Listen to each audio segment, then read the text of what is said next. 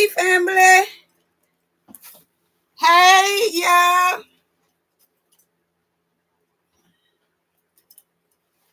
How's everybody doing today? How's everybody doing today? Hey, family. Let me get logged into y'all.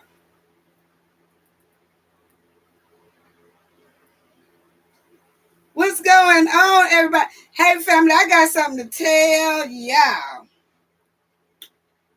How about we done hit a nerve? How about Cafe of Knowledge hit a nerve, family? Yes, we hit a nerve with the Cowboy 6. We hit a nerve, family.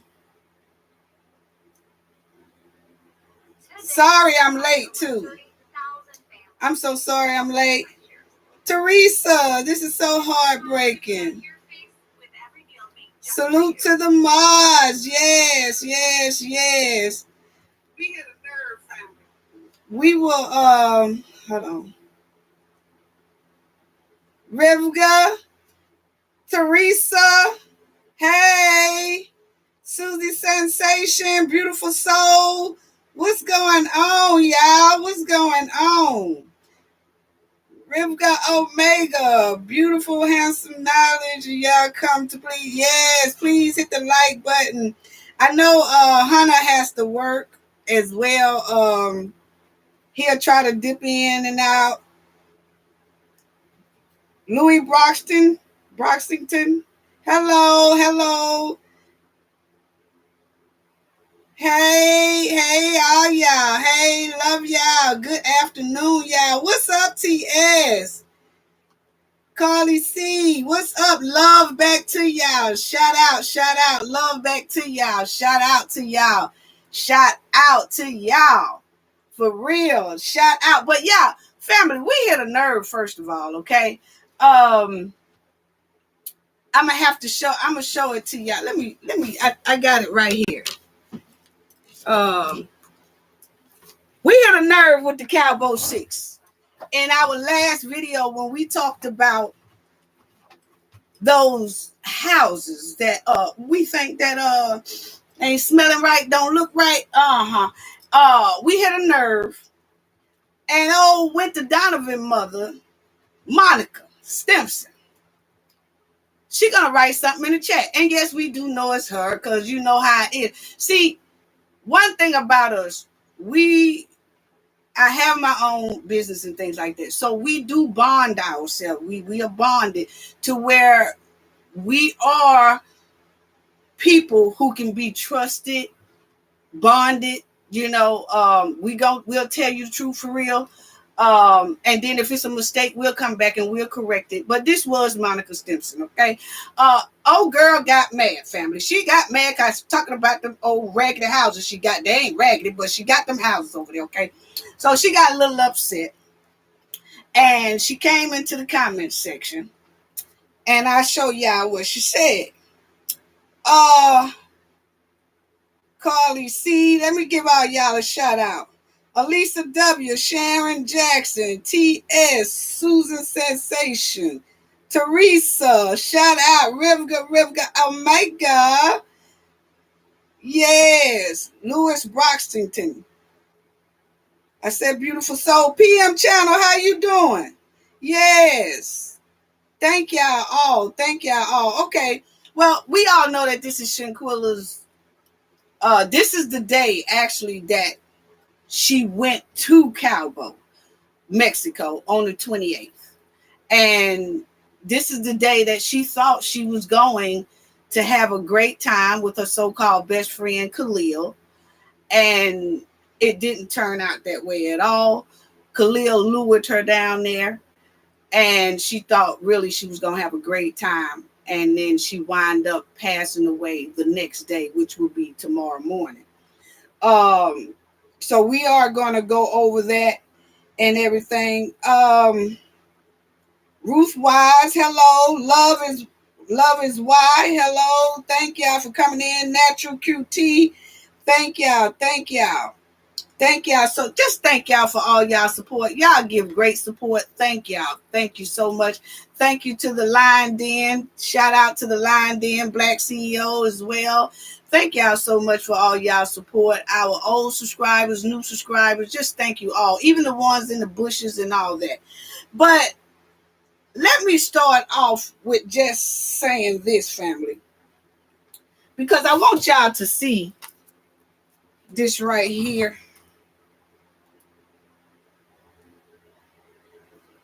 Okay.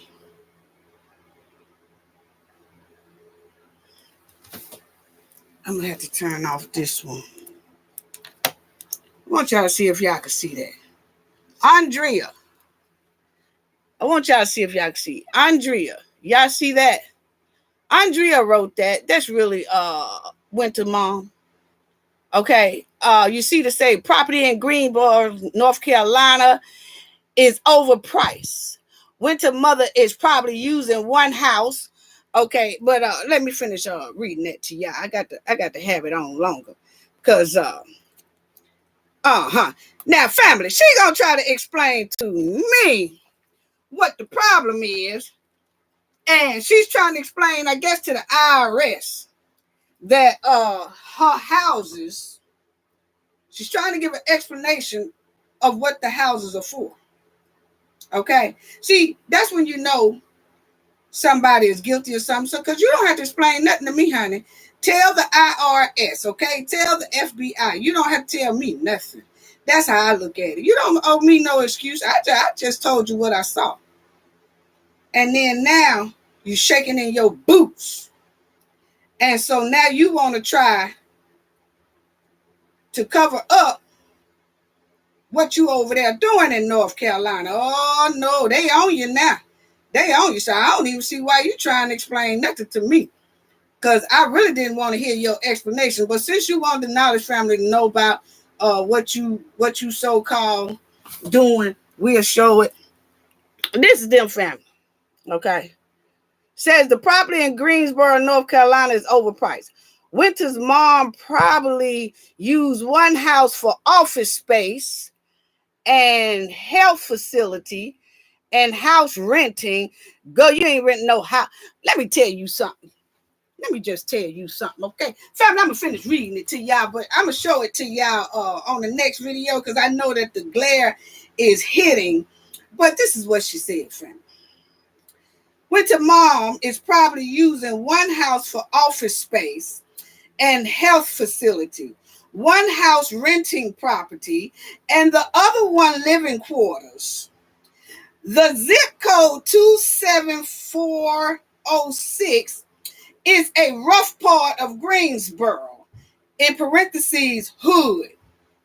Also, when you deal with the healthcare industry, childcare, your property has to meet certain building codes like anything else. Winter mom probably takes a lot of cash payments so she can make her income seems lower, right? When we speak on subjects when needed to do a complete, now that's her mispronouncing that. We need to do a complete investigation and not be so emotional so we can calmly report our findings. It is sad what they did in Mexico. Try not to yell so much. That's the end of it, family. That's what the backyard Barbie gutter trash wrote to me. Now, let me tell you something, lady, okay? Because we already know that it's you because we checked it, okay? So we already know that it's you. First of all, don't be talking about trying not to yell so much because you don't run nothing over here, okay?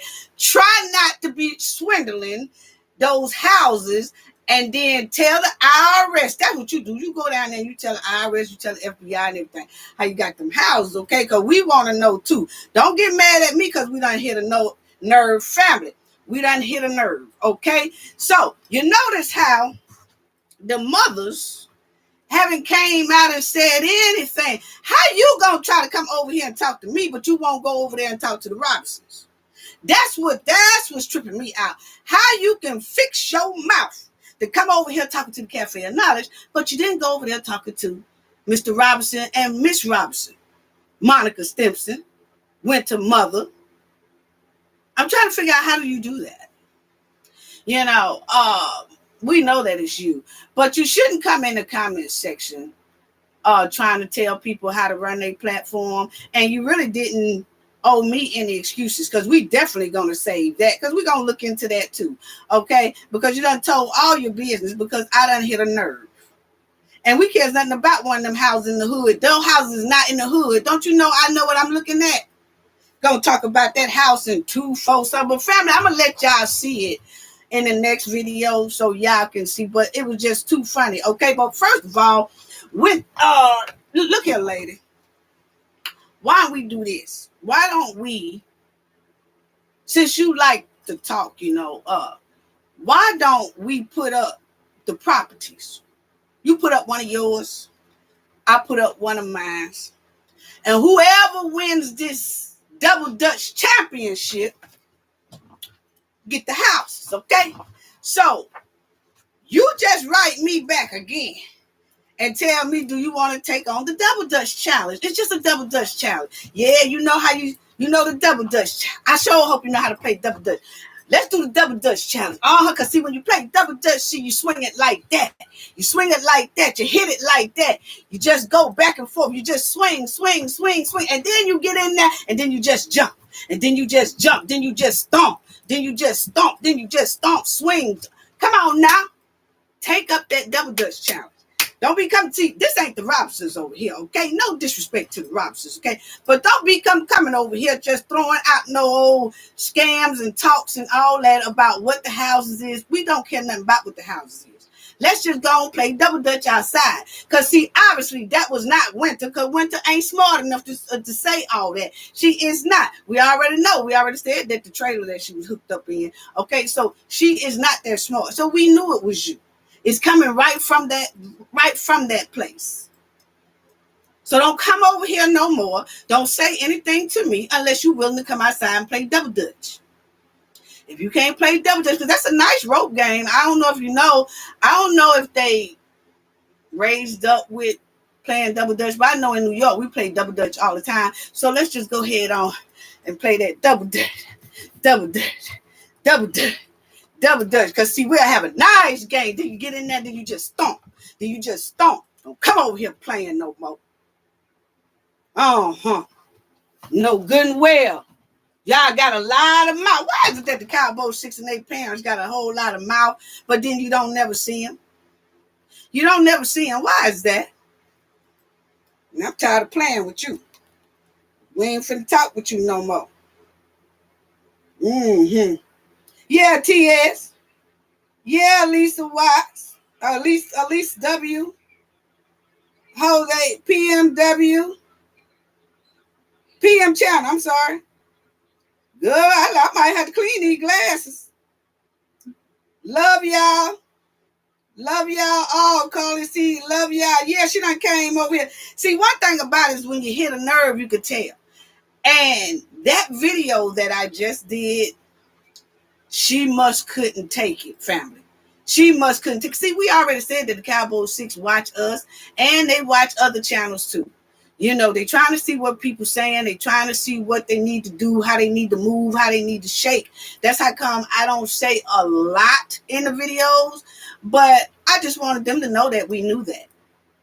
And they got to shaking, and they are shaking in their boots about that right there, discovery alone. Okay? So, yes, them backyard Barbies, TS.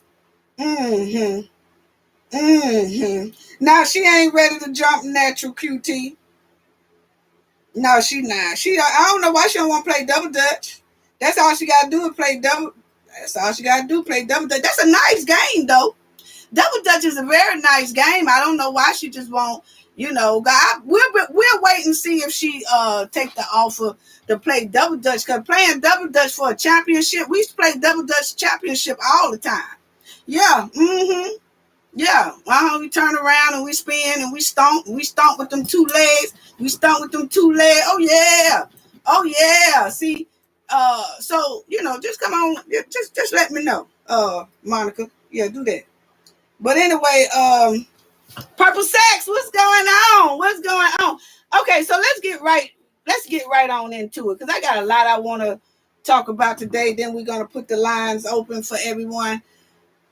But a year ago today, Shanquella went to Cabo, Mexico, thinking she was gonna have a good time. When she got there a little early. She beat everybody else there.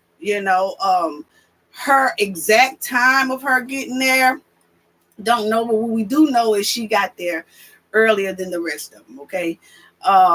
Then around about 2:00, Nizer arrives, okay, at the villa on the same day.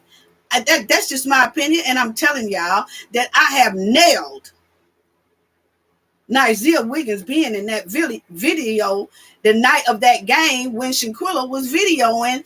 She made a mistake and turned over to grab a card, and her phone went over as she was doing it, but it caught Nizer's pants, jeans, whole jeans, and the shoes he loves to wear. Okay, so it caught all that. She didn't mean to do it. Her phone, he was the only one in the hallway. Right over there at the side over there. Everybody else was in the room because she had already videoed and showed us. Winter, Deja, everybody was doing push-ups. You can hear Khalil clearly and Malik clearly right behind Shanquella or on the side of Shanquella. It was not them in that area, in that open doorway. It was not. It was Nizer, and that concierge described Nizer to a T. I'm sorry. He did. And the physique and everything that he named was Nizer to a T. But anyway, Nizer got there too by 2:33. He arrives at the villa. Shanquella swims. She do a little skinny dipping in the pool. Nizer is recording her while she's doing that. Okay? Everything seems to be okay. And then Shanquella, I guess, gets tired, wants to take a nap. She goes in her room. She lays in the hammock. She takes her a nap until the other people arrives. The other people arrives about 8:00 that evening, which was, they say when they open up the door, the concierge and the chefs and all of them say the description was Dejanay Jackson, Winter Donovan, Elise Hyatt, Khalil Cook, and Malik. No, hold on, y'all. Dejanay Jackson, Winter Donovan, Khalil Cook, and Malik. Okay? Malik, they all came in there. So you had the 3 women and you had the 2 guys that came on in. Okay? At 8 or 8:30. Okay, now when those 5 come in, Khalil goes and he finds Shanquella, and she's laying in the hammock, still taking her nap. He takes her phone. See, that's what I say about Khalil had too much control over Shanquella's phone. He takes her phone and he starts recording her in the hammock. We got our first body. She threw fold. Okay, so he's doing this while she sleep, which shows you they love to sneak up on people while they sleep. He snuck up on Shanquella first while she was asleep that Friday night. Then Dejanay snuck in on her the next morning. So Khalil, he does that video with her in the hammock, and then he finally wakes her up, and the concierge and the chef and them say, hey, y'all got to come on and eat, because it's already like 8:30, 9:00. Y'all need to come on and eat, or y'all going to have to pay extra. Okay, this is what's in those documents. Okay, so then they do that. We can see Shanquella saying, we in this big old villa by ourselves. We in this big old house by ourselves. Shanquella was feeling something then. She was recording every moment. Okay. And we also heard her telling them, hey, y'all gonna come on, go skinny dipping and all this stuff like that. Okay. It seems to be okay, but Shanquella was trying to make the best of it. My opinion is, I don't think Shanquella knew all of them was gonna go. I think Khalil lured her there and told her, hey, a couple of friends are going to go. We're going to have a great time. In Mexico, I don't know if y'all know, but this time of the year, right here, it's called, they have a Halloween fest. And it's a big fest that always goes on in Cabo, Mexico. And it really supposed to be from the 1st to the 2nd. But they normally start like 7 days. They normally start like 7 days prior. So y'all will see right here that it says, let me turn this off. Y'all will see right here that this is the Cabo thing that they had. And they have it 7 to 10 days prior. They'll do it 7 to 10 days prior, which means it's called the Day of the Dead. It's called the Day of the Dead, family. And they always have that in Mexico. And they always start about 6 to 7 days prior to the event. That's about the time they was there. And I think that's the type of excuse Khalil used to lure Shanquella down there, because she really wanted to have a good time with, girl, come on, let's go to Mexico. They got the Day of the Dead and all that, and we can have a great time, and some other friends are going. I don't think she knew Dejanay, because I feel like if she knew Dejanay, because that town had already been saying about Dejanay and Winter was bullies. So I don't know. Maybe she did. Maybe she didn't. I something just tell me I don't think she knew who all was gonna be there. But when she did, she knew them, but she tried to make the best of it. And maybe she did know. I don't know. It just don't seem right. It just really don't. But anyway, didn't nothing seem to be happening. They have a great time at the game. They do all that.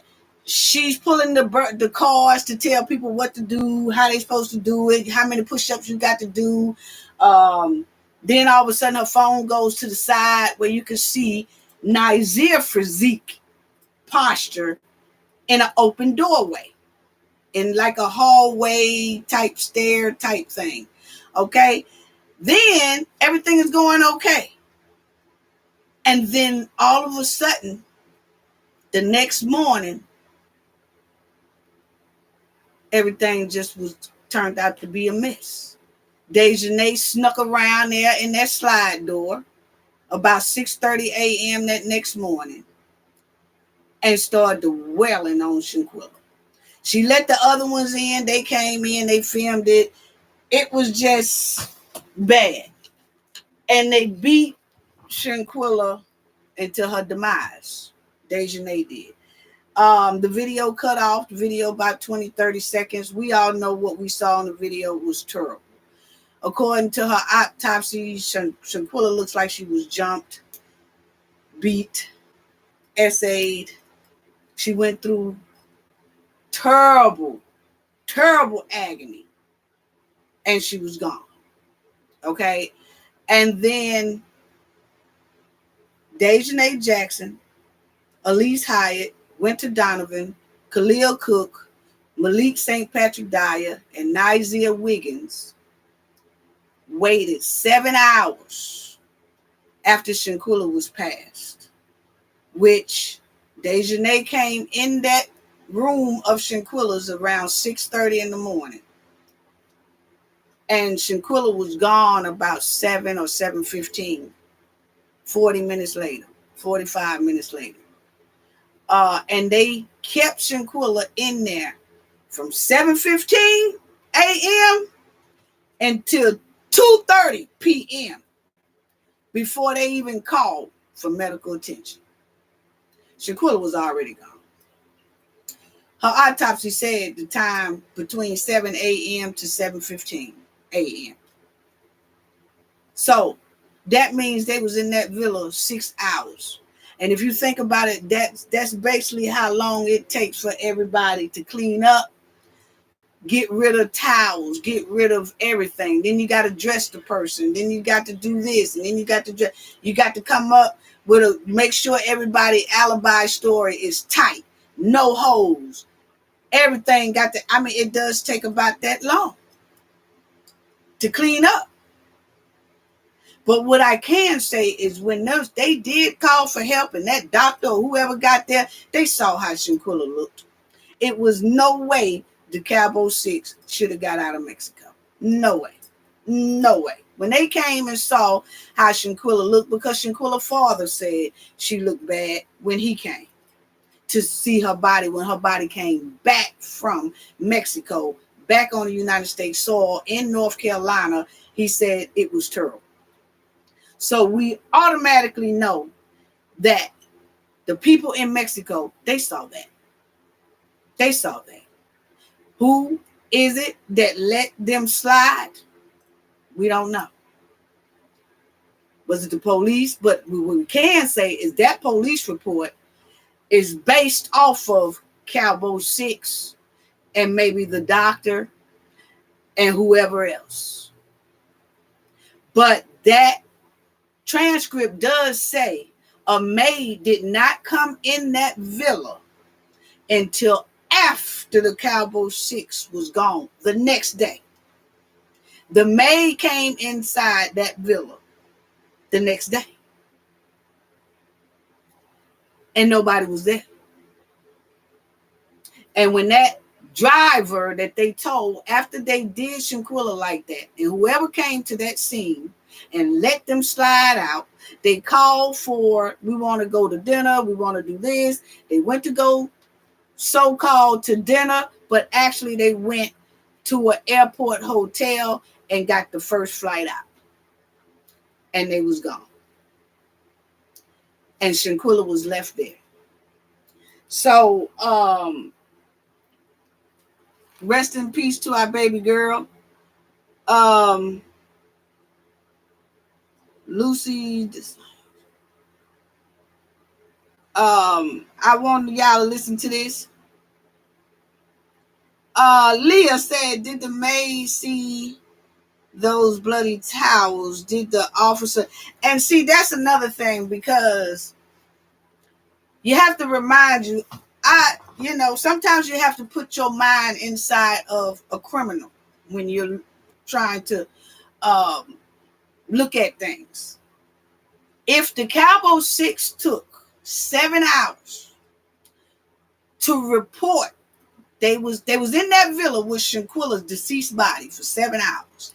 If they are in there with her for 7 hours, family, that's a lot of time to clean up. They cleaned up. They just didn't let the police and everybody come in with all that stuff all over the place. Remind you, they dressed Shanquella. They wiped her. They probably put her in the tub. They probably did all that. They probably tried to do all that. And far as the towels, the rags, the everything, the clothes they had on, the clothes, that outfit that we saw Dejanay in, where's that? It's exactly where those towels is at. Somewhere in somebody's dumpster. Somewhere in one of those dumpsters. Sometimes you gotta look at what would a criminal do at a time of that magnitude. Okay? They most likely put all those things in a trash bag, in a pillowcase. Something. And hey man, take that. What's the nearest dumpster? Where? Far off. Because you got this 7 hours, family. 7 hours. 7 hours, you can walk 5 blocks and throw some stuff in that 5 blocks dumpster down. You can go 5 blocks, not the dumpster nearest you, but a dumpster that's probably 6, 7 blocks.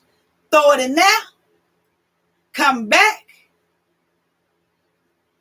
Hey, they cleaned up the crime. They cleaned it up very well.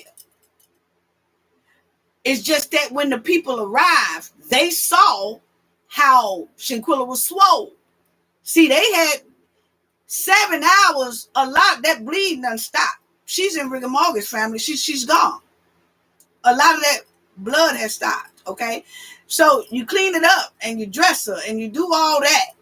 And if it was a little bit, it was a little bit, but it's nothing around the villa where they would drag. All that had to be mopped with towels or whatever, And a villa comes equipped with a lot of stuff, just like a Airbnb.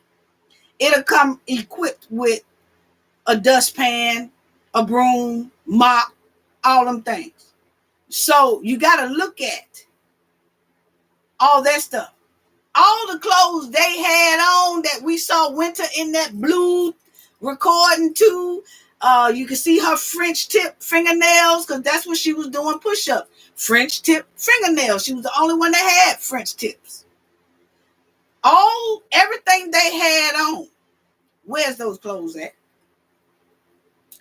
I could guarantee you it didn't come back on that plane with them. I could guarantee you that stuff was left back over there in Mexico. Along with the towels and then the bed sheets or whatever else. You know, so that's why I look at it, Leah.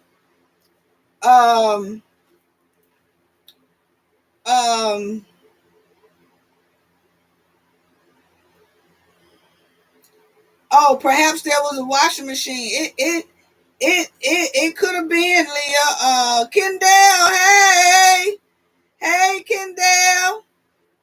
Irene Silver. Tannis, what's going on, Tannis? How you doing? Sabrina Marshall, hello. Robert, hello.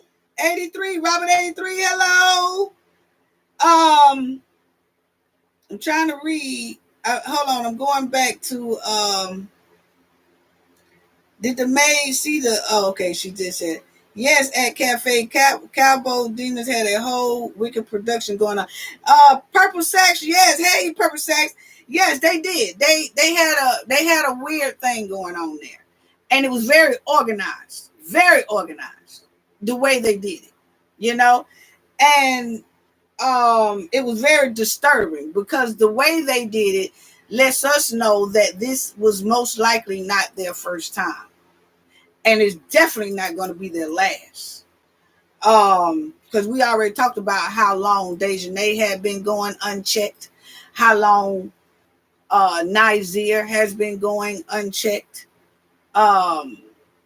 It's sad.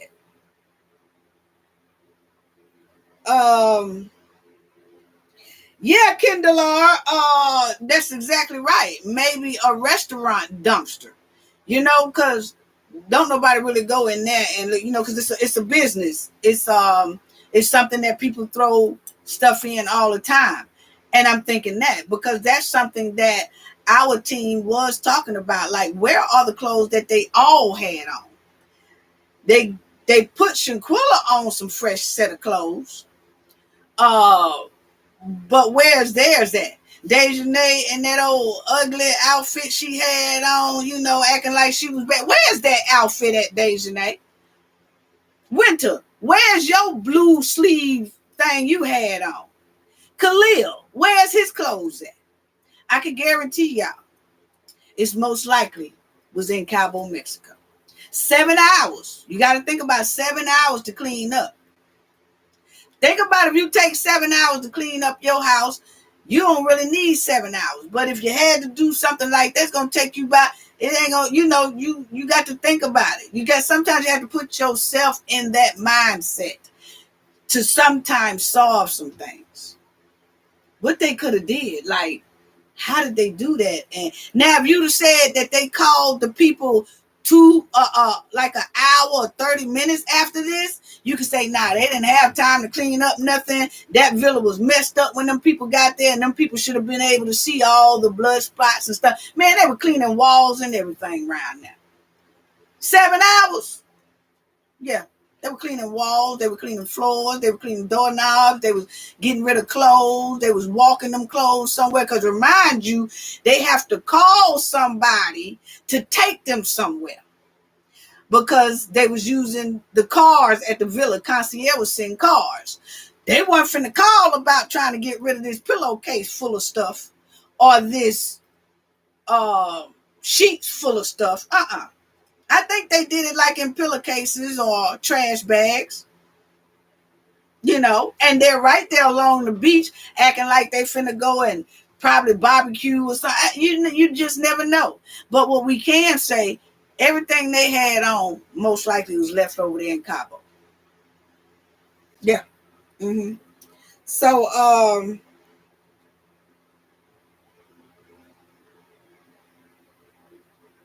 yeah, stopping. Kendall said at cafe, you're absolutely right. Cabo 6 would have had a chance to bring in those clothes and towels back home in case they were stopped. Exactly. They wasn't going to do that. They wasn't going to do that. They left that stuff in Mexico. And 9 times out of 10, it's in a trash bag or in a pillowcases or something. And it's thrown away. And like you said, probably in the nearest restaurant, dumpster, or somewhere over in another villa dumpster or something, you know.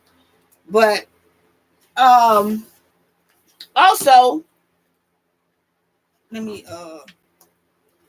talk about this too. Because I really want to talk about this because I'm trying to figure out, is this we've been talking about, is this case closed? Is this case closed? Something is not smelling right. It don't look right. Um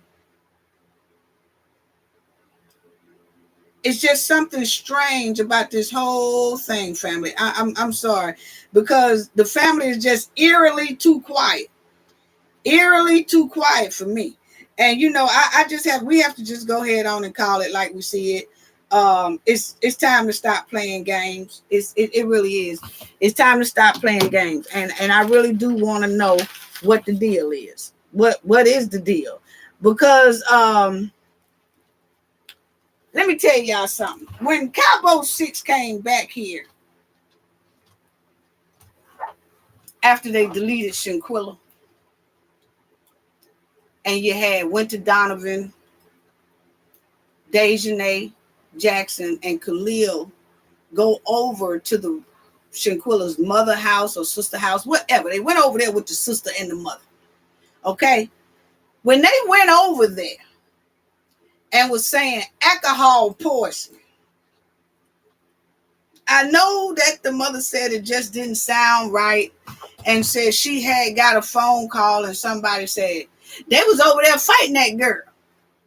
But then that was it, right? What number was that? See, when somebody called me and they tell me somebody was over there fighting my child, I still got that number. I still know who that number was. Even if they hang up real quick, caller ID is everywhere. On everybody's cell phone. On everybody's house phone. Caller ID is there. So what number was that they called? That said they was over there fighting that girl. That's something that I thought about, the team thought about. If somebody said they was over there fighting your son and they hang up, I'm going to look and say, even if they said blocked, private, or whatever like that, you can still give the time and the date or whatever to FBI's or whatever, and they will be able to find out who that phone call came from, where it tracks back to. Even if it had unlisted private number or whatever, it could still be traced back to. Okay. Then another question. When they said Khalil and them was over there sitting down with the mother and the sister, talking about some alcohol poisoning, and you knew that the story didn't sound too right, why didn't y'all call the police? Mother and sister. Now, I'm not getting on y'all, see, but that's one thing about Cafe of Knowledge. That's how come when we do things fair and we do things equal. Nobody is untouchable. Nobody. And if it smells stink, I'm going to have to say it smells stink. Why didn't nobody call 50 when Khalil, Winter, and Dejanay came over their house talking about alcohol poisoning? Because, see, if it had been some of us family, I think when they walked through that door and was telling us about the alcohol, even if we was thinking it was alcohol poisoning at that time, and we didn't even probably suspect that they was doing, that they did something, but they were saying alcohol poisoning. We saying, what? How did that? What you say now? How'd that go? Yeah, they, this, that. And I said, okay, we're gonna call the police because we need a police report. Oh, it didn't happen here. It happened over there. No, but you're coming back here telling me about the story. So I do need a police report to know you can have it on paper about this is what happened. Because we need to know, because we can even take this as a statement. Maybe, maybe I won't be able to find y'all no more. But I do need this on a police report. They could have called Charlotte Police Department, wherever they was at, and got a state report. See, that police report would have been a whole lot to this case. Because, you remember, it don't matter if they ever change their stories or not. See, that police report would have had what they said. Mexico police report got what it said. But the thing is, they came back over here. And that police report could have said, yeah, they bought my baby the suitcase back. And because and that's evidence. Bought the suitcase back, bought her phone back, bought all that back, all that. See, now they on the United States soil playing. It was supposed to have been a police report made. Regardless if you think they innocent or not, this is a crime. Your daughter is passed away, your son is passed away. You're supposed to have a police report. They're supposed to tell what's going on. They on United States soil now. And they got my daughter's belongings. And my daughter didn't come back with them. Or my son didn't come back with them. So I need a police report. Why didn't they get a police report?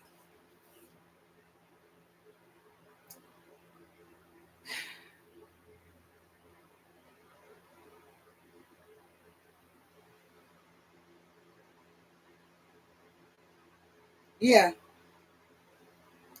Because who's that? Ernie Williams. Hey, Ernie.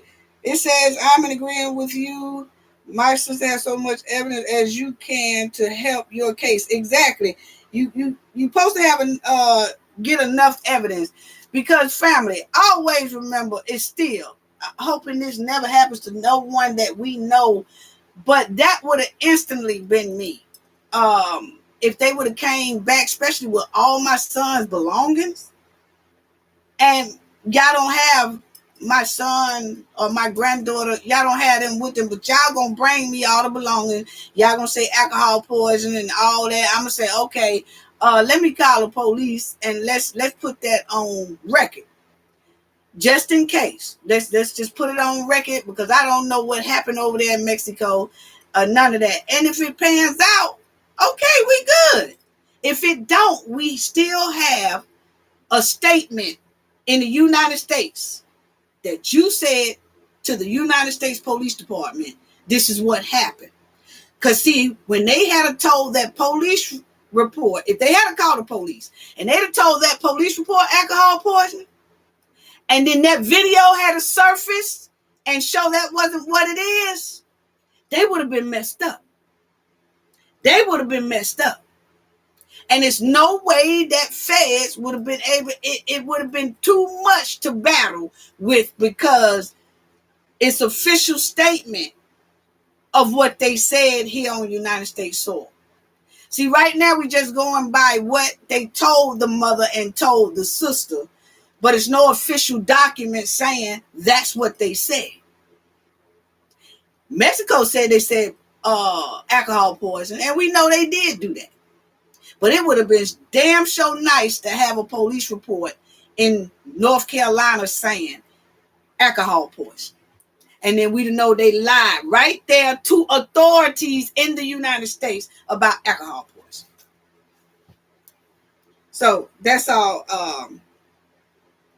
That's all I want to know on that, And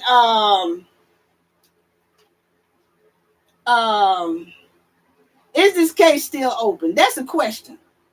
You know, you got a year later, Mexico is still requesting for them. But I really want to know, is this case open, family? Because let me tell y'all this right here, because this right here is tripping me out.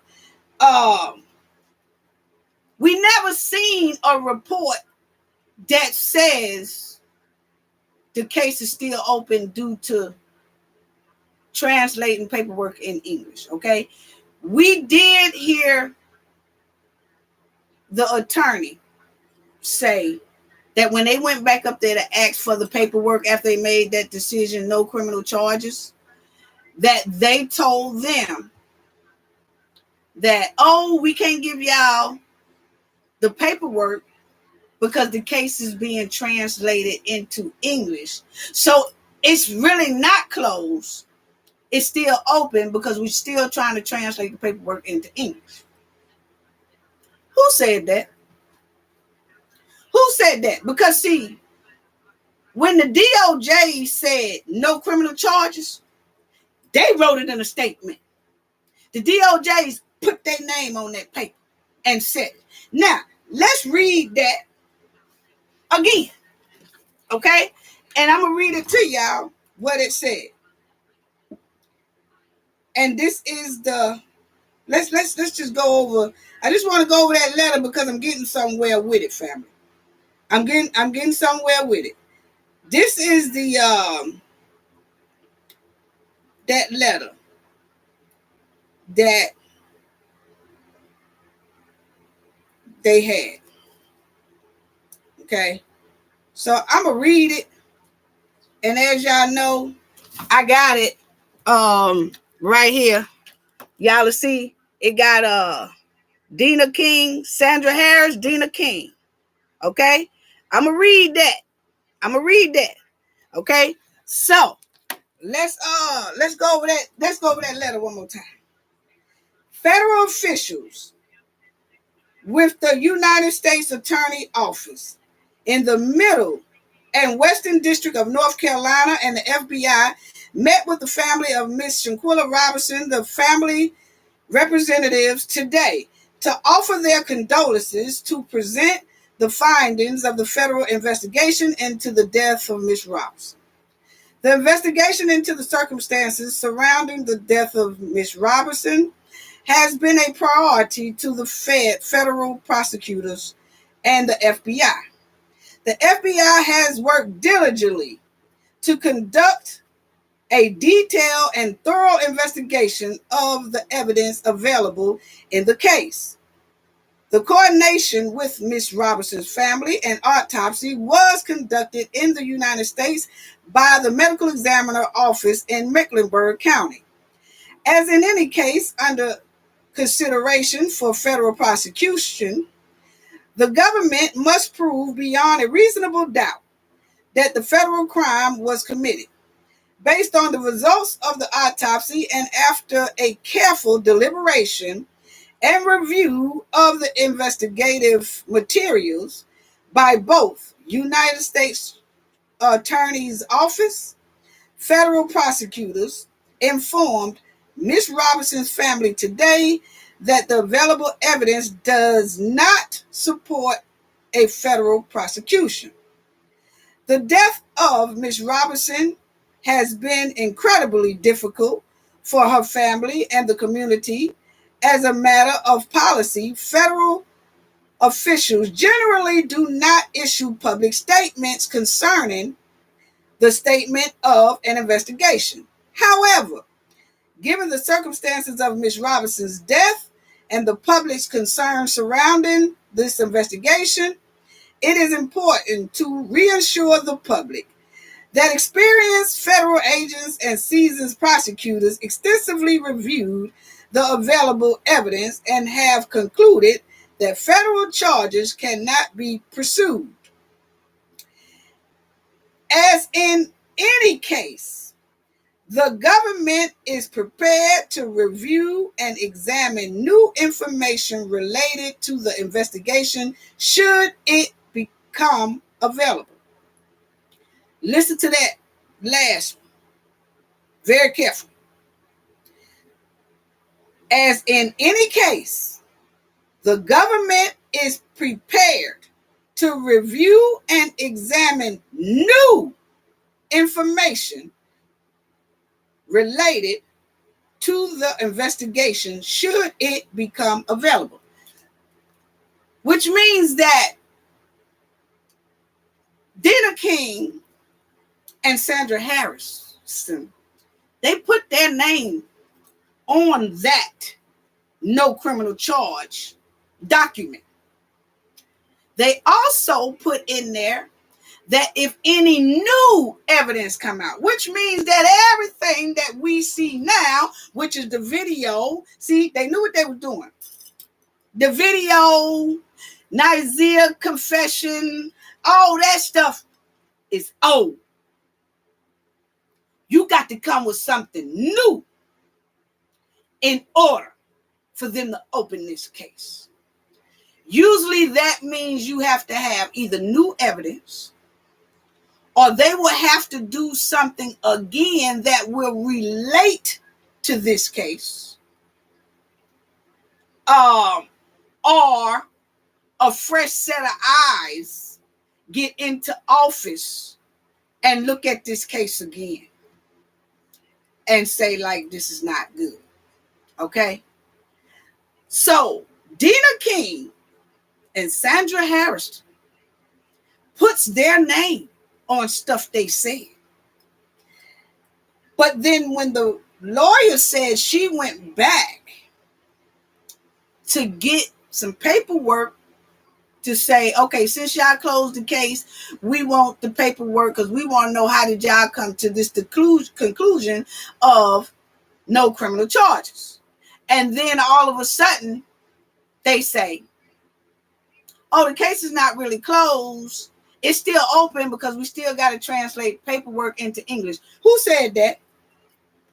Who said that? That lawyer has not told us who said that. Who said that? Did the sheriff say that? Did the head of FBI say that? Did the assistant say that? Did a secretary tell them that? Who told the lawyer they are translating paperwork into English so the case is not closed? Why don't we have a name for that person? And I asked that family because the Knowledge family, supporters, YouTubers, bloggers, vloggers, however you want to call us, has been asking and asking about this translating the paperwork into English. What happened to that? What happened to that? It don't take this long.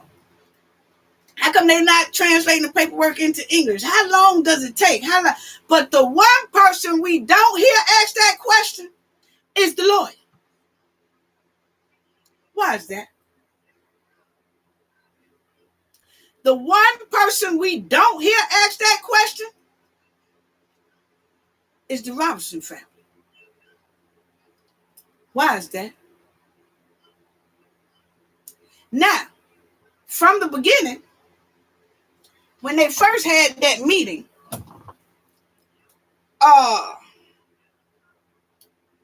we just need to know some names. When you say they told us the case is still open, it was some media people that said we tried to contact them and they were saying that the case is still open because they got to translate paperwork into English. They. Who is they? See, one thing you don't have to worry about when it comes to that no criminal charges, you don't have to worry about who they are. They put their name on that sheet. But when it comes to this right here, it's all of a sudden they. Who is they? Who is they? Who did you talk to? Who told you that? What's the name? See, I find it quite weird that nobody is saying the name of the people who told them that or the name of the person who told them that. It's just my opinion. I'm just saying. We have no name. We just keep saying they. You can't get nowhere with they. You even go to court with they. They don't want to hear that. Who? They told me that they stole the purse. Well, who is they? I don't know. It's they though. They told me. Okay, who is they? It's they. Well, who is they? They told me. Who is they? Who told you? What they look like? What they name? What they title? And then I noticed ain't nobody saying nothing about that but us. Nobody saying nothing about that but the supporters. That just done fell clean up. Where did that go? Where did it go? Ain't nobody raising no hell about that.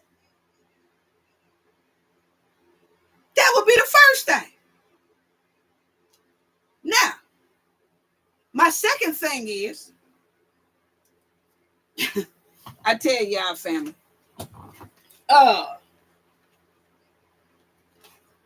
no criminal charges. I just want to know where the document that say that they translating the paperwork into English. Or was that something to just keep us going? I'm just asking. It could be true. I'm just asking. Is that was something to keep us going? That's all I'm asking. That's why I asked, is that case really open? Is it still open? Because people are moving funny. Okay? They moving funny. The mama and the sister, hey, no disrespect, but hey, look here. I have to tell it how it is. The mother and the sister and the attorneys, they moving funny. They moving funny. You know? And if you can take pictures and you can go here and you can go there, put that same amount of energy into putting some boots on the ground, asking about what about the paperwork that's supposed to be translated into English that John told me that was the holdup.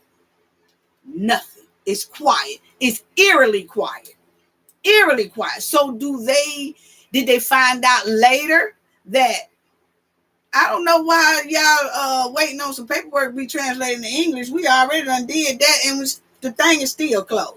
And then didn't nobody alert us about it. And then they just went on about their merry way and they just waiting on the White House to try to say something about extradition. I don't know. But one thing I do say is me, even as a parent, once they had said no criminal charges and I'm seeing all this evidence, I would have instantly appealed. Why wasn't that decision appealed? Because see, once you do that and you go to the process of that, then you go to the step of the White House. If that appeal don't act right, then you go to the White House. So the White House have something, and I'm wondering, just my opinion, I'm just wondering if the White House has it, but it's saying that all the proper steps wasn't taken. Because see, you got a step 1, a step 2, a step 3. That's what system does. You have a system that you go by to try to do something. You know? That's just like if somebody hit you and you want some money for it or whatever, you go to court and then you try to sue that person. If you go to court and you try to sue them and it just don't pan out for you and you say, something ain't right, I'm going to the Supreme because it ain't over. We going to the Supreme Court because I feel like you still liable. Then you go to that next step. Then the step gets higher. But when you jump from here and then jump to the big one and you leave a couple of, you leave the other options open, I'm just saying. Is that why Washington is sitting on? Because it is up to Washington to extradite. And an appeal would have brought a whole lot more out.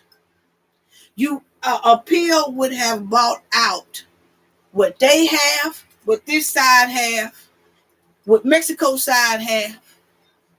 It would have bought out a lot of different sides. Everybody would have had to bring out.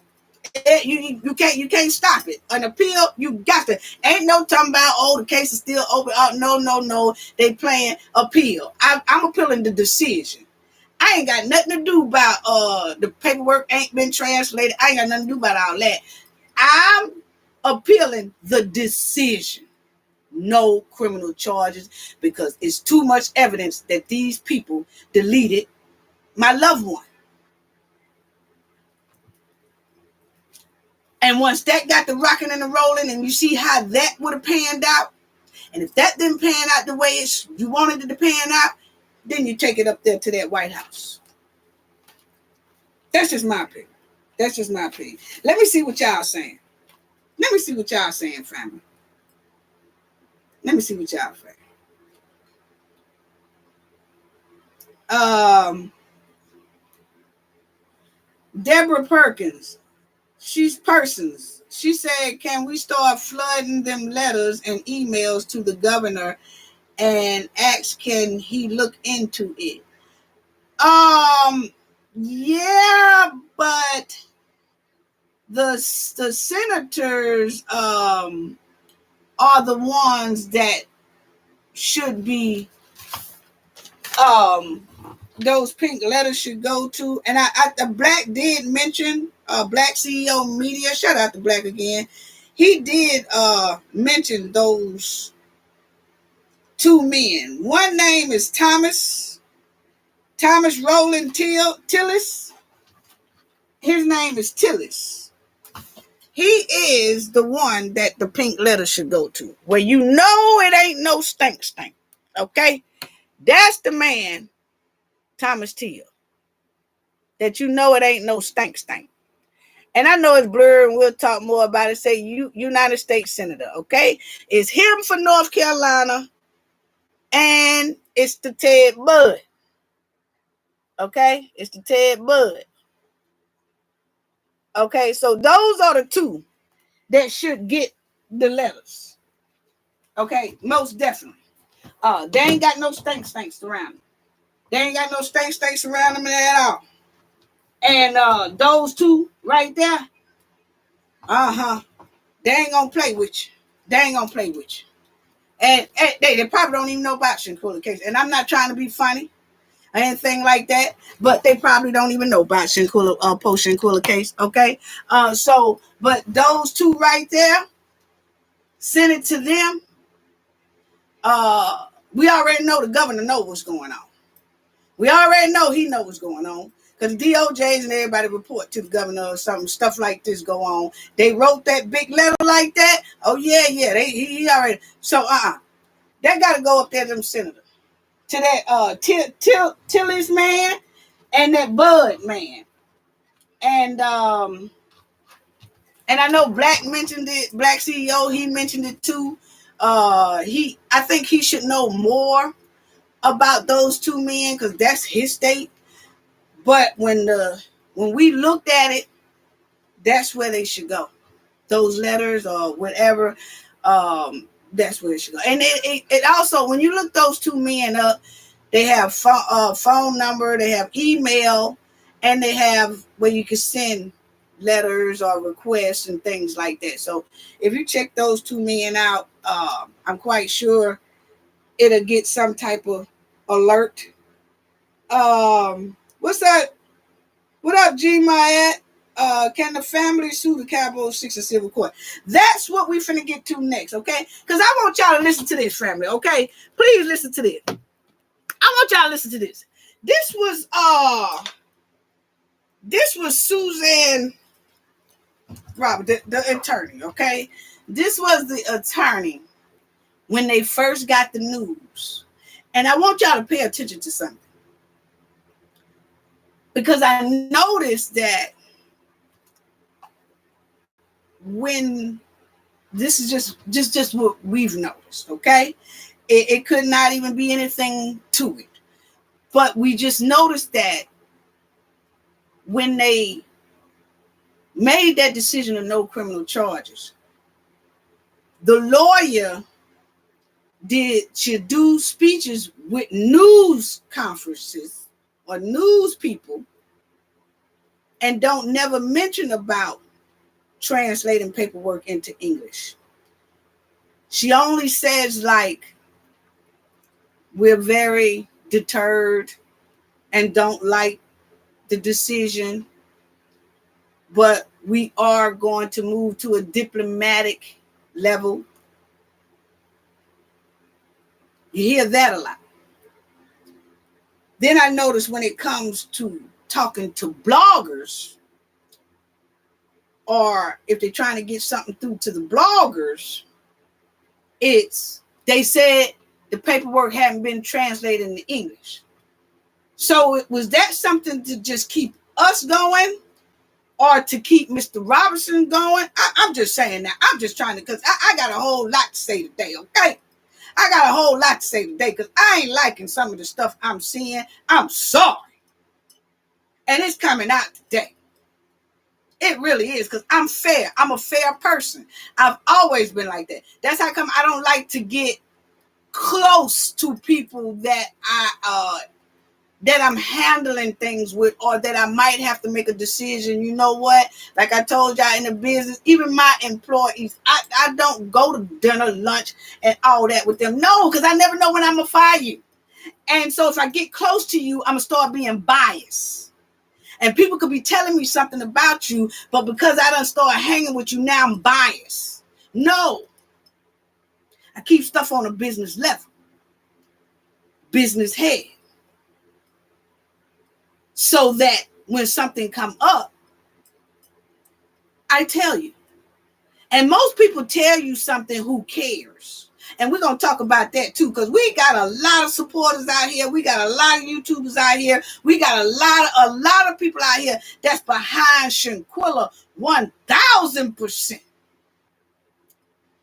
But what people ain't going to do is play in our face.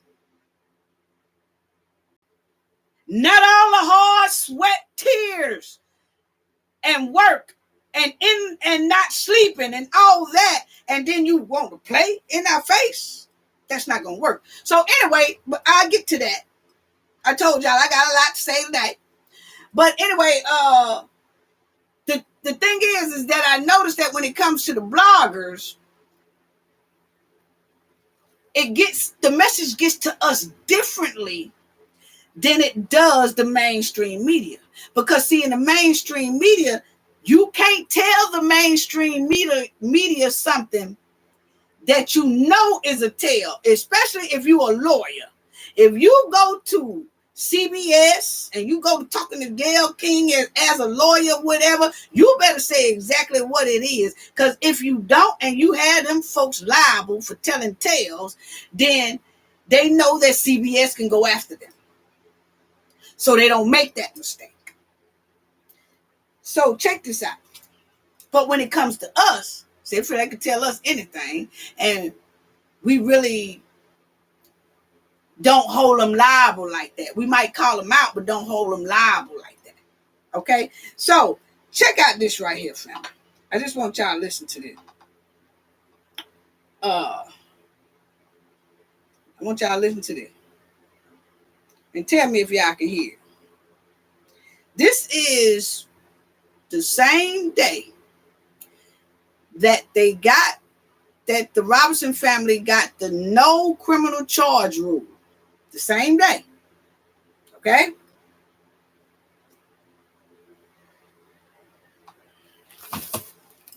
Check this out. Questions. This was unwelcome news to not only her family, but many on social media who pushed for the initial investigation into what happened. Now, remember, Mexican authorities issued an arrest warrant last year. It's unclear how this new announcement from U.S. officials will impact that investigation or the extradition request. This morning, nearly 6 months. Now, hold on.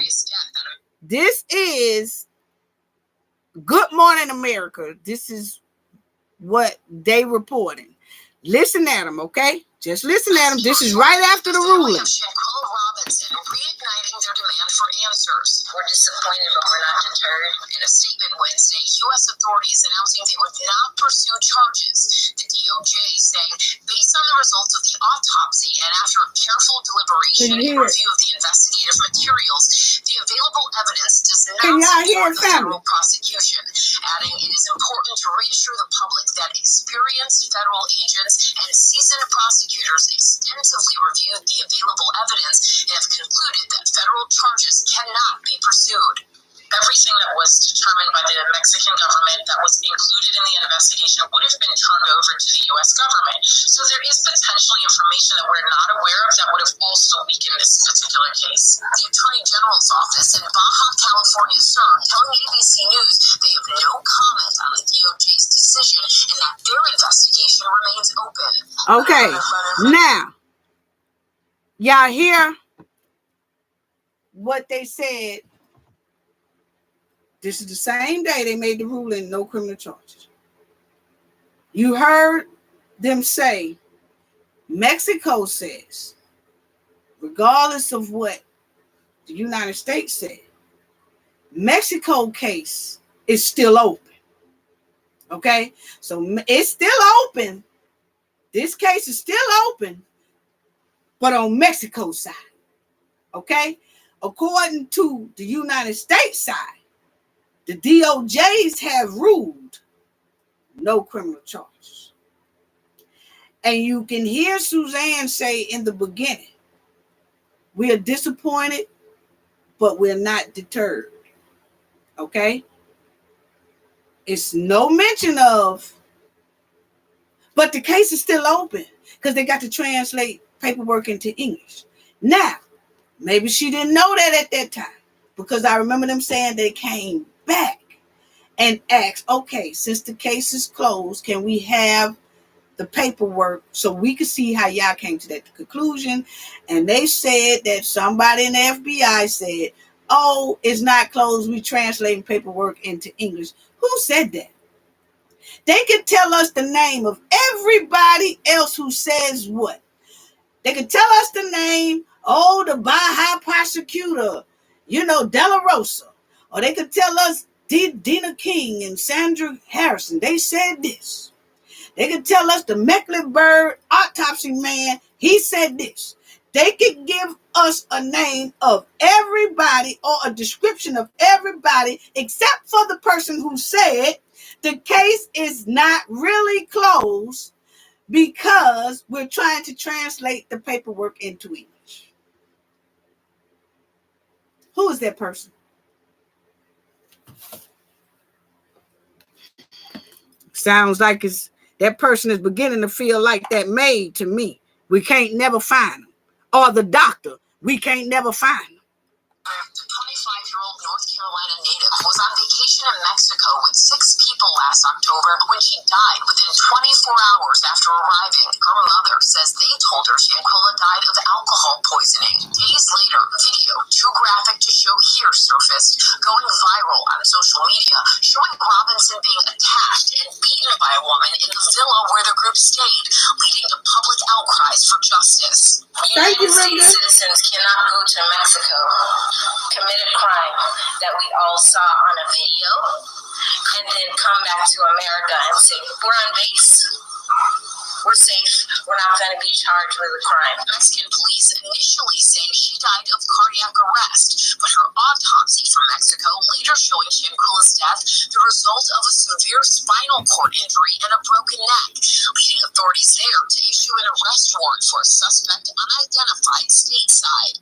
However, an autopsy done in the U.S. showing brain swelling and ruling her cause of death inconclusive was completed after her body was embalmed. The family's attorney saying those discrepancies were caused by delays. If it had been taken serious from the very beginning, there would have been time to take an immediate autopsy.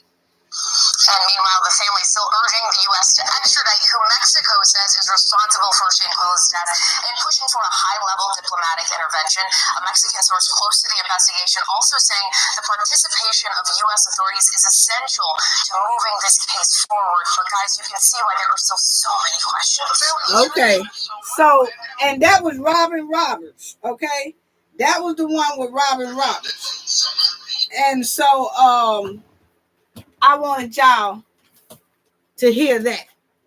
So now, if y'all can see in there, ain't nobody saying nothing about, translating no paperwork into English. Nobody has said anything yet about translating paperwork into English at all. I also had, it was another one that I had that I wanted people to hear. It was another one. I can't even find it right now, but I'll find it in a minute. But I think it was the next one. Is it, no. Okay. But anyway, I'll find it. But anyway, let me show y'all this because this happened today. And I really wanted to see at 3:00 this morning, they let out a news release of Mr. Robertson. He was at a news conference. And then they released it like 3 a.m. this morning. So I guess they had to get it together. He was at Shanquella Robinson's gravesite. And he was talking. So I want y'all to check that one out. Okay. I have that one. And listen to what he said, because I know Mr. Robertson, I think he did about 2 interviews this week. One of them, he says to a lady, that's why I was saying about what they tell vloggers, YouTubers, and things like that. They tell us one thing, because in that one, he says the case is still open. This one today, when he was at that grave site, I don't think it was today. It might have been yesterday or something like that. That he did it with the news people. He didn't tell them that the case was still open. Okay? They just hoping for extradition. Okay? And we're going to talk more on that in a minute. But check this out. And y'all already know I'm going to show y'all this again when where y'all can see a little bit better, but I'm finna let y'all listen to this. Check this out. When a Charlotte entrepreneur check this out. For answers tonight, we take you back 1 year when a Charlotte entrepreneur traveled to Mexico but didn't come back alive. What happened to Shanquella Robinson? It's a question that haunts her family. Eyewitness News reporter Joe Bruno has been at the forefront of the investigation and takes a look back at her mysterious death and what's next. She was her own boss, She was her own boss. The words boss lady are displayed prominently above Shanquella Robinson's final resting place. Her father, Bernard, is still not resting in his search for answers about his daughter's mysterious death. Your daddy miss you so much every day. It's a struggle for me to get up and move, but God give me the strength and everyone prayers around this world, around this nation. That's how I'm moving. And I know you're looking down on me. It was 1 year ago, Shanquella traveled to Cabo, Mexico with a group of people she considered friends. She never returned home. Family says they were told the 25-year-old died of alcohol poisoning, but an autopsy from Mexico said she died of a broken neck and spinal cord. A video also surfaced of her being attacked by another woman on the trip. Her death and the mystery surrounding it became a rallying cry as the FBI opened an investigation. But in April, federal investigators opted to not bring criminal charges, saying the evidence does not support a federal prosecution. How can there be so many discrepancies? Right. Yeah. We obtained the autopsy conducted by the Mecklenburg County Medical Examiner's Office about 3 weeks after Robinson died. It differs from the autopsy in Mexico, which claims Shanquella died of severe neck and spinal cord injuries. In Mecklenburg County's autopsy, the cause of death is undetermined. The autopsy lays out Shanquella's last day, hour by hour, October 29th, It says at 7 or 7:30 a.m. local time is when she was seen here in this video being attacked. After the incident, she went back to her room. No one reportedly heard from her until just before noon when the housekeeper found her lying down on the bathroom floor. Okay, family. Notice that he's saying when the housekeeper found her on the bedroom floor, right? They are still going by the police report. Okay, so, and I tell y'all that was a kind of a good move, but anyway, listen. Call for medical care. Hold on. She consumed too much alcohol. The report says the doctor arrived at 3:15, finding her minimally responsive and dehydrated. As the doctor tried to place an IV, the autopsy said she went into convulsive crisis before going into complete cardiopulmonary arrest at 4:49. At 5:57, after multiple rounds of resuscitation, she was pronounced deceased. Their Mexican authorities literally have family, that this is a priority for them, that this case is a priority. However, it takes two to tango. And the attorney overseeing Shanquella's case is Sue-Ann Robinson, who isn't related. She says there is still an active arrest warrant in Mexico related to the attack that was captured on camera. Her focus is getting the State Department to comply with the extradition request. She also says her office is exploring a civil suit against the people who traveled with Shanquella. It is absolutely a marathon and not a sprint. At his daughter's gravesite, Bernard Robinson says the days are long and difficult. I have my moments. I really have my moments. I never in my wildest dream thought that something like this would happen to you. But he is vowing to press on and continue to fight. God fight our battles, and I'm going to put it all in his hand, but this father's standing right here in front of my daughter's grave. Justice will be served. Joe Bruno, Channel 9 Eyewitness News. Okay, so but see, that's what I was trying to say right there, family, is that you heard Sue-Ann Robinson. She was saying that they're gonna do the civil lawsuit is basically next. So that's where they at right now. So that's most likely why they haven't said anything else. It's like civil lawsuit is coming.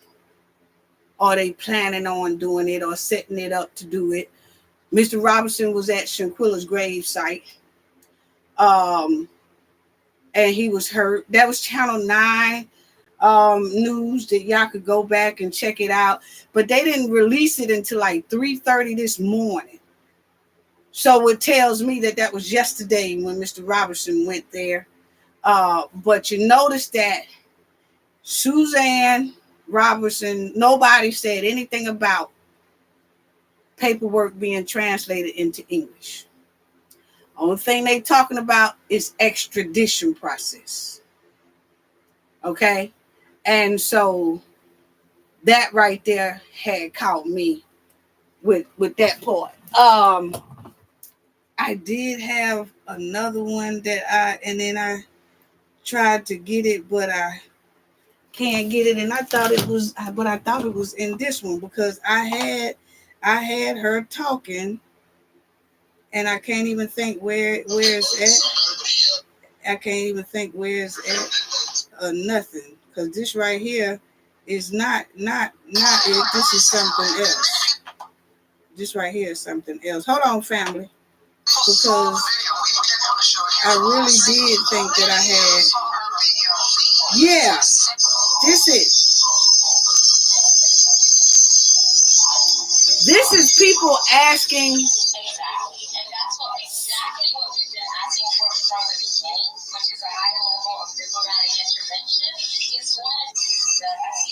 Listen. Mexico could do something if they want to do, and if Mexico wants to do something, then it's no problem. We'll be fully cooperative with anything that Mexico wants to do. So again, as you all know, I went to Mexico, and Mexico said, we've sent everything over to Interpol, we sent everything to FBI, we sent all of our documents, we're just awaiting word from U.S. authorities on what needs to be done next. So there's a Department International Affairs, the Department of State, obviously, who we've contacted and sent a letter to, and they know what needs to be done. And that's what's so frustrating about the case, because it's not something that's without precedence or without a protocol.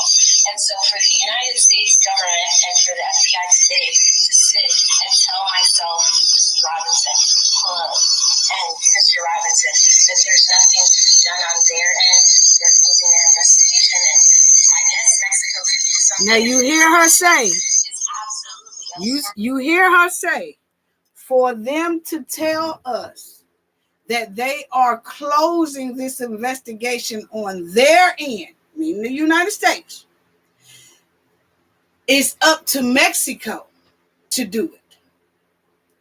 So she has said, and we're going to go over that.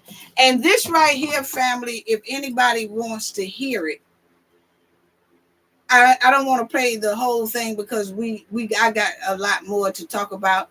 But she says clearly, the United States has said, she said it was so hurtful to know that the United States is saying, we're not going to do anything. But what you can do is see if Mexico would do anything. Well, Mexico said we are doing something. We sent in extradition papers for Dejanay Jackson. And so that's why they went going to the White House to try to get Dejanay extradited. That's the only thing left to do. But far as the case is still open because trying to translate some paperwork into English or whatever, family, I'm sorry, Cafe of Knowledge and their team say that right there is no longer a factor. Nobody's saying anything about it but us. We are the only one asking that question. We are the only one been saying it's been 5 months, 6 months, and they haven't translated the paperwork into English and nothing like that. Nobody has came out to us and said, hey, y'all, we still working on the paperwork. Or, hey, y'all, we've been asking about this paperwork being translated into English. What's taking so long? Ain't nobody got no boots on the ground stomping about translate into English. Ain't nobody got no signs up around the Justice Department saying, hey, what about the translating paperwork into English? The family is not doing that.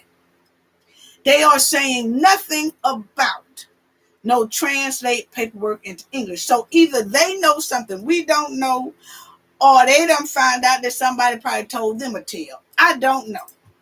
But what we do know is nobody has said anything about translating no paperwork into English. And if you listen to that interview just here yesterday, Mr. Robinson don't even say anything about it's still open. They also showed the attorney through that newsman was talking to her, FaceTiming her on a laptop.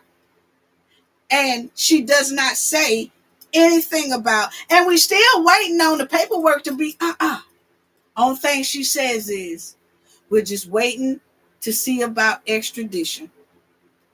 And we got a silver suit coming. That's it. That's it. She doesn't say that case is still open. She said clearly in that interview there, the United States said, we closed it, we can't help you. Maybe Mexico can. Then Mexico said, we sent everything we had over to North Carolina, and we sent y'all the paperwork to the White House. Only thing we need is somebody to just agree to extradite Dejanay.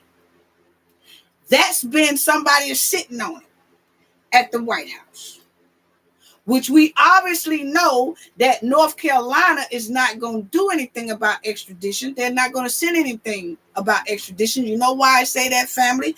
Because in their letter, their document letter that we can read, it says any new evidence, then we might reconsider opening the case. What Mexico sent to them is not new evidence. So that will not open the case back up in North Carolina. That would not change the DOJ's decision, put it that way, to reconsider. Because you know, they said, as in any case, if any new evidence will become available, then they can, try to look into that.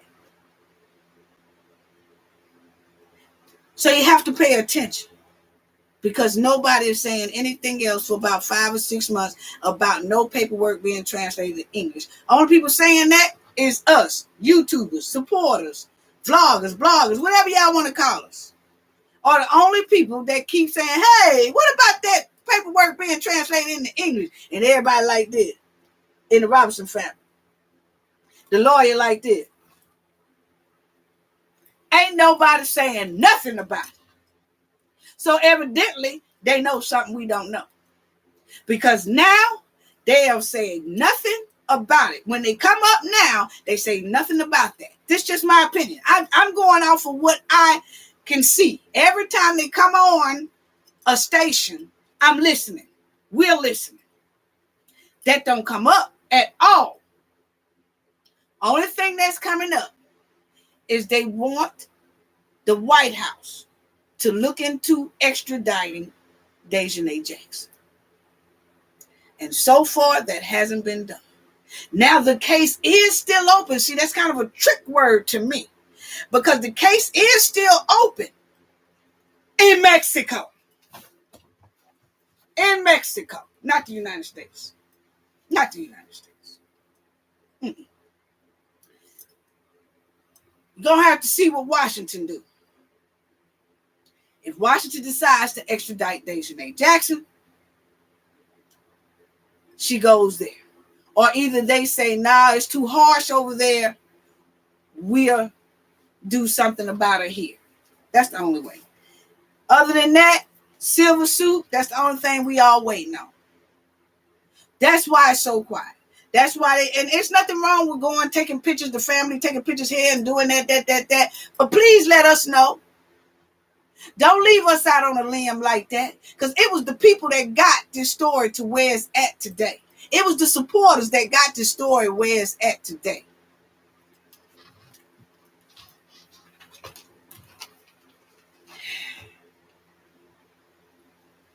And I just feel like feel like this. I did that one. I don't know. I'm kind of done with that. Because Nigeria did a clean confession.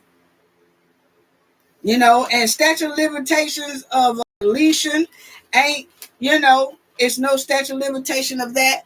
But the way that letter has any new evidence, that means everything we talking about now is irrelevant. That's not going to make the DOJs change their decision. It will have to be either new evidence come in, new evidence that we ain't never seen before, or it's going to have to be a new set of eyes in them offices that decides, you know what, this ain't right. Let's reopen this. That has happened. A cold case. But other than that, it's over with. So that I really want to know who told the lawyers about some translated paperwork into English. That's what I want to know. That's what I want to know. And like I said, it's nothing wrong with being quiet. The family doing whatever they doing. You don't have to tell us what's going on, but at least let us know a little something. I think it's very disrespectful that you have so many supporters. We have supporters out here that they taking this very hard with Shanquella. And it was the people who pushed this case where it is today. And to act like you don't see those people and at least come out and say something, it shows me, it's giving me that people kiss my butt all the time till I feel like the whole public should kiss my butt.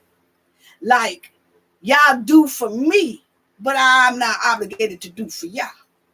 I'm not obligated to give you one thank you. I'm going to ask for your help, though. But I ain't obligated to tell you thank you. I ain't obligated to let you know what it is. Because, see, I done hit the roadblock and I know what's going on. I only have two choices now. Hope that the White House extradites Dejanay Jackson and a civil lawsuit. Those are the only two we waiting on. So in the meantime, we're going to splurge. We're going to take pictures. We're going to go here and we're going to go there and we're going to go on vacation and we're going to have fun. Damn the people who are still fighting because they got misinformation. Damn correcting the misinformation. We don't have to come back and say, hey, y'all. They did translate the paperwork into English and they still say no go. So right now we're only waiting on extradition process and civil suit. That's all. Bye-bye. Y'all have a great day. Or either somebody lied to us about that translating paperwork into English and we found it out. So we just want to let y'all know that. So that's off the table. They ain't translating no work in English. That was all a lie, family. So okay, but thank y'all for y'all help and support. Y'all carry on. Bye-bye. That's all the family got to do. They ain't even do that. And see, when you come out here and you ask for help, don't think you too good to come back to those same people that's helping you and tell them a little something was going on. You don't have to tell them what's going on inside the case, but at least say, this is a follow-up. Because see, it was the lawyer that said, if we have to come out here every month, every 2 months, we gonna make sure they hear us. I ain't where the every 2 months at. It's been 6 months. May 19th, May, June, July, August, September, October, finna be November. Ain't seen Nan Hill hit stomp and pump for Shanquella. Ain't told us nothing.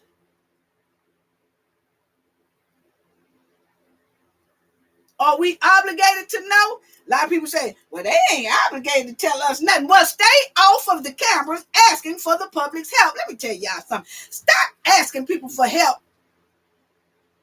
if you know you are the type that once you get the help, you don't appreciate the help.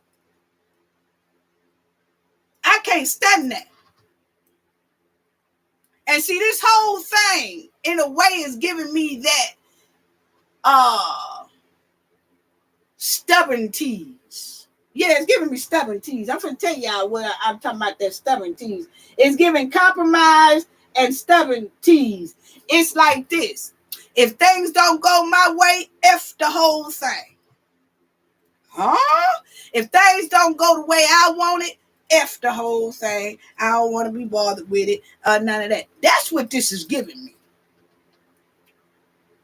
It really is. Because when people started talking about, Mr. Robertson was saying, he did an interview the other day or something with somebody, and he said he feels like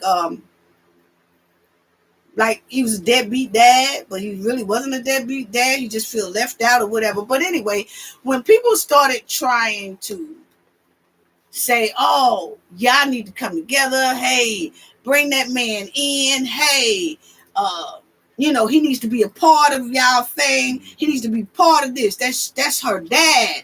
He got love for her. You could tell he got love for her. Bring him in this thing. Do that.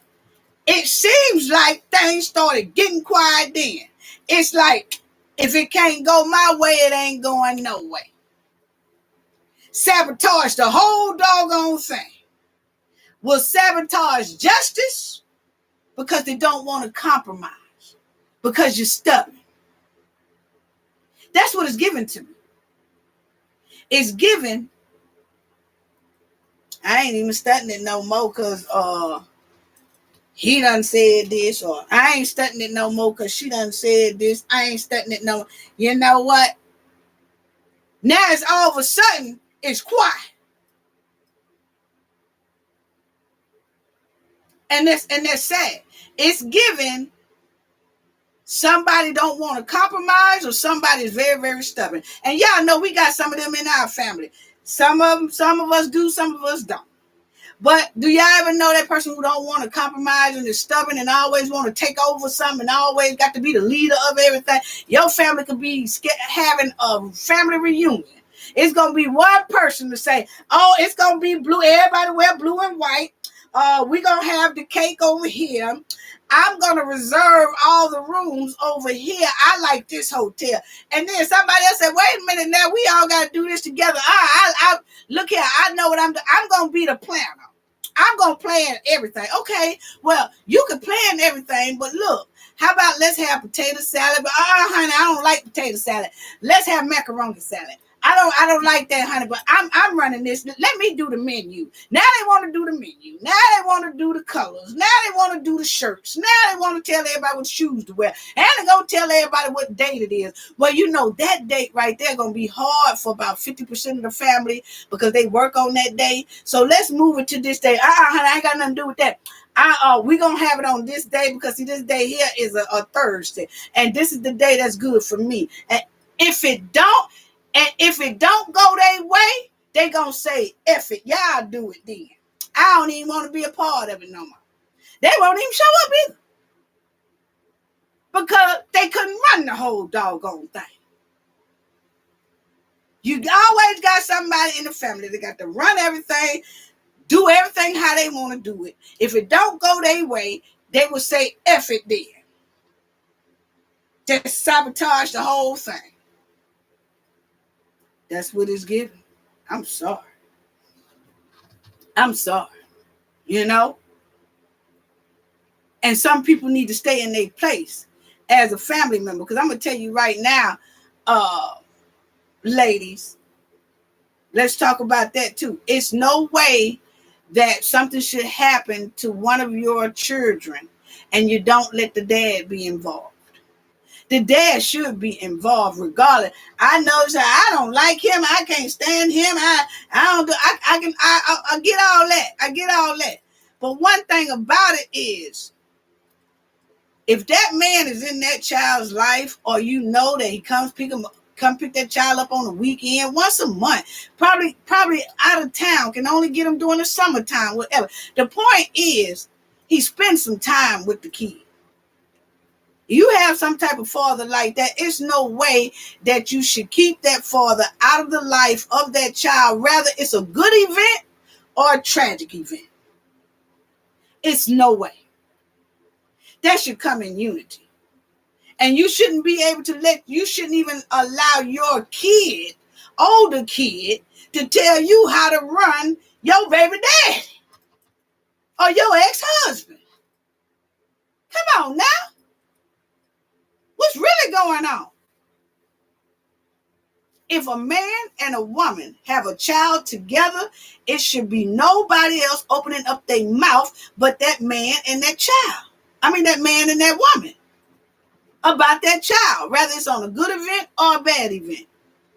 Shouldn't nobody else have nothing else to say? Now, if they ask for somebody advice, that's different, but you got to know how to give advice and then step the hell back. Because it's not your show. It's not your situation. Now, if Shanquella's father and mother was no longer here, I can understand her sister taking over. But with that mother and father here, sister, you need to have a seat. You really do. And it looks like the sister has been ruling that little part. Shanquella and the mother. I'm just saying what it's getting. It just looked like she's just been ruling. And sister, let me tell y'all something about this. This is not dogging the sister. This is not dogging the mother. Let me tell y'all something about people who care We got a lot of supporters out here who care about Shanquella, care about this family. You only talk to people when you care. When you care, you tell people when you see something ain't right, whether they want to hear it or not. That's a good friend, or that's somebody who cares. If you find somebody that's always a yes man to you, yes man, you got a yes man and you got a yes woman, but they not telling you the bad that you doing. They not telling you there's something that you doing that could hurt you. They don't say nothing. They just yes men and yes women. Those are the dangerous ones. But the ones who care, when they say, hey, look here, I'm telling you right now, I saw a big old snake cross that street. Don't go over there. I seen that big old snake over there. Don't go over there. Oh, well, I'm going to go over there anyway. Nah, check this. I'm telling you now, it look poisonous now. You might want to stay away from that. You know? Or if they doing something that they have no business doing and you see them going down the wrong road, they come and they Ferrari speeding down the road and then turn in your driveway. You be like, hey, man, there's kids on this block. You don't need to be speeding like that.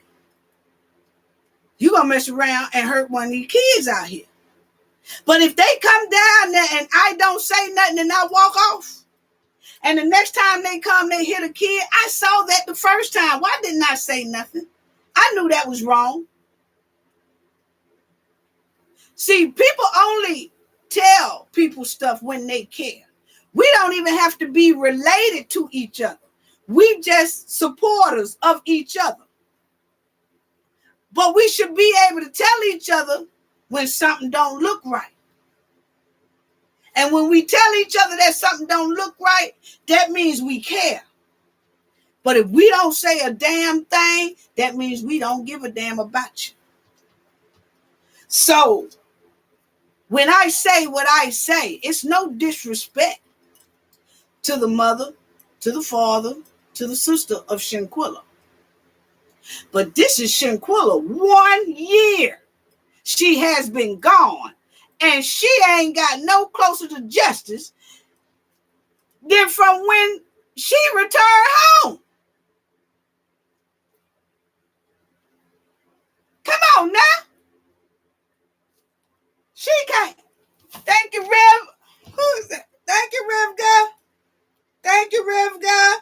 Thank you for the donation. Said beautiful sister cafe of knowledge. Thank you for all your dedication to Shanquella. All victims of crimes. We want justice, period. Yes, we do. Yes, we do.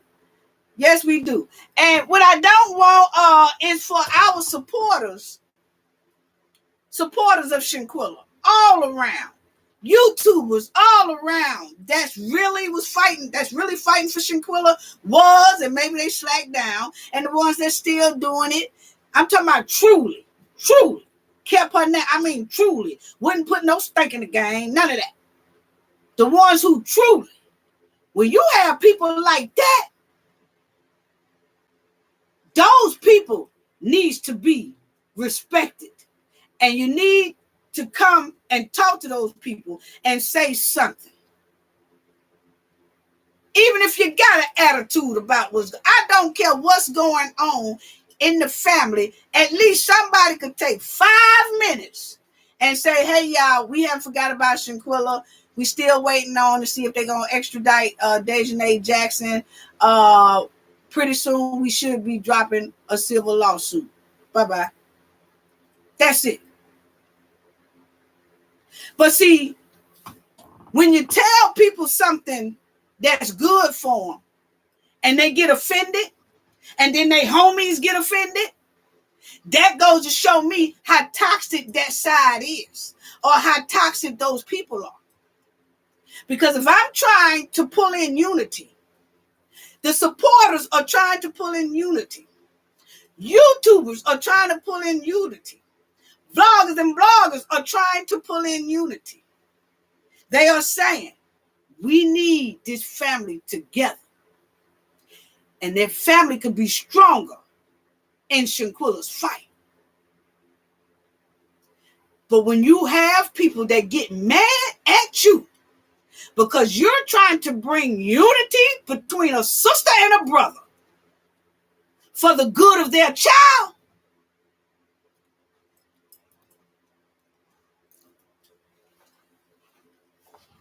that's a terrible combination right there. That's a terrible combination right there.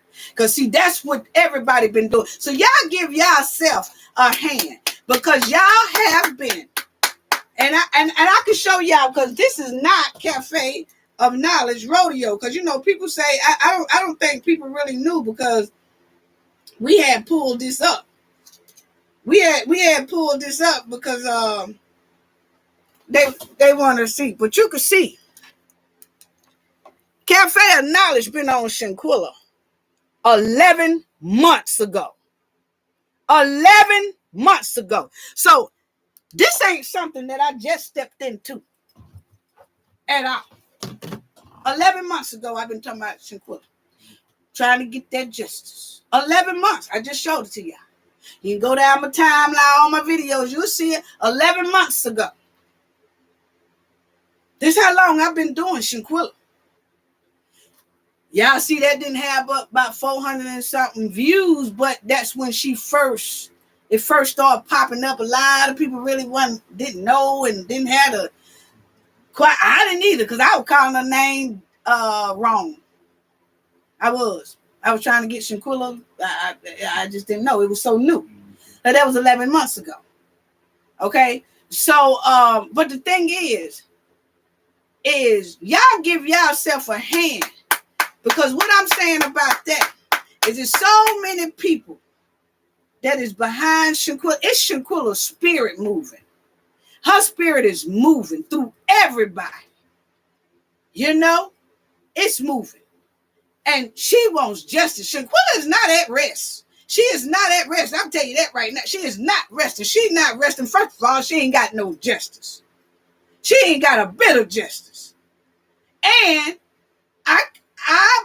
she ain't resting because of what's going on here with that family. And I don't care what's going on between a man and a woman and they or whatever. Just because you bitter at your man, and men, I'm going to say something to y'all in a minute, but women, just because you are bitter at your baby daddy or your ex-husband or anything like that, just because you bitter, y'all don't talk, but y'all, you know, the kid is still communicating with him and whatever. The thing is, don't leave that man out, man. It's too many. It's more brothers out here, more men who care about their kid than there are that don't care about their kids. Understand that. They just don't get that recognition like they should. But for us to pile on, it don't matter, girl. About 10 years ago, I ain't with him no more. 10 years ago, he cheated on me. I left him, whatever. Then you hold a kid hostage away from the father because you're trying to hurt the father. No, it's hurting the child. And when a tragedy come up, that man can make a big difference. You and that man together. Because see, women, we are strong. But the thing is, we can be even stronger with that man, with that kid's father. We can. Deal with him until you get that justice, and then, okay, you remember before this even happened, I wasn't fooling with you and you wasn't fooling with me. So you go your way, I go mine. But in the meantime, during this tragedy, we trying to get justice. Won't nobody even know we mad at each other because we going to whoop folks together. We going to stick through this together. We going to get that justice together. We going to be strong as hell together. Ain't no lawyer going to be able to get over on us. Ain't no friends going to be able to get over on us. Ain't no Cowboy 6 going to be able to get over on us. Ain't no judge. Ain't nobody going to be able to get over on us. We too unified for that. But keeping a brother away from the justice of his child, man, we got to do better. We got to do better. And it ain't too late. It ain't too late. And it's not being on one side. And I heard that. It's a lot of people that felt like, oh, you're on this side. Oh, you're on that side. No, we on both sides, because obviously if it's a lot of content creators, or not a lot, some out here that's saying the father needs to be included. What is that saying? Unity. When we say the father needs to be in the mix, unity. Don't leave the father out. Unity. Compromise with the father. Unity. And when you get people to say you're picking a side, that lets me know they don't know a damn thing about unity. Point blank period. See, you can tell who unified, and you can tell who knows nothing about unity. You ever know that? I have been around some people that their family is not tight like my family. And they would come over and they'd be like, man, y'all tight as hell. Y'all family, man, y'all family cool. Our family ain't like that. Like, yeah, our family is very tight. You know? Oh man, that's straight right there. My family ain't tight like that. So they wouldn't know what's going on over here, how we became tight, because they obviously said their family is not like that. So when I hear people say you're picking a side, Mr. Robinson and Miss Robinson, oh, you're picking the daddy side, oh, you're picking the mama side. No, we said unify, come together. We said that man shouldn't be treated like that. He's a father. He's not an absentee father. Bring him in. Include him. Don't take over. That man and that woman made Shanquella. They need to be together for Shanquella. And let me tell y'all something else. Because that old GoFundMe, hey, look here. That GoFundMe got more money in it at the time everybody thought Mr. Robinson was included. Y'all don't hear me. Now, look that up. When Mr. and Mrs. Robinson came on this screen and they talked about their daughter, they got along for the moment. And somebody split that up. And that needs to come back together. But the thing is, when they was on that TV and they was doing interviews together, those GoFundMes went up. That's when whoever set the GoFundMe, I don't know. They said the sister did. Then they said Tamika asked the sister to do it. I don't know. I don't care nothing about it. What I'm saying is, when the GoFundMe started, the money started pouring in when they saw that father depressed. Oh, he was so depressed. He was so hurt. And they saw the mother, and they were sitting there, and they was a unity. Boy, that money was coming. Even Kyrie Irving sent in about $60,000. Kyrie Irving sent, you look at it, when Kyrie sent that money, that was the time that everybody thought Mr. Bernard was included.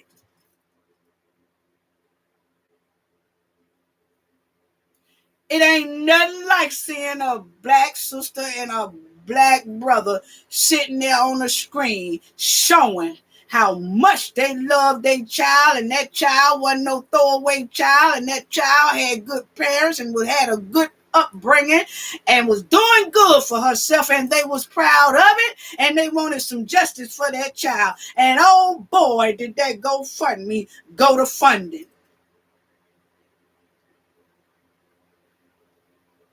Think about it. That GoFundMe got the most when they thought the two of them was together. I'm sorry, you can say what you want to say. I looks at the track. We look at track. And then Mr. Robinson, he faded out. He didn't tell nobody right off jump. But when they kept saying the Robinson family, Robinson family, Robinson family, Robinson, a lot of people automatically thought he was included until he came out later and said, no, he wasn't included. And I showed y'all a flyer, and it's more flyers than that Mr. Robinson's name was not on, as if he did not exist.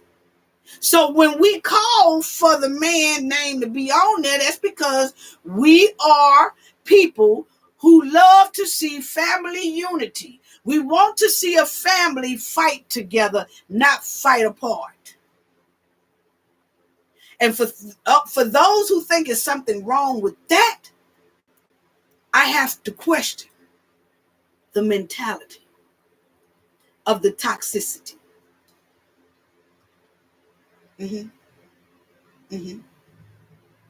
So don't let nobody ever make y'all feel bad and making y'all feel like y'all taking one side when y'all are clearly saying, come together. People talk about, yeah, the mother's out taking a picture and the sister's here. But hey, we want to see some boots on the ground. People are not saying that because they just want to bash on the mother. They saying that because they care about Shanquella's justice. And it's about damn well time she get it.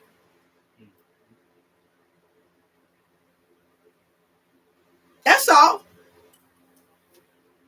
But stop leaving these brothers out.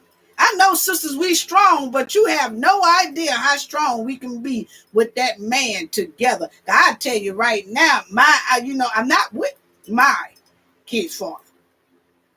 But I can tell you right now, you call them up, boy, they come. I'm talking about hard. What you say? And then, hey,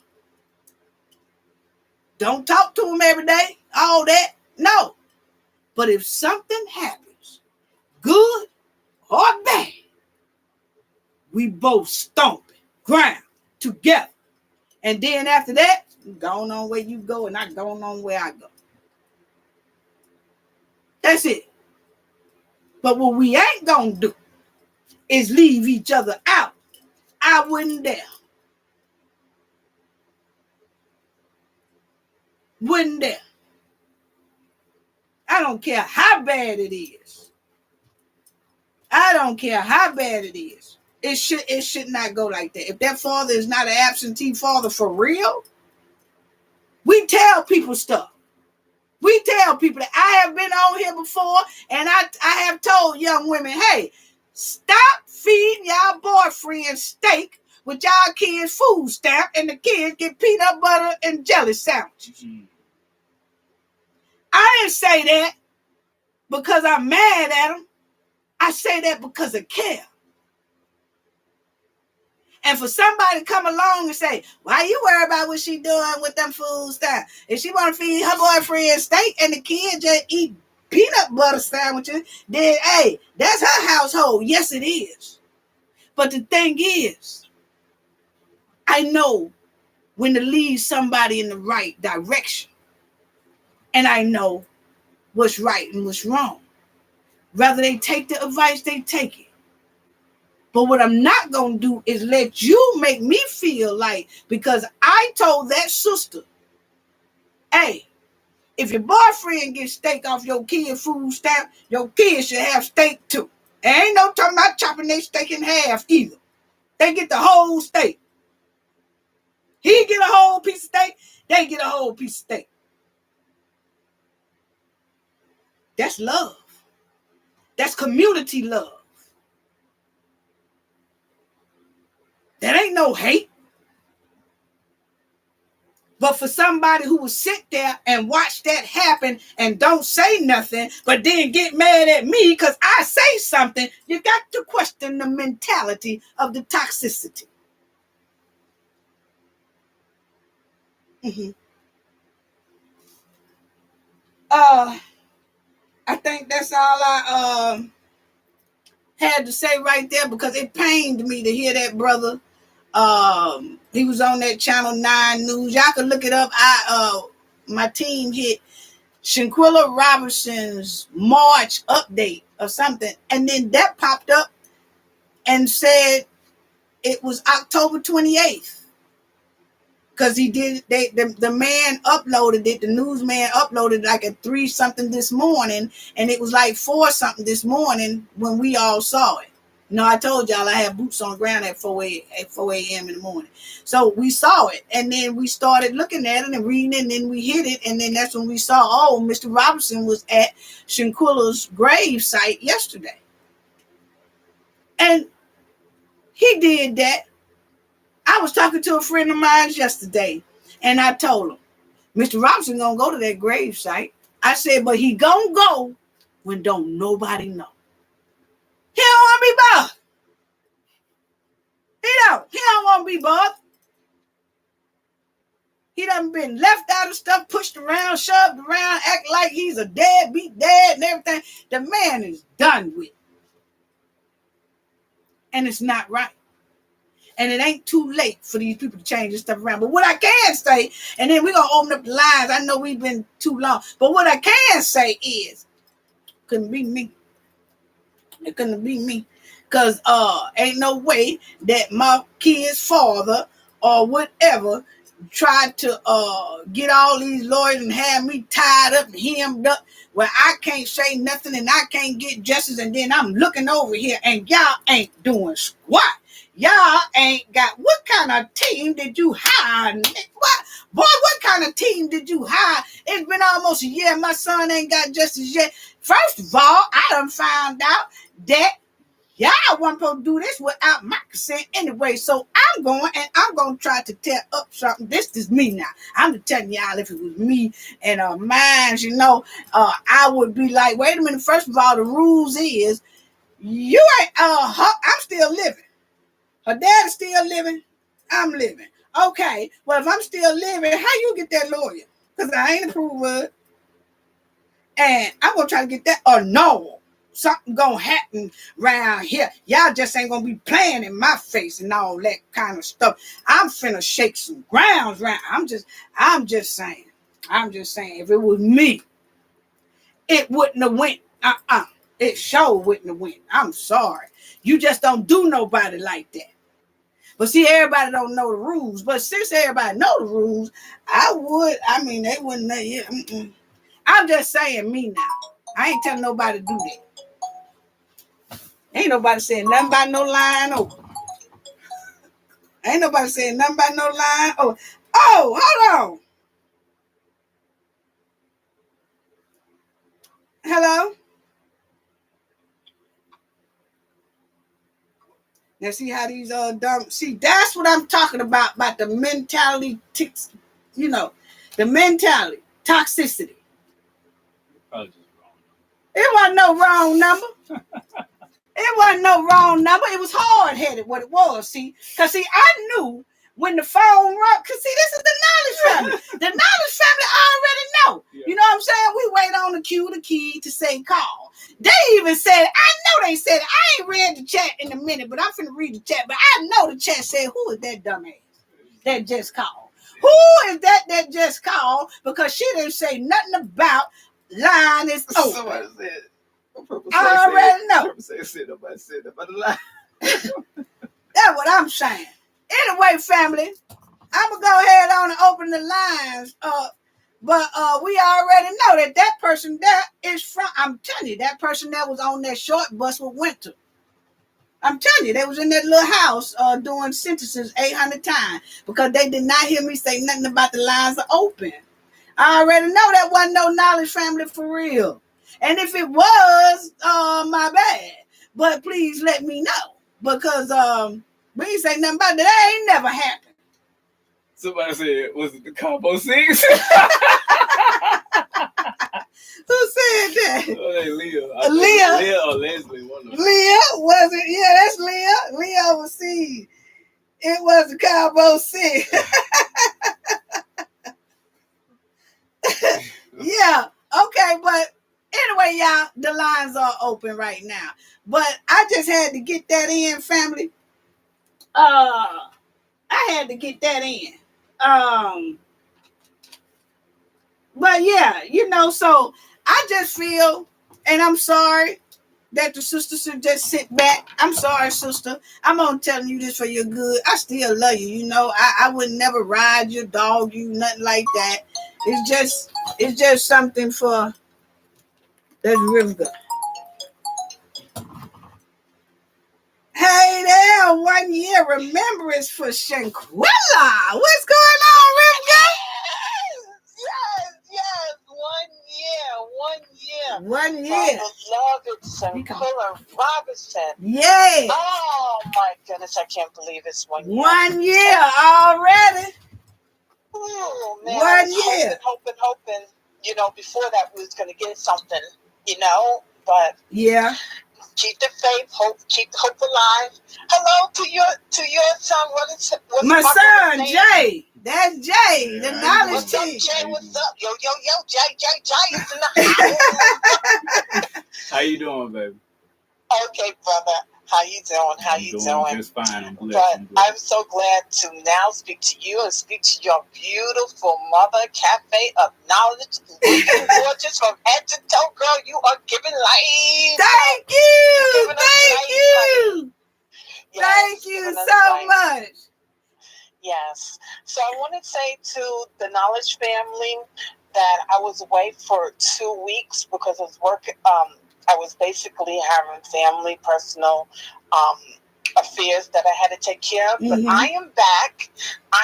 Good. We're glad to have you back. We're glad to have you. Yes. So everything is okay. Everything is well, we were praying for you and hoping that you get all your affairs, and we knew you was taking some time. So right. We really miss you. I was. So I just wanted to let everybody know I am back. I missed everybody. You already know. Yeah. But you know what? Where do I start? Because you just opened my eyes on something. Now I'm just going to have to go to the drawing board and I have to say to myself, holy smoly, what the F? What? You know, when you went up there and said about the case and then you read what came out the FBI field office in Charlotte, North Carolina, and how that the case is closed, but they're working on this paperwork to turn Spanish to English. And then Attorney Suzanne Robinson was all on it. All on it. Made a big emotions. All on it. Right? And then another letter came out, because then she's asking for the fact finding of what the FBI was basically saying. Okay, well, we're going to close it. Well, now you got to give your reason and all that information, all that paperwork to come to your conclusion. What was your conclusion when you said there was not enough evidence? So now all of a sudden, what was that? That was April. That was in April, because I remember sometime in April, we are all the way at 1 year.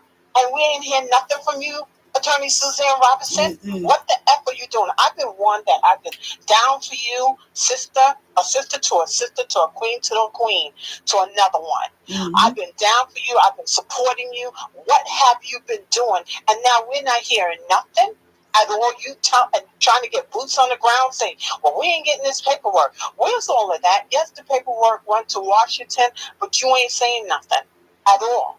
So we don't even know what got exchanged from the language. Though I know that was bullcrap, because there's somebody in the field office that speak bilingual.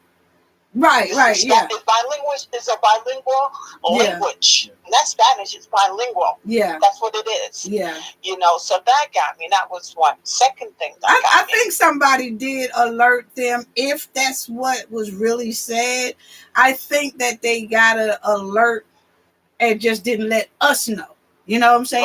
Right. I think that they probably did get the information that, oh yeah, it's been translated into English, and we still come to the same conclusion. To know any information, you know, but they didn't let us know. That's what I'm saying. Right. We wasn't free to know any information. Right. We was free to know the information when they went in the podium the first time when they went to Washington, and then asking us to do the pink letters, asking us to do all of this, and then not come out and say anything. But another thing, my sister, I think we forgot to mention, or you. Thank you, Purple Sex. Purple Sex. I want to add this in. Suzanne Robinson, attorney Suzanne Robinson. I want to ask you a knowledge family and Jay. ATS, I'm gonna get you. I'm gonna get you, TS. I'm gonna let Rivka do about 5 more minutes. Then I'm gonna take your call, TS. I'm gonna make sure you get back in here, TS. Okay, so I want to get this here. Suzanne Robinson. I never ever, and I have attorneys, and I worked with plenty of attorneys. I never ever had an attorney have a YouTube channel, okay, on some YouTube, okay, and you're working on this high-profile case, and then you go to channel, you go to different content creators, and you go on their show, and you've been doing all of this, and you couldn't give us this one information. But I'm just asking you. I'm just asking for a friend. Have you ever seen an attorney having a YouTube page? I can understand, like, you want to talk to the media, you this and that, but to have your own page, and you get on with, and then you have other content creators come on, you have other people come on, like, like your content creator. And it's not many. It's you have. I have to. It's a white man. But he don't bring content creators. Right, that's what I'm saying. He actually talk about legal problems. But see, my thing is you have to look at, not many people have lawyers that have that's out here looking for love on nationwide TV. Now that part. See? I was just ready to say that. You took the word out of my mouth. So that in itself is okay. Ain't nothing wrong with that. It's just that I just don't need my lawyer to be so wrapped up in the celebrity field that they can't get in the mud field with my case. And so we talked about making sure you look at lawyers and it's nothing wrong with Suzanne. It's nothing wrong with her. That's her forte. On her attorney thing, you look at it, she has a good little resume thing going on, but that's just it.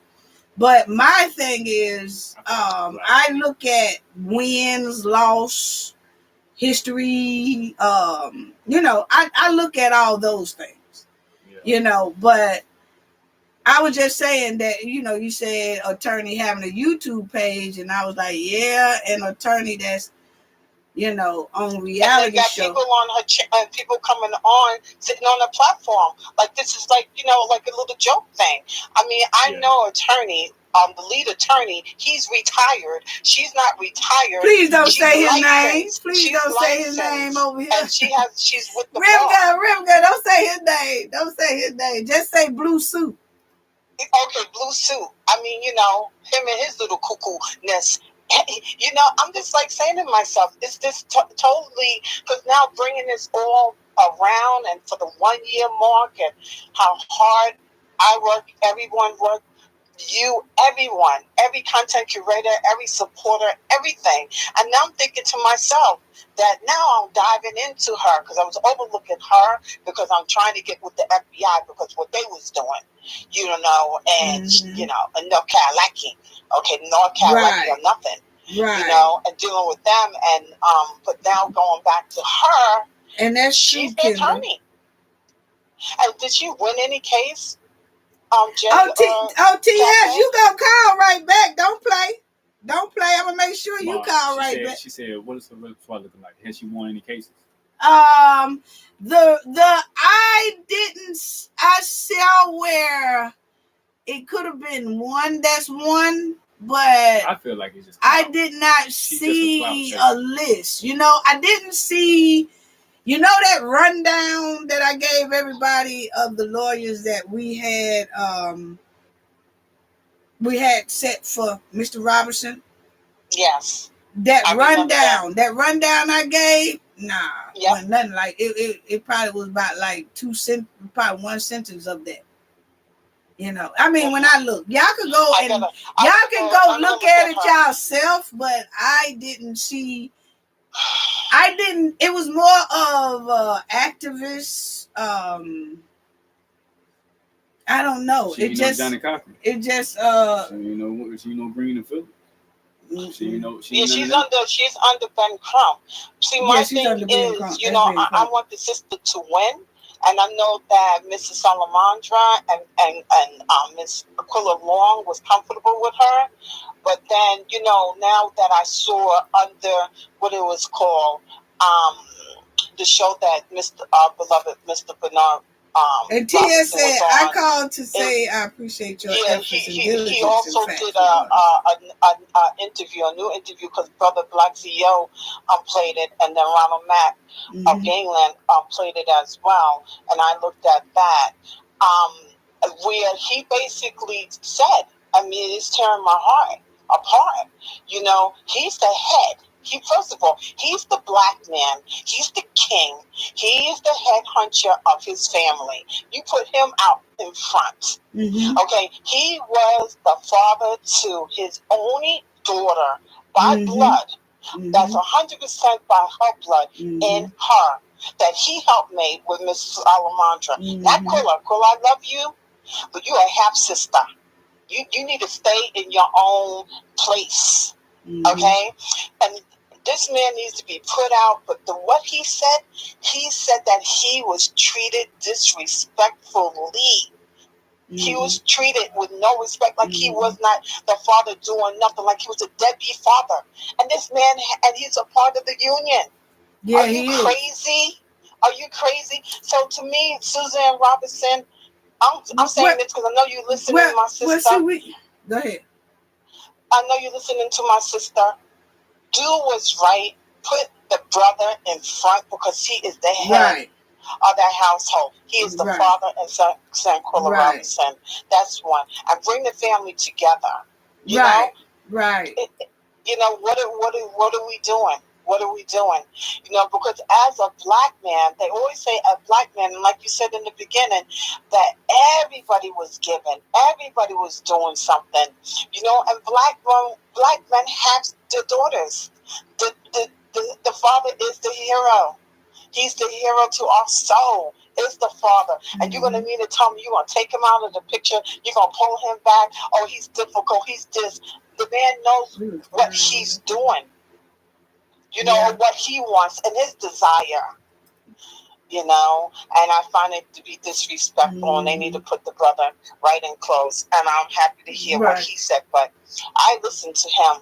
And another thing he said, for the people in the back, for the devil in the back, for the devil in front, wherever you want to be, he said that there were 6 people that was there, and there was 3 men in that room that did not help his daughter. Yeah. Point blank, period. He has. He said that. He said that. And he said that more than one time. Mr. Bernard has said that more than one time. He has said that. He said the 3 men was in that room. You're right. The last time I was on the episode, and I got upset about it. You're right, Rivka. He said that. What do you think about that, you and Jay? That was the last time we actually had that conversation. When I was on the show, and I got upset about that. But I feel like the whole thing right now is just being pacified, especially with these prosecutors' justice system. The lady with the Ben Crump thing and all that, they pacified. They're not taking it serious. They're not taking it serious. This whole situation is conspiracy. That's the crime. Go to Google right now, type in conspiracy, and look what it say. Tell me what it say. I'll for anybody to go to Google right now, type in conspiracy of the crime, and look at Google and see what it says. Okay, so that's the thought process to you're going to do something harmful or a crime to someone or something. You're planning something out. That's what they did. That's exactly what they already know what's going on. That's why I say it's being pacified. They know what they can do. They know they can. They can go ahead and the girl who in the video that was fighting the girl. That's attacking everything. Whatever. Yeah. It's already said and done. The whole blueprint is right there. All of this is the whole justice system. Everybody. What's her name with the Ben Crump? Whatever her name. All this is just being pacified. They know what they can do. It's right there. The evidence is right there. It's conspiracy to commit a crime. Everything right there. If you don't want to sit there and say enough evidence, that's the evidence right there. You know how many people right now locked up for stuff that you have no hardcore evidence on, But that's the crime. That's what they get locked up on. Conspiracy. This had a bag of little bag in their little pocket. That's it. And now I'm not talking about the stuff you snip, the stuff you know what I'm saying? And they in there for life. And you telling me, and then overseas, because this is given. This is given. I'm not traveling to Mexico. Yeah. You ain't getting my money. And you know another thing? Not only Mexico's losing money, but America. Airlines, because it costs us a lot of money to get on the airlines. It costs us a lot of money where we buy stuff, get things, and then go over there. So America, you ain't making money. Right. Think of that too. I mean, come on, they got to think. And this is saying to me that if this does not, if we don't get justice on this, but I'm going to give you something on that. But and I'm going to get off because I'm going to let other people get on. Yeah, but you fine, and I appreciate that. But you are right. Also, can I just say one thing, sister? Yeah, go ahead. Listen, the deal is Jay and Cafe Knowledge and the Knowledge family and brothers and sisters out there. The bottom line, we got to all think like this, okay? Because this is true. It's going to happen to somebody's family. And then when it happens again, what we're going to do is that person can get away because this is the blueprint. If we don't get justice on this, this is the blueprint. That any family member, anyone you love, anyone, any person you don't like or do you like, this can happen to anyone going overseas to come back in America saying, I don't got your back. Look up Shanquella. I mean, come on. And then also, Suzanne Robinson, Ben Crump, I want to say this to you too. You said that the people in the House of Representatives was going to write something up and it was going to sit down. Where's that? You know, don't disrespect us like we're dumb. I'm true to this, been to this, activist, doing this. Treat us with respect. Now, I can understand, I worked on many cases, my sister, and a lot of times when the case gets real deep or whatever is going on and happening, they tell the family to be quiet. They don't say months the word. And I worked on a case for 7 years, and then everything you hear nothing for the mother, who's the child. And this is a high-profile case. Okay, this is somebody who's a celebrity. And the mother said one thing, but the uncle came out and said something. But through 7 whole years and then another extra 2 years when they was catching the 6 people that basically did this to her son. Basically, when the trial started happening, she didn't say anything. She couldn't say anything because the thing was, it was so much evidence going on, and they had to catch the son of the biatch who did this to her child. But after everything came out, she said something, so I understand that. But I'm gonna go and drop off. I'll turn back around because I know many people want to get on. TS is coming in. Yeah, okay. Yeah, she was trying to come in earlier. My brother, thank you. And thank you so much, and I appreciate it. And you made some great, outstanding points as well too. So thank you so much. Thank you. You really did. And I'll call back if towards like the end. If I can get in, I'll get in. But thank you, my brother. Thank you, my sister. Okay, thank you. Love you too. All right. Okay. Bye bye. And then we waiting on y'all to call back. I know TS was trying. You know how to open it. Hold on. Well, you can tell about. Had this been a little Hillary Clinton, we would have been already declared war. It would have been stomping grounds over there in Mexico trying to get this whole situation mapped up. Had this been a little Hillary Clinton, I already know what's all going on within our community. You know, I'm with a more younger generation. And it's been brought up occasionally and sometimes where we're kind of all on the same boat about it. It's like a lot of time is being wasted, and can I say piss off? Can I say that on here? Yeah, it pisses us off a lot of times. To even mention and talk about it because we already know what can be done. Like I said, conspiracy. That's all it is. Let me tell you what it exactly says. Look up conspiracy: a secret plan by a group to do something unlawful or harmful. In the criminal law, a conspiracy is an agreement between 2 or more persons to commit a crime at some time in the future. Criminal law in some countries or some conspiracies may require that at least one overt act being undertaken in the furtherance of that agreement to constitute an offense. That's the video of the situation where she was. So they should have. I'm not a lawyer. They could have been there. I'm not a lawyer. I'm not in the law office. Let me get a suit and get up in there and let me be up on some. Yeah, but it's just obvious. Like it's a lot of things that could have been done that they didn't do. You see what I'm saying? And you know, lawyers on our team that says that like this should have been done next. Like, I mean, not should have been if it was like what they would do. Not saying that it has to be done, but it's so many things that could have drug a lot of things out. Ma is on this. She like wildfire. She on it, but I'm not gonna lie to you. I'm on some Malcolm X type stuff. I don't play none of that shit. I've been storming the White House because it ain't no way in hell. I know what you're saying. This but here, it ain't gonna be going on for too much longer, man. I can't lie to you. It's like if it was your relative, you'd be mad. I understand if it was my relative, but I can't lie to you. I'm just embedded in this case just as you is. I'm behind you. I'm part of the team. We see this. We know what's going on. I see the people of what's going on and what they're doing. But I mean, you got to say that it's not. It's what you had, what you hire. It's what you hire. It's what you hire.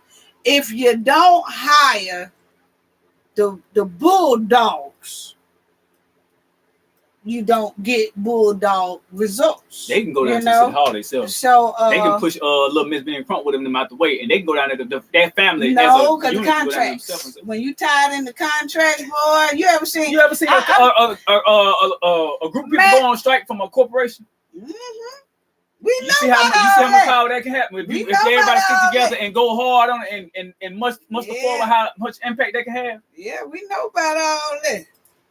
But I don't want to hear that. How Mexico over there trying to do more than those contracts do be tied. It's a lot into attorney contracts. It's a lot into like when you renting a place or buying a house contract, you know, and it's certain things that be in there that they'll hit you with, and you be like, no.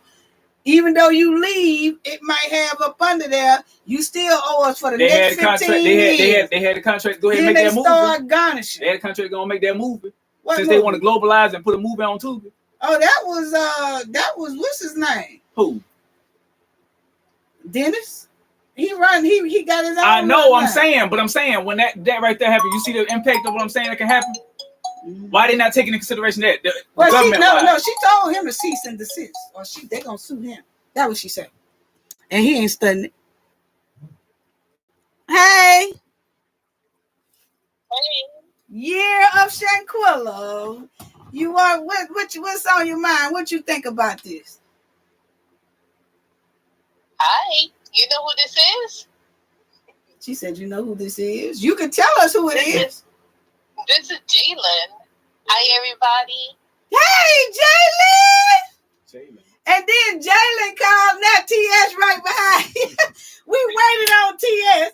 TS gonna wait till Jalen call. TS, hold on, give Jalen a few more minutes, and then I'm gonna definitely. No.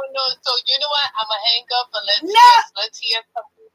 No, okay. Well, we're not gonna stay long. Okay. We're not gonna stay long. No, we're not. Thank you for everything that you do. And how do I feel a year later? There's so many bumps in the road right now, and so much confusion. And the thing is, we all know why we're here. And we cannot let all the smoke screens, what Sue Ann didn't do, what Ben Crump didn't do, because there's a lot of stuff that we're seeing in the background, and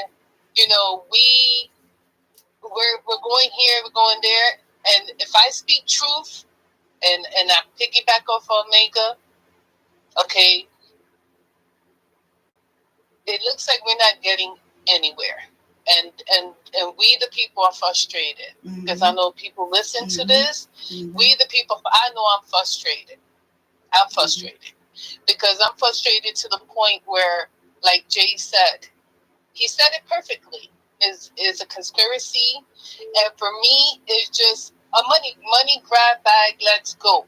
Everybody's looking to make money. Like we all saw the video.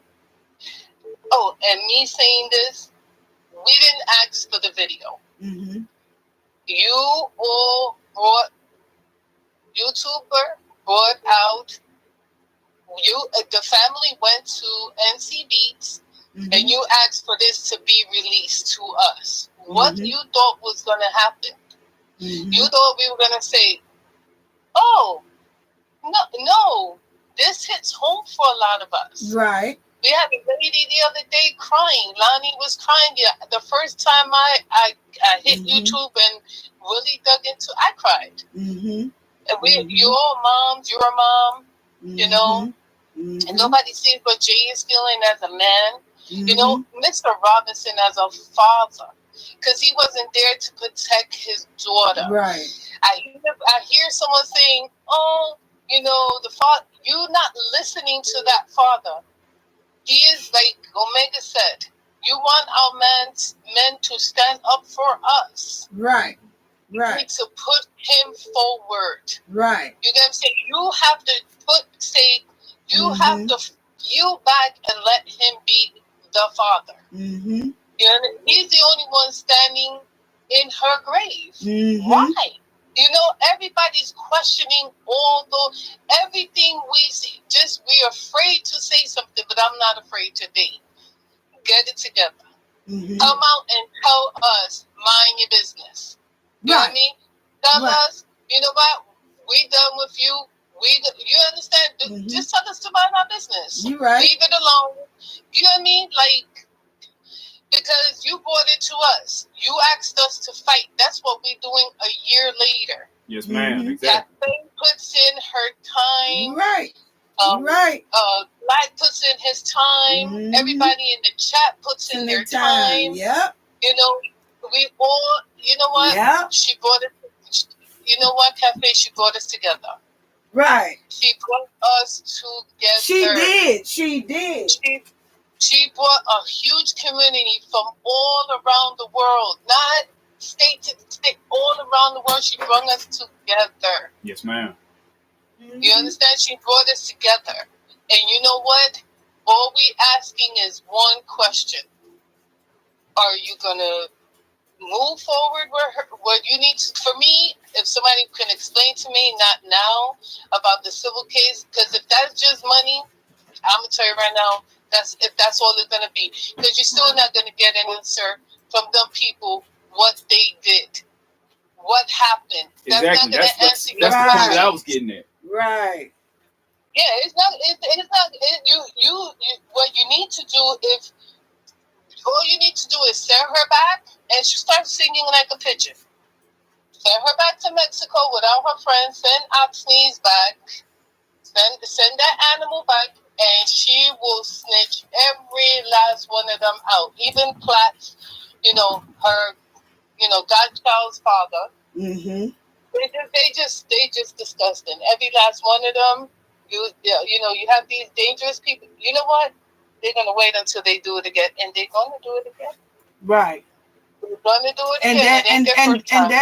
that is the part that kind of hurts me, because as you know, we all been doing this and how we do break down the Cabo 6, and as we doing that, we can also see that the signs of something else is coming.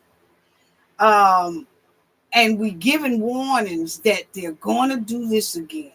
They're going to do this again, you know, and just for that ruling, it just hurts. But one thing we do know is that what the lawyer said in that interview that just was released today is that they are doing the civil lawsuit. Is coming, but she didn't say when. She just said they working on a civil lawsuit, but she also said that about what, 4 months ago. So we don't know. But the lawyer said they working on a civil lawsuit. I have one question against the Cowboys. I have one question because I saw something earlier. No. When they were showing, they went to a book signing. Right. So Ms. Robinson went to. Where in this world do you see the lawyer and the client hanging out like we cool? At the Janet, man. Where is the like you said earlier? That's what I'm saying. Cafe. Like you say, you treat your employees. You don't go out to. I'm just like you. Mm-hmm. My managers are my managers. They're not my friends. Mm-hmm. And that's the same thing I say to you when you. And that's what made me say it, because I was like, Cafe is absolutely right. What lawyer hangs out with her clients? Right. It shouldn't be, because then you start you just that's just my opinion. It's like you can't do your job at the fullest because you done grew a bond there, and sometimes you can go overboard and that can ruin something, or you can go underboard and don't do enough. That's what I feel. And so when you have that bond like that, it kind of messes with how you run. They're not seeing things. So that's why I said about pacifying. Case, I feel like she's pacifying to try to keep them away from, like, okay, well, yeah, because to make it look like to show you that I'm not doing enough. Look, we can do this and that, whatever. You sit there and you came to me, you showed us that picture when they was at the book sign thing. Like, oh hell, what is this? Right. You know what I'm saying? Well, what's the point of this? What is being accomplished by going to a Jada Pinkett book? Did Jada Pinkett gonna speak about it? She did. She speak about it. Yeah. Man, shit gonna get happening with this thing, man. I swear I get every time. But we do know that we're waiting on. She did make this a point today, and the father as well. It's just two things now that people are waiting on, and that's why I said the public should have been notified. But if they didn't want to notify us, that's okay. They left us on a string. That's okay. But one thing about it, we all are doing this. I don't want people to get it wrong. We doing this for Shanquella. This is about Shanquella. This is about Shanquella. This ain't about her sister. This ain't about her mother. This is not even about her father. I'm just letting them know that this fight is really not because y'all the shit. Okay? Right. This fight is for Shanquella. That's right. Justice for this girl. You know, it's shit that got out of hand for too long. So because we are focused on Shanquella and we're not focusing on other things, we can see clearly. And we can see when things don't look right. And we don't say nothing at that time. We still sit back and we give benefit of the doubt. But then it's at a point that supporters say, wait a minute now. Are we beating our heads in a cotton a pillow and ain't nothing happening, you know? Right. So that's when people start speaking up. But I don't want the family to feel like and I don't want nobody else to feel like, oh, they're getting on the lawyer and they're getting on the family. No, the supporters are talking because they care. And like I said before, everything Jalen is saying, everything TS says, everything Rivka say, everything I say, everything you say, even everybody in the chat, everything they say is because they care. And they care about Shanquella getting her justice. And when supporters see that they fighting harder than the family, or it's displayed as that, then that's when you start getting a lot of questions. And then some people still, like we do it, we say it in a nice way, but we do say, hey, we need to see something, or you need to tell us something, you know. But the bottom line is they told the people yesterday today, that's when they released it today. But two things Ms. Robinson said. They waiting on the White House to decide if they're going to do extradition. And number two, they're working on a civil lawsuit.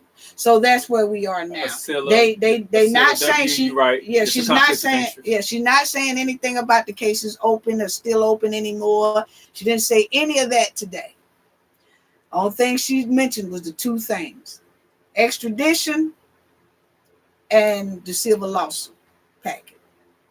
So I guess that's what we are focused on. But it ain't much you could do from Washington, because Washington, you just have to wait on Washington. You know what I'm saying? Jalen? So with that, Yeah. yes, I'm here. Okay. I'm just no, it's not to attack the family. I'm just saying what Right. everybody is feeling because you know I'm a woman at the end of the day, and there's stuff that we all have it on our minds. We do. You're right. And it's not. It's just if you clear doing what you're doing, just come clear to us. You know, or like I said, tell us to beat it. And with that being said, you know, thank you so much, Cafe.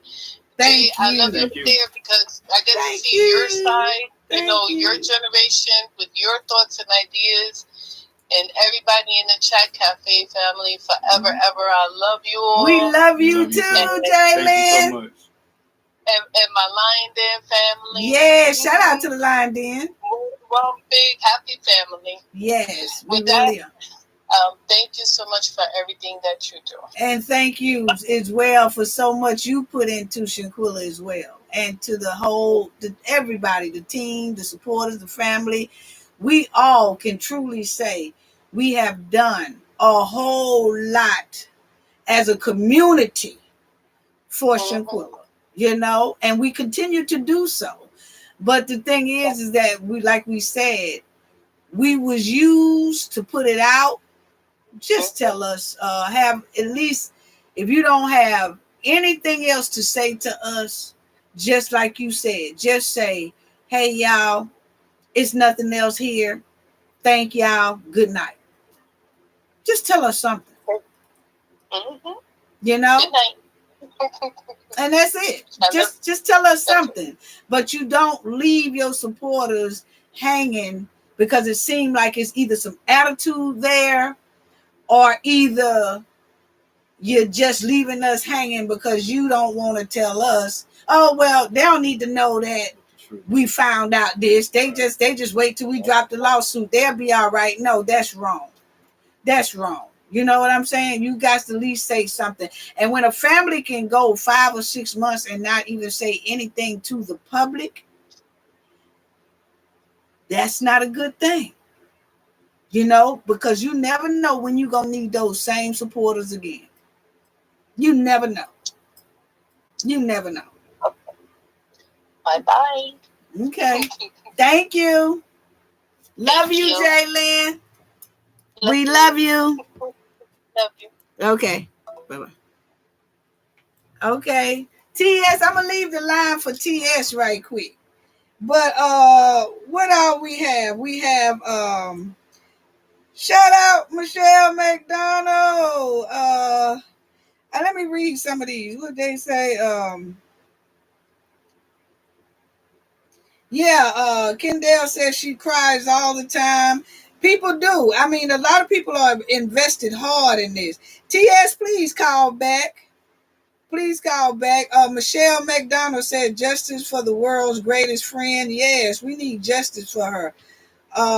Please be respectful when calling in to speak. Yes, thank you, Kendall. I wish that Jay would say something about Shanquella. I wish that Jade. I think Leah wanted you to say something. Which one I do? Yeah.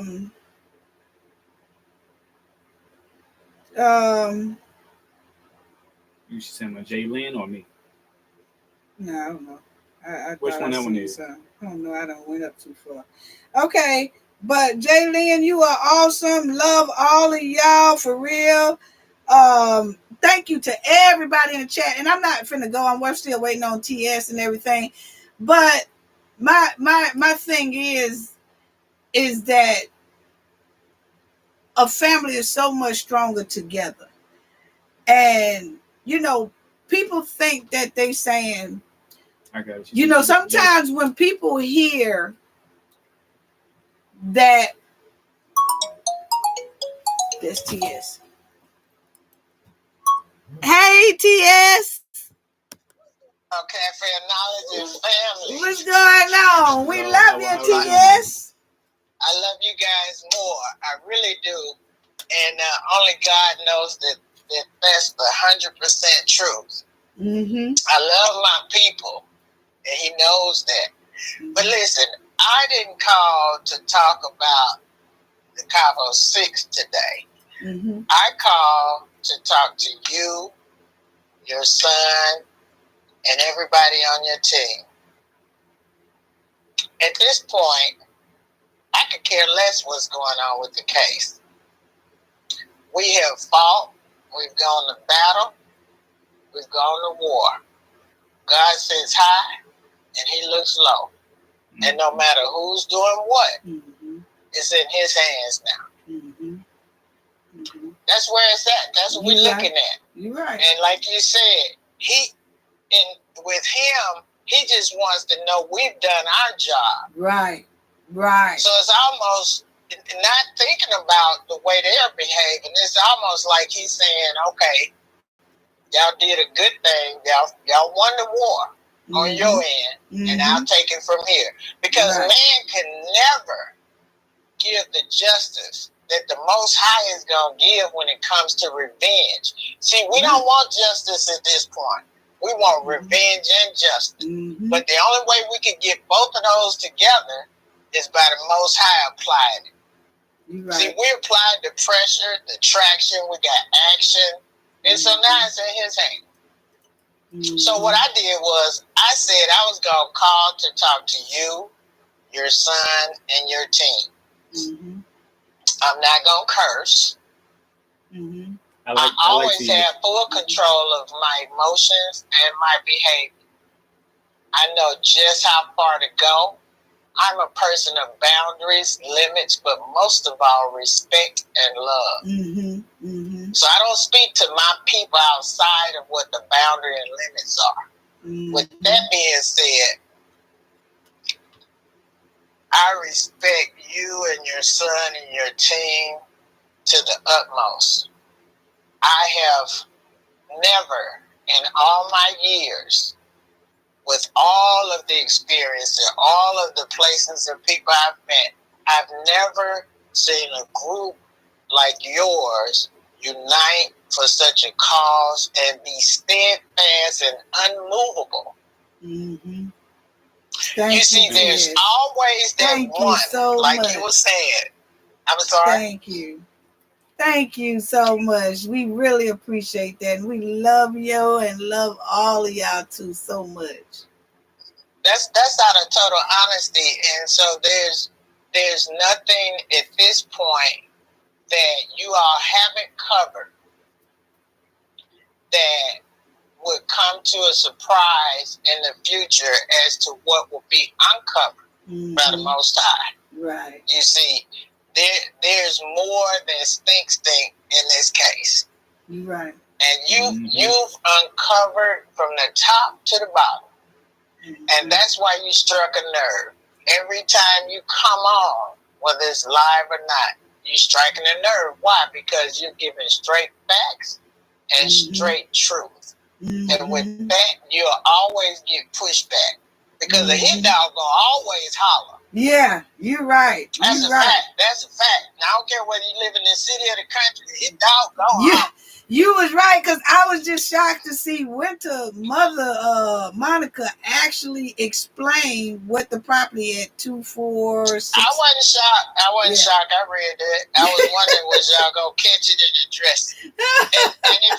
And if you go back through most of your, I always go back and look and listen to your lives 2 or 3 times, or any of your other segments after you've gone off. I'm critiquing. I'm looking at what people are saying, and I can see the unseen. I can hear the words that are not being spoken, and I can look at your chat and tell who's an op and who's not. Right. I like tears. Yeah, who are op? Right they got them op that's what it is. You feel me? So at the end of the day, ain't nobody shaking in their boots but them. Right. Because no matter how they try to sidestep it, sideswipe it, they coming for them. And they know them people coming to get them. They they coming on so many levels. And Cafe, I wanted to say, of course, it's going to take time because this investigation is so broad. Look at just what you've uncovered from them having PPP loans to Shanquella phone being transferred, luggage being transferred, buying all those homes and those felony, homes. and the felony H's with them, because that was that was a felony in itself. So. So they have a plethora of information that they have to investigate, and I'm pretty sure their plate is full. And so, those people are shaking in more than they boots. They probably pissing in their pants. Because at this point, the only thing they can do is start trying to take whatever pennies they have and lock them to where they need to go while they locked up, because they know they come. Right. That's just, we just being realistic, using freaking fracking common sense. They know them people coming. They know they've been dirty and grimy. And so at the end of the day, you could just go ahead on and watch the next game, whether it be HBCU or NFL or NBA. It really don't matter at this point. Right. And we're going to stay on it and we're going to talk about it, because if that's what God put on our heart to do, they're not stopping our show. They can't stop our flow. You right. And we OG. So we ain't scared of theirs. We ain't scared of Cabo 6 or their parents. Right. And it's real funny that they keep having people come into your chat and make these little side statements like we don't know who they are. They do. Because we said. This is proof that the apple hadn't fallen far from the tree, because they're just as ignorant as they keep. Right. Okay? They just, to be ignorant and arrogant at the same time is really pathetic and annoying. Right. It's very annoying, but to try to play on our intelligence. Right. Because you've already told everybody that you have a team with attorneys, you all vet everybody, and to come on there and say something, to try to be slick side, is real ignorant.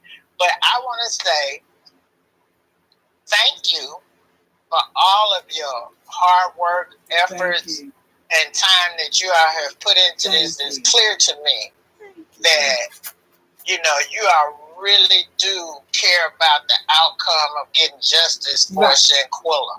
Like you said, it's not about us. I don't care if nobody know me. I don't care if they talk about my hair, my eyes, whatever. I've been talking about my whole life. What I care about is getting justice for this young lady. That's it. That's all I care about. Yeah. It's real nice to talk to all of y'all and to have love for all of my people and my people that love me back. That's real warm and comforting. But at the end of the day, when we walk away from this war with all our bruises and scars, with all of our bandages and all of our sutures, we will still have gotten the victory in the end. Right. Now, what I want to know is which one of them is going to chime in on your freaking fracking chat then. Yeah. I can't wait, because they really been doing it too.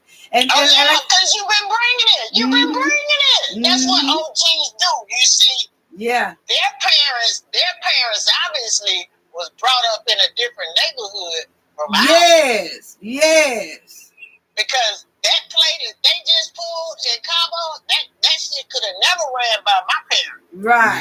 I couldn't have ran nothing like that. And so it always goes down through generations what the previous generation learned and what they taught and their values and their morals, like Mr. Robinson said.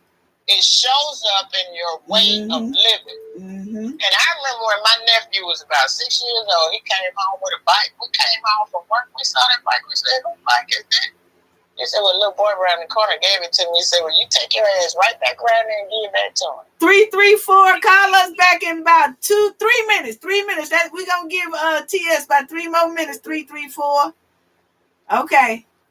Okay, go ahead, TS. But you're right, because our parents, it was a whole nother setup. Hey, Kendall and Hunter Green. What's up, Hunter Green? Hello, moderators. Can y'all tell 334 to call back in about give TS about 3 to 4 more minutes, then call right back. Okay, TS. But you're right, because our parents it was a whole nother ball game. I mean, so something like that wasn't gonna fly. That was not gonna fly. Well, see, Cafe, first of all, one of the foundations our parents stood on was the truth. The other one was respect. Right. Now, you couldn't look in our parents' face and lie to them. That right there get you life. Right. It's gonna get you life. Yeah, you're right. So at the end of the day, thank you again. I appreciate everything y'all done. This case has touched me in a way that I really can't verbally explain. You're right. I said the same thing to TS, because we do a lot of cases and pushing for justice, but it's something about this one that was different. It's like it doesn't. Some of them do take like a year, but it's not because of a bunch of stank. It's just that it's normally that, okay, we don't want to release the body cams, and so then you have to wait until the court date come to see the body cam. That'd be like the only hold up, and then when the court date come, that's probably the year out. And then when you get in court and you see the body cam, or they release the body cam to the jury who indicts the case or something like that, it's like that. For something like this, I mean, where it could be some relations here, and it's just stank here, and unbelievable. So you're right. A lot of nepotism. So this was a case that once you thought you had this might be the problem, then you run into this, and then you say, oh, that's the problem. Then you run into something else, and then you just realize you're just in a bowl of stank, and it's just like no getting rid of that bowl unless somebody come with a whole nother fresh set of eyes, or like they said, new evidence. But right now, you're right. I feel like you, even I'm still gonna cover Shanquella, of course. I'm mix it up, but I'm like you, because right now we are at the point where even the lawyer said they're now waiting on the White House, and they're waiting to do a civil lawsuit. So that's why they running around and taking pictures and taking trips and stuff, because those are the only two things they're waiting on. No, they're not. They're waiting on it. See what's going to happen. We don't want to forget now, and then I'm going to get off of here. Mm-hmm. Never forget, once we sent those letters to the DOJ in D.C., that's what's going to crank everything up. You right. Don't ever think. Has that been done yet? Sleep. Yeah. He does sending letters. That's why I was thinking about you. That happened. Yeah, you can get a nerve with that. Definitely make some stuff work with that. You definitely get the boat rocking with that. Yeah. Yes, ma'am. And those two senators too, because that's what I think is going on. Because see, once them two chicks signed that document saying that their case was closed, they implemented themselves as interfering in an investigation of a federal case. Right. And that they got a bigger problem than you. You small potatoes compared to that. Right. Because and those two senators are no joke either. They have no twist ties with those women either. I looked at that Tillis and the Bud. Those two senators that's up there. See, something goes to them. I'm quite sure that because see, you coming up towards election time and stuff like that. Right now, they kind of hungry to find something, to say, oh, this ain't right. You know what I'm saying? Right. So right now is the right time to send them things, because you're coming into getting ready to be reelected for a lot of things. You know, that's how come she did a commercial saying, "I sir," because it's just coming up to that time. And then you got, and then you got, that's when she gonna be serving. And then you got those two senators that they like to endorse or go behind a candidate that they feel that is okay, whatever. So those pink letters start hitting them, and they start looking. I think it'll make a big difference too. I think we'll hear a little something. Yeah. Well, we'll be sending letters from out of Texas, so I want to thank you for that. And we will too. And on that note, I'm off of here. Okay, and 334 is calling back in. Okay, all right. Ciao. Love you, TS. Okay. Same, ciao. Okay, bye bye. Thank you, Susan. Oh man, I appreciate it. Three. As soon as we hit it, 334. Do it again. As soon as I hit it to talk, you hung up. Thank you, Kendall. Yeah, I'm always here, baby. I'm always in the background somewhere. I try to make as soon as I can. Oh yeah, when you do. And I appreciate Omega too. Appreciate you for that. Yeah. You do be in. Yeah, I'm always in the shadow. If I'm not out, doing my own thing, I'm definitely in the works. I just, every now and then I try to come in and make a view next to Mother Dearest. 334. Tell them 334 to call back. Tell them call back. 334, you can call back now. I'm sure they see it.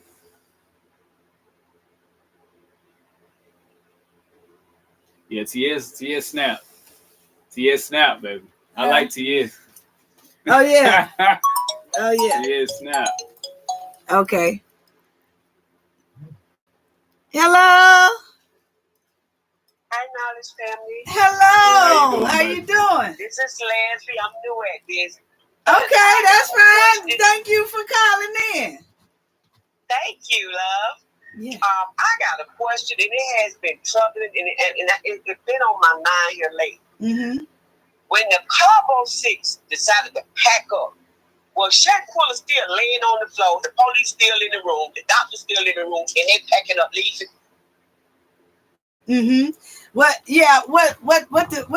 the Cabo 6 did, they waited 7 hours with her in there while they cleaned up, right?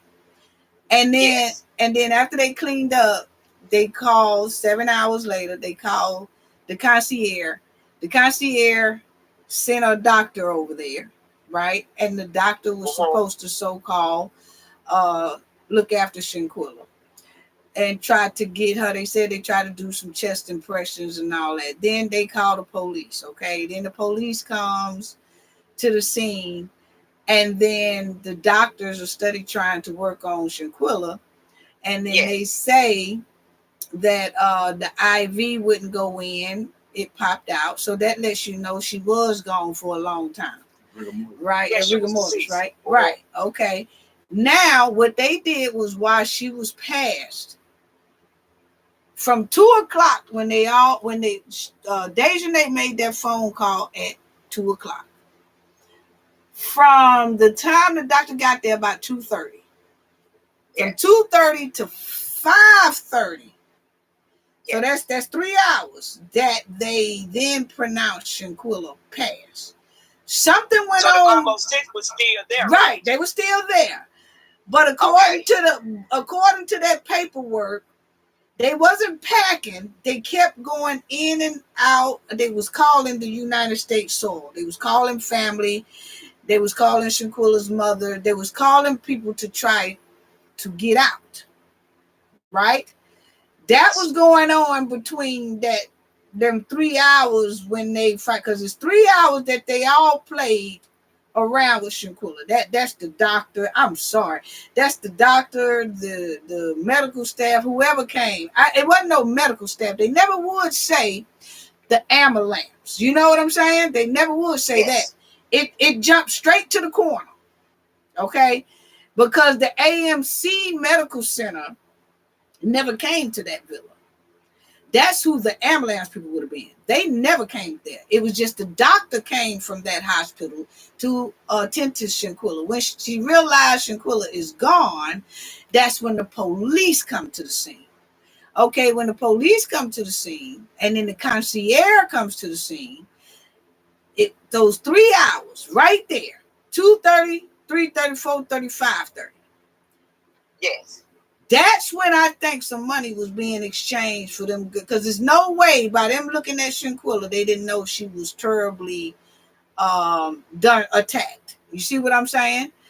Yes, And but if they turned their eye from the wounds and just let the coroner, now this is what it was.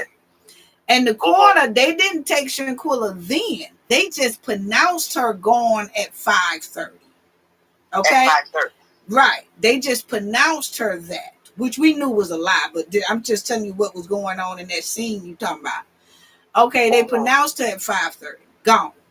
Okay, now they go into the Cowboy 6 in the villa saying, we sorry for y'all loss. You know, that's when the concierge got in his statement that they was laughing and stuff when he walked out. But he do notice that 2 of them, which was Khalil and Dejanay most likely, kept walking in and out of the villa on the telephone, and Elise. Okay, so now they spend that 5, 6, 7. Quilla's body really wasn't moved out that villa till around 4 o'clock in the morning, right? No, she wasn't. They pulled Shanquella out of there by 8 o'clock. That's why they asked. Yeah, that's why they asked to go to dinner. You see what I'm saying? They was like, hey, around by 8:30, they called for dinner. They called the concierge, because see, now everybody's gone. Everybody's gone, right? Shanquella's body's gone round by that something to 8 mark. Everybody is gone, and they're there just gathering up their stuff. But you got to remember, they was already packed their stuff up during that 7 hours. That's was clean. Thank you, exactly. Okay, they was already. They didn't wait until after Shanquella had passed to pack up. I mean, like they didn't wait until Shanquella's body was gone to the corner before they packed. No, that was part of what they was doing within their 7-hour period that they was waiting. With her laying on the floor in that day. Right. And so when they took off with Shanquella's body, that's when they made the phone call to the concierge and said, hey, we done had a long day. You know what this happened to us? We need a car to go to dinner. And he said, okay. And that's when he sent the car for them to go to dinner. Not knowing they was going to leave, because the coroner just now going off with Shanquella's body, and taking her to the morgue, to the autopsy, whatever. And they went to the dinner, but they went to the hotel airport. They didn't go to dinner. They went to the hotel airport, booked their flight. That flight left out about 1 something in the morning, before daylight even hit. So in Mexico, they have this thing that something that they celebrate every year about that time. Right, it's called Day of the Dead. So how was they able to get a hotel room with all that's going on over there? You talking about when they went to the hotel airport? Yes. Okay, the hotel airport is usually when you're booking an immediate flight, or either flights have been delayed for like the next day and they have a place to put you. Yes, ma'am. Okay. Things like that. Hotel, airport, you really just don't call them and say, hey, I want to stay in Cabo. You got the hotel, airport, it got to be something going on. No, like the villa they did. The Cabo 6 went to the hotel, airport to get up out. They went to the hotel airport, yes. And they went to the hotel airport because they knew they was booking an immediate flight. Yeah. But they didn't know how long that flight would be, because just because you go there don't mean they say, oh, walk right through that gate right there, the plane ready to go. Mm-hmm. They said the next flight to Texas is 1 a.m. in the morning. So then, see, they got to that hotel airport around about 8:39. So they had to spend 4 hours at that hotel airport. So that's why they was at the hotel airport. They didn't get a hotel there. They just hanging around. They just hanging around that hotel airport. And at 1 a.m., their flight was ready, and they took off, and they left. It was around 1 or 1:30 a.m. in the morning, they flight. That's how come Nigeria said, oh, between Saturday and Sunday when I left, because 1 o'clock in the morning, 12 midnight is considered the next day. So you mean to tell me the FBI cannot do anything? Really? Oh, they could do something. I feel I know they can do something. Yeah, that's kind of what it is. They just don't want to. Yeah, basically. You know, $100 is $1,800 in pesos over there. I said it. Yeah. So you feel like it was. You really feel like. So see, like you said, the what you say, $100 is $1,800 over there. Yeah, $100 is 1,800 pesos over there. Yeah. It's $1,800 over there. Yeah. Right. So that's what I'm saying is between that 2 o'clock, between that 2:30 when everybody got there, the doctor, whatever. They throw somebody got that's a deal to turn their head. Going on over there. To turn their head because somebody had to, because there's no way a doctor went in there and the police went in there and saw how Shanquella was looking. She was swole. When she came back to the United States and her father opened up the box, he said it was unbelievable. She was swole. She was everything. So they seen that. You know what I'm saying? And you got to look. She looked worse than that before her father seen her, because see, then she had been embalmed and things like that. Yes. So you got to think before she did. You can't tell me that doctor and the police officers that was there didn't not see her face looking like that. Right. So what they did was they probably told them, hey, if you get there, we can make this go away. You know what I'm saying? We're talking about some RICO charges. They already own it. But they did. They own it. Yeah. But they didn't. You know what I'm saying? They let them slide up out of there. And when they slid up out of there and left, you got to think about it. They had it going. They had it going until the video surfaced. You see what I'm saying? They had it going. Yes, because even with Mr. Robertson, like he said, when her body came back and he saw her face and he saw her body, he said somebody beat my baby. But you still had that police report and stuff saying alcohol poisoning. So so they could have said, oh, well, that's because she fell down the steps, or that's because she fell over the pool, or that's because, you know what I'm saying? It still wouldn't have really been until that video surfaced. That's when Mexico started getting that heat. But then you notice when that video surfaced and Mexico started, people was boycotting going to Mexico. They don't want to go to Mexico. Don't spend no money in Mexico. So that's when the prosecutors of Mexico started stepping in. And then all of a sudden, people started disappearing. The doctors disappeared. Serious Raw? Absolutely. Everybody disappeared. Serious Raw? Absolutely. I ain't even seen them say nothing about the police officers that was there. The police took a police report. And I still ain't heard nobody say, well, officer such and such. Officers, or the maid. Well, we know it wasn't no maid because it wasn't no maid. Because the 18-page report says, the concierge said the maid only came in the picture after Cabo 6 was already back in the United States. Teresa says a whole lot of things going. So after Nigeria said, what about the doctor? What about the maid? Well, yeah, that's because they put that in the statement. You see what I'm saying? They put that in the statement. That's why I said those 3 hours was somebody getting a little money. That's why Khalil called Shanquella mother from Mexico and said, we need $5,000. I remember the money. Yeah. And she said, I ain't got no $5,000. She got insurance. And he said, well, they ain't taking the insurance. They want the money. Well, but you can get travel insurance, so.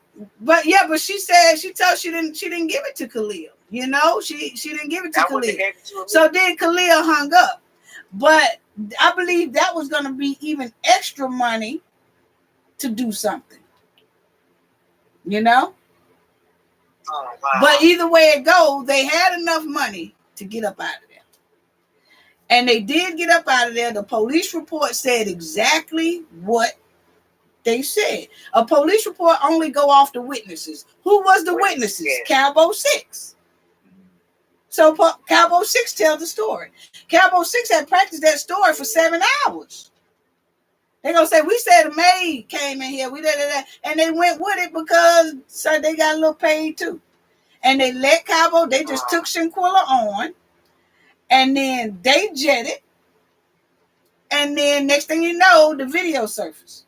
Now the truth have to come out. That's when the truth came out. Because they stuck with the story of alcohol poisoning. Yeah, for the longest. You know? So, yeah, until that video came out. So, yeah, so that's how that's basically how that went. Yep. Oh, wow. Yeah. So I just can't understand the lacks of these parents upholding their kids, knowing that they did this. Right. You know, and it's real sad. You know, it's real sad that they in the same town and didn't even try to send a sympathy card. You Nothing. know, just sending a family a sympathy card don't even say that you're guilty. You know, that's just sending condolences. Got some compassion. Right. That's what I'm saying. So the Cowboy 6 parents, family, nothing, they have not sent even a letter. A letter does not say you guilty. A letter just say sorry for your loss. You know? Yes. And they didn't even do that. They haven't even done that. So and one of them is supposed to be a pastor. Right, and she's that's who is she ministering to? Because she doesn't tell me nothing. That's Elise. That's Elise's mother. Elise's mother is a pastor. They had her church up there too. It's a pretty good sized church, but they say that she's not doing it now. She done laid low. That's only because people was going up there. You know what I'm saying? And asking questions and things like that. So, but she probably somewhere else. But she sure ain't stopped all that, you know. You right, though. I'm just trying to figure out how. How can you say you're a man or woman of God and you're not standing on principle in God's word? Right. And I don't understand why would someone be sitting up under that. I'm not, baby. It is heartbreaking. I understand. I'm really praying that we get justice. We need justice because this is saying that we can go overseas, do what we do, and come back over here, no consequences. Right. My parents raised me that everything we do has some type of consequence. You're right. And accountability. You're right. And I'm heartbroken. You know, it's a year now. And we still haven't gotten anything. We haven't gotten. I mean, we hadn't gotten anything, you know, and that's what I said. It just should have been more boots on the ground to me. You know, it should have been more signs up. It should have been things on posters, billboards. It should have been things. I mean, it really should have, in my opinion, you know. It should have been a lot of more noise for a case like this because it's too much there to see to say that we didn't see what we saw, you know. And that's the insulting part about it is that they played on our intelligence. Yeah, they telling us our eyes is telling a lie. Right. That was real insulting. And I think that's why we all was like, oh no, that's what y'all not gonna do, you know? So I do feel that. And with all of us seeing that video, the video in itself is a felony. Because the video shows them recording her with no clothes on. So that's a felony within itself. So when the DOJ said it wasn't enough evidence, I was like, you're looking at a felony. Like, we ain't talking about the assault. We ain't talking about the attack. We talking about a person there is nude, nude. and then some you see two people with the cameras. So that's automatically a felony. That's a class H felony. That should have automatically. That's by itself. That's besides what we saw Dejanay doing. First thing they should have said was, "Oh man, this video starts off with a class H felony." Yes. It wasn't like that. Wow. It wasn't like that. Then you could say, and then it starts off with assault A, B, class A, class B. Then you can go on with that. But first get should have been that. 336, we're gonna get right to you. Okay, yeah. Tell 336 to call us back. It was great talking to you all. Yeah, you too. And you brought up some great points. Yeah, all brought up some great points. Miss Knowledge and your son. Hi. Thank No you. problem. What's your name, sweetheart? We gonna keep Leslie. Leslie. Okay. Leslie, how you doing? Thank you. And I'm gonna keep praying, baby. Yeah. We gonna keep praying till We get are. something. We are, and we definitely gonna keep on. We gonna mix it up a little bit with other things, but Shanquella definitely gonna be in there, because we gonna definitely stay on top of it, because it's about Shanquella, Yes. definitely. So thank you so much. Thank you. Yes, appreciate it. Okay.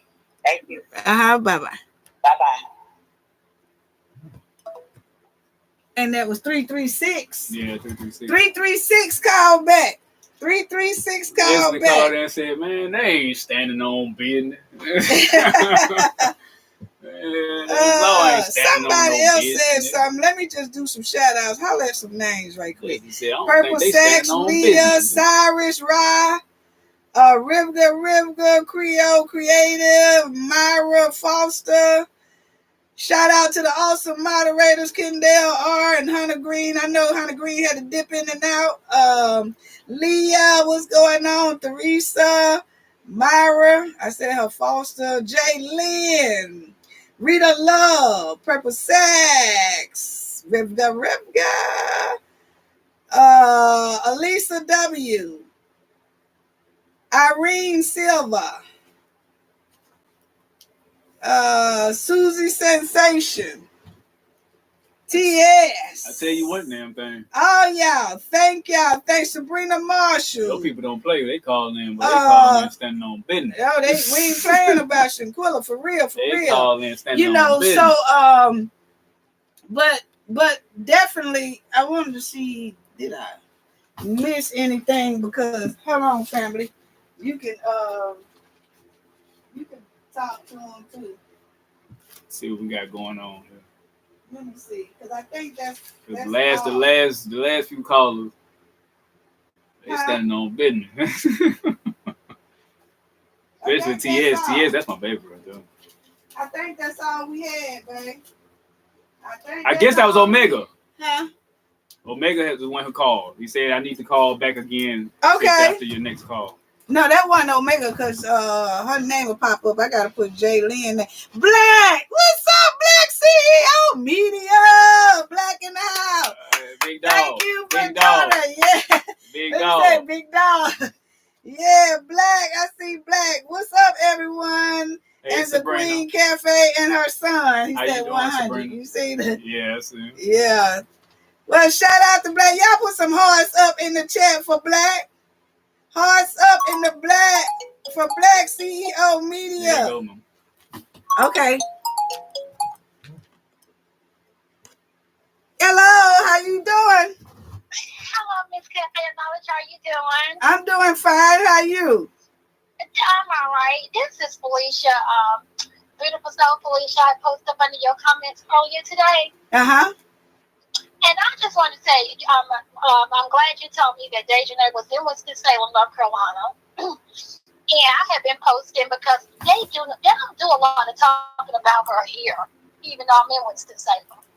And I made a post with her, and a couple of days ago, somebody had asked me to take it down because they was not charged, and all of that. But she does have a warrant for her arrest in Mexico.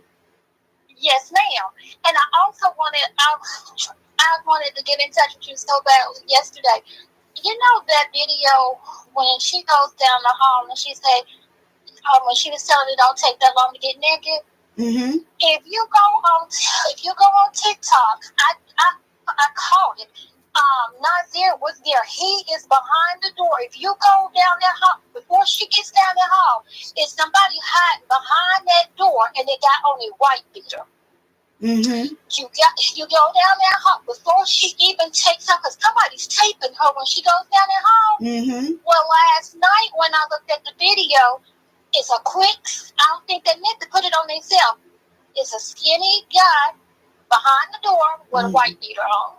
And I believe that is him. And I know a lot of people haven't talked about it. I don't know if people just missed it, but he is behind that door. Yeah, and we believe you because we did spot Nazir at the game they was playing. They was playing a game where you had to do your push-ups, or you have to take a drink, or you have to do your sit-ups and things like that.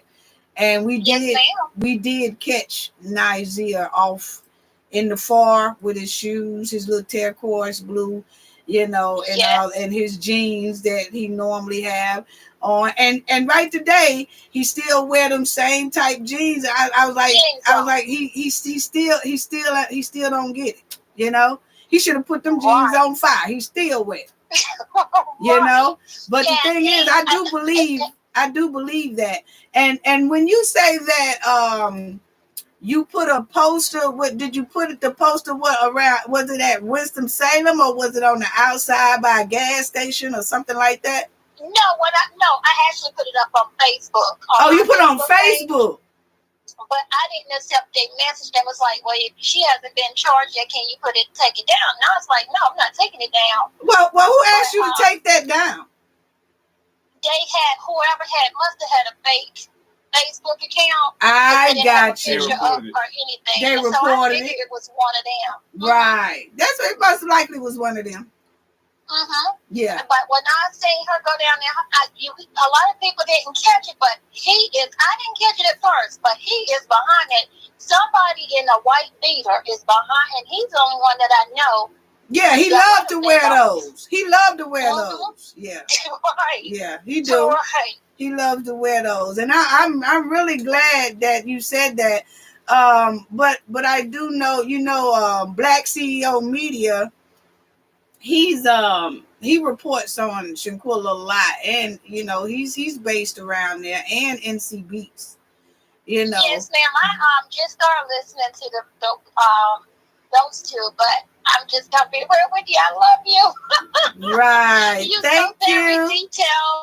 You are so very detailed with your stuff, and I have three boys, and thank you. Thank you so much. Don't wait to the last minute to be asked on the trip. I made sure my boys sat there and listened to that, and I'm like, I tell everybody about you. Thank you so much. Thank you. That's and awesome. We sure do appreciate it. And we love y'all. We love you, and we love the supporters. Thank you for spreading the word, because like I said, we still are not giving up. But at sometimes, we have to tell people that what we know and what we feel, so everybody can be kind of like on the same page. Because one thing about it is we stick, all of us, we stick together. And when we trying to get justice, I don't care who it is. We want that justice. We're going to push for that justice. But if we smell stank, we don't care if the stank is coming from the opposite side or our side. We're going to call it out. But because that's the only way we can get to the justice, Yes, ma'am. And so, and that's my thing. I was like, I can't. He went on. I don't know if I can say the man's name, but he went on One Life. He was on his segment the other day. Nazir was. Oh yeah. He was ready. Well, he everywhere. Nazir. Yeah, Nazir is everywhere. Really. They all shaking in their boots right now. It's just like Winter Donovan. Her mother was in my comment section because she's shaking. And she trying to explain about her houses. Honey, I don't want to hear nothing about your houses. Let's just go outside and play double dutch. That's what we can do. But other than that, it's like they all are shaking. They know that they haven't seen anything like this. because a lot of people would have thought that Shanquella case has died down, but you still have those certain ones that keep pushing her name out there in the algorithm, you know? Yes, and that's ma'am. something Yes, that Cowboy 6 do not like, and their families ma'am. either. Right. They do not like it, and they have never shooken their boots this long. Not for no year. Not for no year. Right. And so this is Right. the first time that they ever been shaking the way they shaking, and they're gonna continue to shake. Because you know Yes, the lawyer ma'am. says she's doing that civil lawsuit or something like that, but I'm gonna show that in the next video as well, because it was kind of blurred in Okay. here, and we're gonna break Okay. it. Yeah, we're gonna break that stuff down real good. But I just wanted to show y'all a little bit of that. So basically, they're at two standpoints. It's waiting on Washington to decide if they're gonna extradite Dejanay, and Right. they're preparing a civil suit, she said. So Right. we'll see. Right. You know, so we'll see. Okay, but I just wanted to touch bases with you and tell you that. But I did see him behind. He is some. If it's not him, it's somebody is behind it. It's most likely Nazir. Yeah, it's him. It's most likely Nazir. You know, because Nazir done told, he said he made a mistake and said he was there Friday. I mean Friday. I mean Saturday. I mean Friday to Saturday when I left, or Saturday when I left. He don't know. He all over the place. He all over the place. He really is. He was there Friday. I'm sorry. He was there Friday. Yep. But I thank you so much. Thank you, and appreciate it so much. Thank you so much. Okay. Bye-bye. Bye-bye. And what you say, Rivka? You said Rivka said she wanted to say something else. Omega, they said they were going to have to call back. Oh, okay. Black CEO came up and them turned the chat up. You heard me? Yeah. That boy don't play. Okay. So Yolanda Myers, shout out to Black CEO again. I mean, Black did an awesome job, almost like a marathon. I mean, because he was going on, and I'm talking about great content, great show. Appreciate that, but he really did that for Shanquella, and I know he got more to come. Hey, Rivka. What's up, my king, my What's queen? going on? How you doing, baby? All right. I had to call back. Okay. Because I have to now give the love. I want to say, Cafe and Knowledge, thank you, my sister. Thank That you. you're true to this. Thank and you. not new to this. Thank You've been you in so this, much. You've been knowing this. And I want to tell you, thank you for your dedication, your hard work, your A-team. Thank you. Those who are behind the scene. Thank you to Kendall R. and Hunter Green. Your team, that is amazing. They already know. Okay, every time you get on, they there, shining like a diamond. And I wanted to say that. And to the Knowledge family, keep the faith. Justice is already here. It's already happening. You know, and the Demon Combo 6, you know who you are. Can we say their names? Because I want to call their names out. Dejanay Jackson. Lion Isaiah. Of course. Aaliyah Cook. You ain't no friend. You never been a friend. Because Pop said it. Mr. Bernard Robinson said it. You was supposed to be a friend to Shanquella. But she dropped the ball. Yeah, but we ain't going to drop the ball. We on your bumper. And with the Donovan, who you think you are? Little white, whatever you think you are, okay? This troublemaker that's been a troublemaker in school all her life with your best friend, Dejanay Jackson, that you like to kiss up. She likes to smack your butt. I saw you on your trip.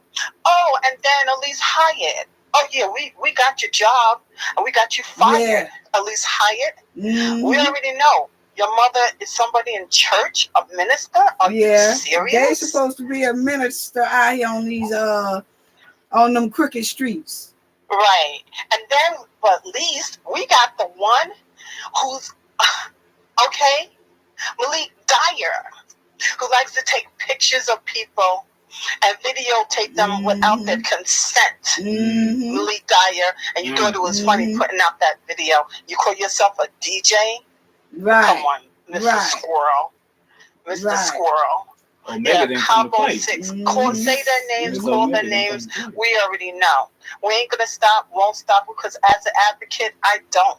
And that's how you get justice. But justice is already You moving right. because we're You moving. right. We're all Ashley here. Nicole Long, thank you Thank for you so the much, Ashley. donation. Ashley Beautiful. Nicole Blessings. Long, Blessings. thank you. She said, keep up the fight for justice. I'm a rider for life. Ashley here all the way from Saguaro, Michigan. One love. Saginaw, Michigan. Yeah. Yeah. Justice for Shanquella Robinson. Oh, thank you. That's awesome. Appreciate it. That's awesome. And I appreciate you saying that too, that you here for the fight. Yes, you won't stop. You Thank won't you, quit. sister. You from Michigan.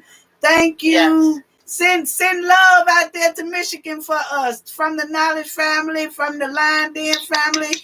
We sending love to the Michigan family.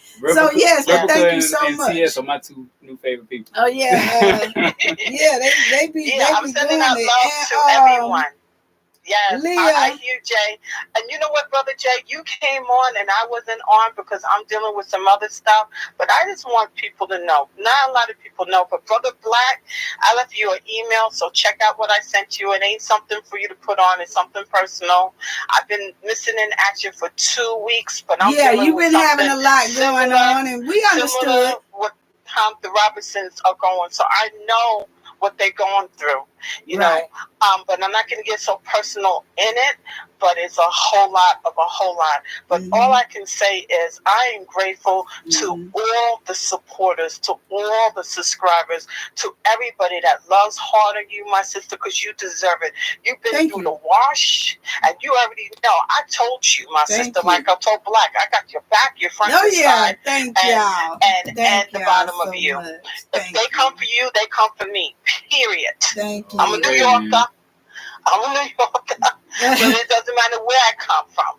But I just know that I have your back, and it's so disrespectful and for people to call you on your channel. Where what are you doing? Right. What are you doing? Because Elohim, like Purple Sax, my sister, my soul sister, she already said it.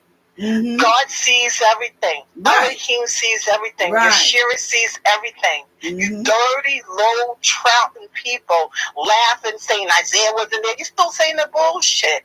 Excuse me. You're still saying that bull crap. Yeah. He was there. He was. But your guys can keep saying whatever you want to say. It's in the paperwork. Brother Bernard Robinson. Okay, Bernard Robinson said it yesterday on that video. He said Brother Black played, and he said 6 people was there. Yeah, he said 3 of the guys in the room. And the only friend that she had was Kalia. In Arabic, it means friend. You ain't no friend. Doodlehead, you no friend. And Nigel was there because with a lot of us, like, we're not in North Carolina like some of the North Carolina people, you know, who are, you know. Y'all, you know, it's a lot of people in South Carolina. We are not in there, right? So it's a lot of things that North Carolina residents hear, and they talk about just within each other, you know, that other states won't get to hear, you see. And so when Mr. Robertson said those three guys in the room and not one of them did anything to help my daughter, I believe them 3 guys was in that room. I believe Nigel was there, you know.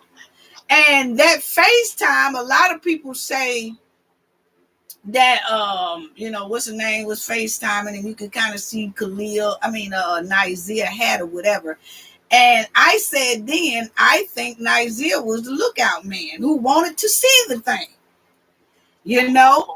And that's why his little silhouette, and then it could have been him in the room, and she captured it. Thank you so much. I don't know, but what I do know is that he was there, and I have to believe Mr. Bernard, which I believe Mr. Bernard. That's not the first time Mr. Bernard said 3 men in the room or 3 men at that villa, and nobody helped her. You know, none of the men helped her, and he still's being generous by calling them men. Miss Leah, you know? Yeah, he did. He do. He still be generous and call them men. I was talking about I thought she was still on the phone. I'm just talking. I thought River was still on that phone. Hello? I thought you were still on that phone. Yeah, it was me. The phone dropped. I'm listening now. Yeah, so like I said, that I believe Mr. Bernard, and and it's some people, that he know that Nizer was there. He cares nothing about Nizer. I tell you, Mr. Robinson don't care nothing about no Nizer. Talking about I didn't get there to here, there. Just like Mr. Robinson said. You talking about you helped do CPR. What the nurse or the doctor who was there didn't know how to do CPR? Mm-hmm. And then the crazy thing is the doctor and a lot of them just done disappeared. So, but thank you. But y'all all been so supportive. Sabrina Williams, thank you so much. Thank you, sister. Thank you. Thank you for your donation. Yes. Yes, and Brother Bernard also said that, and then the three of these girls, sis, whatever, didn't have the nerve to come to man, motto to motto, and just come to him and just speak to him, tell the truth. Right. Or just clear. Right. To come to the Father. Right. And still didn't say nothing. I mean, but, and I don't know. I think somebody said, because I'm catching up on all the videos from my 2 weeks being away, dealing, with my family and what happened to our family. Right. I mean, I'm going to catch on your videos, Black's videos, Gay Man video. I got a lot of catching up to do, but I caught up on some videos. Well, we know you've been busy. We knew that you had a lot you was dealing with and you was busy, and we always, keep you uplifted in prayer and all that. So, but we knew that you would come back, when you could, and thank you so much, because you've been really yourself pushing for justice, not only for Shanquella, but so many other people in the communities all across the United States. So thank you as well for the, the hard work and participation that you put out, because you also was a part of. And I don't even push myself out like that, I do things behind the scenes. I don't have to be in front. Right. But, I just wanted to tell you, thank you, Jay, your son, your family, everything, because it takes a lot for what you're doing in this program you put together. Because, Jay, I have to tell you, my brother, every time I come on your mother's show and I'm here, I feel like I'm in class. Class is in session for the knowledge. Okay, knowledge is dropping. Yes, and I got my piece of paper and I got my pen and I'm writing notes after note after note. Yes, ma'am. Yeah. Yeah. And that's why he was laughing, because he know when they was growing up that, hey, at homework time, y'all got homework? Yeah, well, whip it out, because we getting ready to go to class. We got to do this, got to do that. They're like, same way. Yeah. So, but she definitely, knowledge, the word cafe of knowledge, it's just not really just a statement. That's who she is. Like, even us growing up, she always taught us things, always wanted to sit us down. Let me tell you something. Have you heard about this? Have you seen this? Watch news and everything. Like, we catch up. Even at a young age, she was always informative about everything and always let us know. So, me and my brother, we kind of endured that as well. So thank you so much, bro. And I feel the same way. I know exactly what you mean. Well, let me tell you, my sister, Cafe Knowledge, the apple dropped really good for your family. Your son and your other kids, when you showed us, I think at the birthday. Your birthday. Yeah, your birthday. Oh, it was just so beautiful. Yes. So it's a blessing, Thank you. God does never make no mistakes. My brother, I'm a black queen, but I'm Jewish. So, but my name is Rivka Omega. So, I want to tell your mom, God does not, Yeshua does not, okay, Elohim does not, Yahweh does not make any mistakes, my cafe of knowledge. Definitely don't. And your representation of what family is about. And I pray still, and I'm going to send my prayer again. Blessings and prayers to Mr. Bernard Robinson. Blessings and prayers to the head of the Robinson, the Major D, which Grandma Robinson. That comes first. Then Mr. Bernard Robinson. Blessings to Mr. 336 come back. Robinson. Blessings to Shanquella long as well. Yes. Come together as a family, because I'm telling you, when I worked on cases, when the family sticks together and they down, listen, I'll be in Washington every day, at the State House at the State Department every day. I'll go back to the FBI because the family did that. You have to stay involved, but you got to stay together. You don't let nothing go down, because for me, you're right. When that happened to my family member, trust me, I was on the phone every day. And I had to, you have to hear. And yes, I was dealing with the FBI too. Yes, people. Right. I've been in this. And it's a hard thing, but you do get this justice, or you do find out the facts, but you got to keep going. But I just want to leave something for everybody. Keep the faith, keep the faith, keep the faith. Justice is already happening for our beautiful, beloved Shanquella Robinson, because it's happening because we're here. We're here. Yes, and all the people in the back of the bushes or in the back where the devil is, keep on trying to think you're going to do whatever. Right. Justice is coming. It's coming. And your faith, and what you've done, it's already a blood mark. And it's already a stain that you're walking around. So keep laughing, thinking you guys are having fun, having a birthday this month. So I just wanted to say that, my sister. That's why I gave them that doodoo cake. I got you, Kendall. Kendall wanted to ask a question real quick. Said a cafe question. She said, if it was a crime when Nazir got caught up back in high school, although his grandmother got him a lawyer, it was a crime, right? So what the entire Cabo 6 did is a crime as well. Right. Yeah. Right. Because he the chick.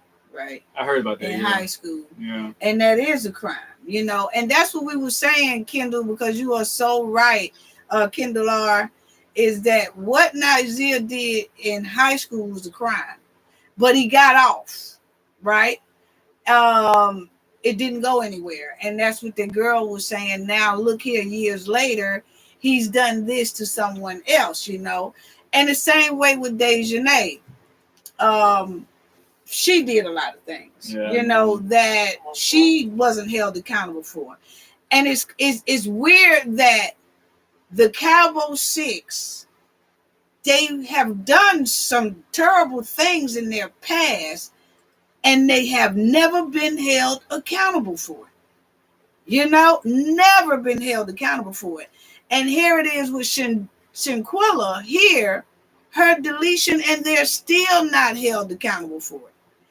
And that's what's so baffling.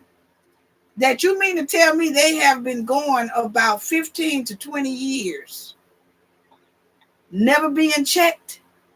No matter what they do, they have never been checked. Nazir, that's just the bottom of the barrel, what he did. And he did not get checked. And right with Shanquella, did not get checked. And what he did then coincides with Shanquella's autopsy. And he still has not gotten checked. So that's why, we continue to push for Shanquella, because this is just unbelievable, And we will continue to push, and we're going to mix it up with other little stories and things too. But that 336, you can call back, and then we'll stop it. But yeah, Kendall R, so that was a great question. The sensation down there ain't playing. Right, because on the autopsy from, the field office of the FBI in Charlotte, North Carolina, showed the markings between her legs. We didn't know that until they did that autopsy. It showed a lot of things. You know what I'm saying? Yeah. It showed a lot of things that coincide with their habits. Put it that way. Right. Their habits, the bullying. Dejanay and Winter was known for being bullies. That was reported so many times. Right. Shanquella autopsy shows signs of bullies. That video we saw shows signs of bullies. Standing there recording is a sign of bullies. Then you have that with Nazir. What he done in the past coincides with Shanquella's autopsy. And then if you just piece them all together. They all shows the signs, but they've never been held accountable. So we at 2 stages now. 336, you can call back, but we at 2 stages now. That they are waiting on that White House thing, and then they are saying they're going to do a class, a civil suit on, Calvo 6. So we'll see how that go. Hopefully that civil suit is just not trying to, well, put it this way. Hope the civil suit turns out into a criminal suit, because a criminal suit can follow right behind a civil suit. Like if the civil suit show enough evidence of crime, they will halt the criminal suit and just start, and they'll pick up on a criminal suit. So you want to hope that's them. So you want to hope. But remember, I'm going to see who these are, and then you call us back too, babe. Okay, but thank you, Rivka, for all your hard work. Yeah, thank you. And I wanted to tell everybody, last thing, last is everything that's done in darkness always surface back to the light. So definitely. Already. Definitely. I'll circle back, but I think you've been on long, so yeah. I'm gonna lay low on this, but I just wanted to call you back, and I love you, my sister. Love you too, my sister. All right. Thank you. Okay. All right, bro. Jay Lynn's comment got flagged. Somebody in the comments playing. Huh? Who? Jay Lynn comment got flagged. Somebody. Who was that? That was me? No. Jay Lynn said somebody flagged her comment. Jay Lynn, where you at? Huh? See, her comment got flagged. The reason why. I don't see that. Did Jay Lynn comment got flagged? Mm-hmm. Somebody in there playing. Somebody in the comments. No, can't nobody flag nothing but me. That's why I asked, did I do it? I don't know. But anyway,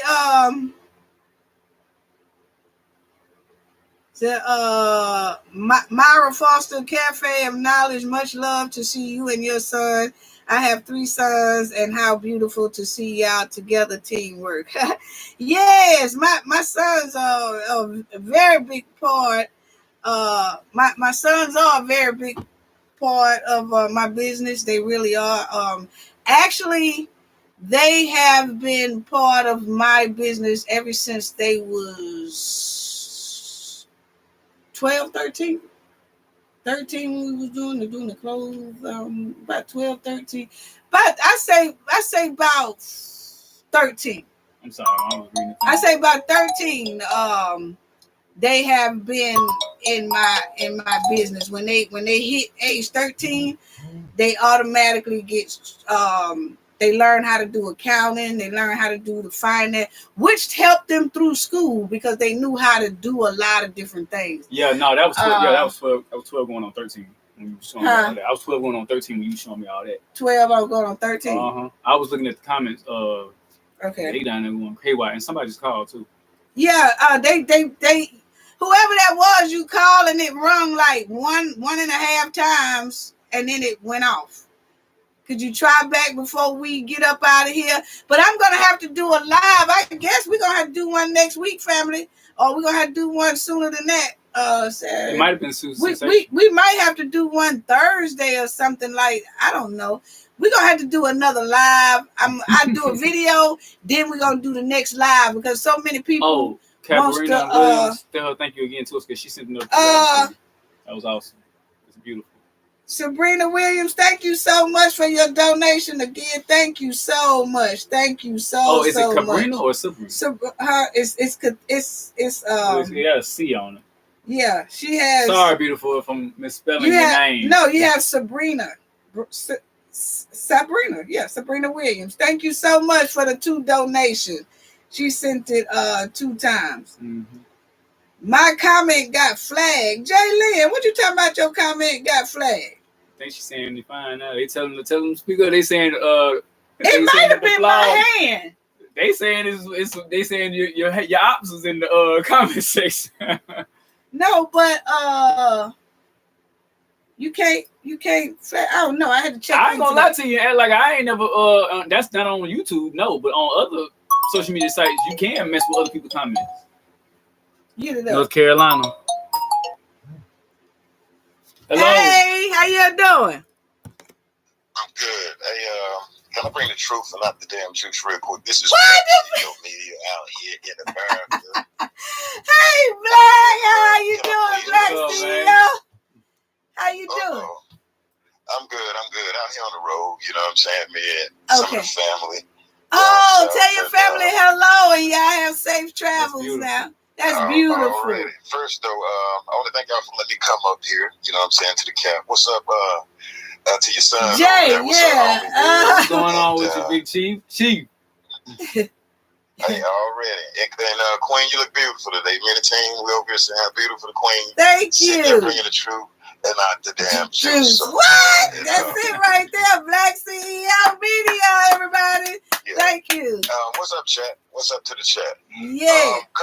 Just one thing I want to say, you know, we've been putting it down for our sister Quilla, the dad, you know, Mr. Bernard. That's one thing that really bothers me as a brother, because it kind of hit me late. I'm down here in North Carolina. Like I say, I went to the first program, and we didn't pay it no attention.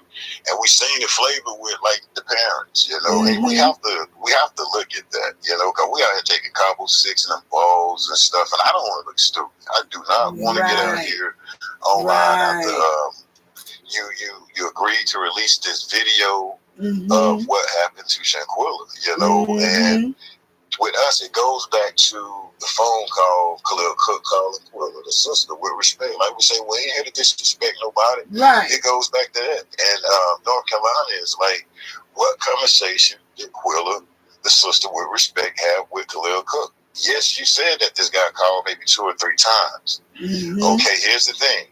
The first time this guy called saying the girl's sick, you're supposed to call her dad.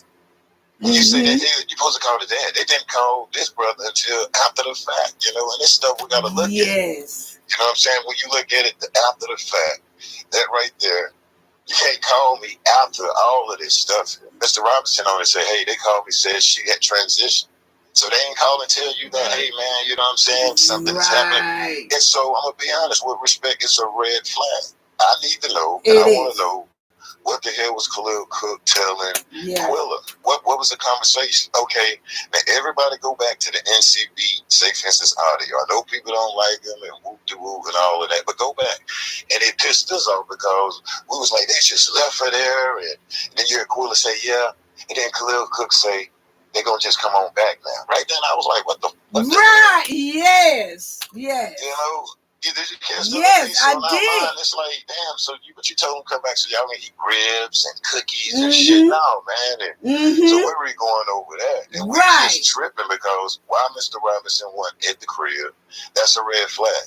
That's one of the reasons I feel that the DOJ and everybody, we not getting justice because they didn't ask the right questions, or either they didn't want to ask the right questions. I had a team member, we're going to say this, we had a team member say, shit, did Mr. Robinson them pay for this guy trip back with Quilla car? Remember what she said, when he came back, only $300 or something on that? Now we're analyzing that because all of this is wrong, Cap. And I'm going to yield back. But look at those little things right there, Queen. Like, no, man, it's going back to Khalil Cook standing in damn Vegas with the mama. And he looking at the mama crazy and all of that. Y'all was friends before they did that to damn Quilla. And it needs to start there, you know. And so I'm going to yield back, but we really just looking at that Khalil Cook mom and sister with respect, man. You know, y'all was damn friends over there in Vegas. Y'all was friends in the mountains, you know. So that's how we kind of looking at it. And, you know, hell yeah, we want to, you know, not trying to be disrespectful or nothing, though, but at the same time, now we got to look at it. I don't want to look like a jackass out here. And Quilla and the mom know something, and then it breaks my heart as a dad. You know, y'all not telling this brother that is real. That is real. I mean, you got some dads be ready to do something to you because those stepsons would damn come in and I sit back and watch him or her trademark my son or daughter name. It's just not finna damn happen. Right. And like you said earlier, and I'm gonna yield back. You know, you got to come to some common ground somewhere. Why can't the family come with a common ground with this guy right here. I spoke to Mr. Robinson. You know, he didn't really, you know, throw him on the bus, under the bus, but it was deep. It was deep. And it made me really look at Sue Ann Robinson sideways, you know, from the way he was treated by her also. But my thing going back to Khalil Cook, you know, my team was like, shit, Khalil Cook probably was broke. Did the mama pay for it, told her to use Willa car to come back over here or something? I don't know. That's just a little scenario. Right. I'm going to yield back and you tell me what you think. But that's where we at right there. And another thing, we seen a lot of stuff stop in March. I just didn't bring it to the people. I used to tell my people, like, look, it's right in front of you. It's right in front of you. And it broke my heart because I seen him move away from doing interviews. And so that broke my heart. But I didn't see Mr. Robinson yet. But it broke our heart because, damn, I can sit down and say Khalil got a big head and all this. No, we need substance. We need substance. So I yield that claim and you talk to me that I can get some breath. Yeah, you are 1,000% right. And me and my team, we was talking about that as well. And like I said, you know, we can really cut up, you know, we can act up on Cabo 6 all day long. But if the family is not acting up as well, we really are not going to get anywhere, you know? And on that point too, of what you saying about them at the house, it's a lot of things we did see, but we was trying to give a lot of benefit of the doubt. And I think you were too, you know, we was trying to say, but we were still trying to give that benefit of the doubt. And it's just like I said earlier, I was like, when Khalil, Winter, and Dejanay came over to the houses with the mother and the sister said, I said, why didn't they even call the police? Because see, a police statement, you know, it could nothing be wrong. You'd be like, say, what's she had? Alcohol poisoning, this and that. But you looking at, they got the luggage, they got her phone. You said that you didn't really feel right about that story, right? So that's when you could still call the police and say, well, I just want to have it on record. Y'all just tell them what y'all told me because I might have to deal with Mexico. They could have played it like that. I might have to deal with Mexico, and at least I have y'all statement if I can't find y'all. You see what I'm saying? But they something. And for not to notify Mr. Robertson, it's like, and then the part about, he said, well, who are they? You don't know them.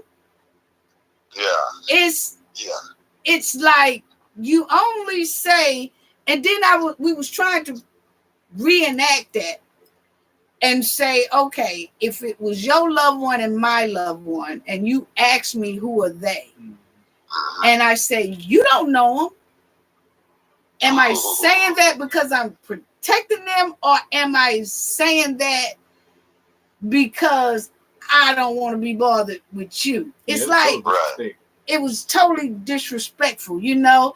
Regardless if you like the father or regardless, you have to talk to your significant other if y'all got a child together. You know, regardless if y'all together or not together, you still have to communicate. And something like that, as soon as Mr. Robinson said, who are they? Oh, well, one of them name is Khalil. You know, he the best friend. That's the one that goes on a trip with us. You ain't seen him before? Nah, I ain't seen him before. Well, come over here and I'll show you a picture of him. Or I'll come over there and show you a picture of him. And the other one is Dejanay. I don't have her picture, but I know Quilla said that she got some pictures, because remember she said she had pictures of some people. Passport. How'd she get that? Right. So I don't know. Black, it's just we don't want to be made a fool out of. Right. And I'm just trying to make sure, you know, because with me it's something there with Khalil Cook. You know, the phone calls he made back from Mexico.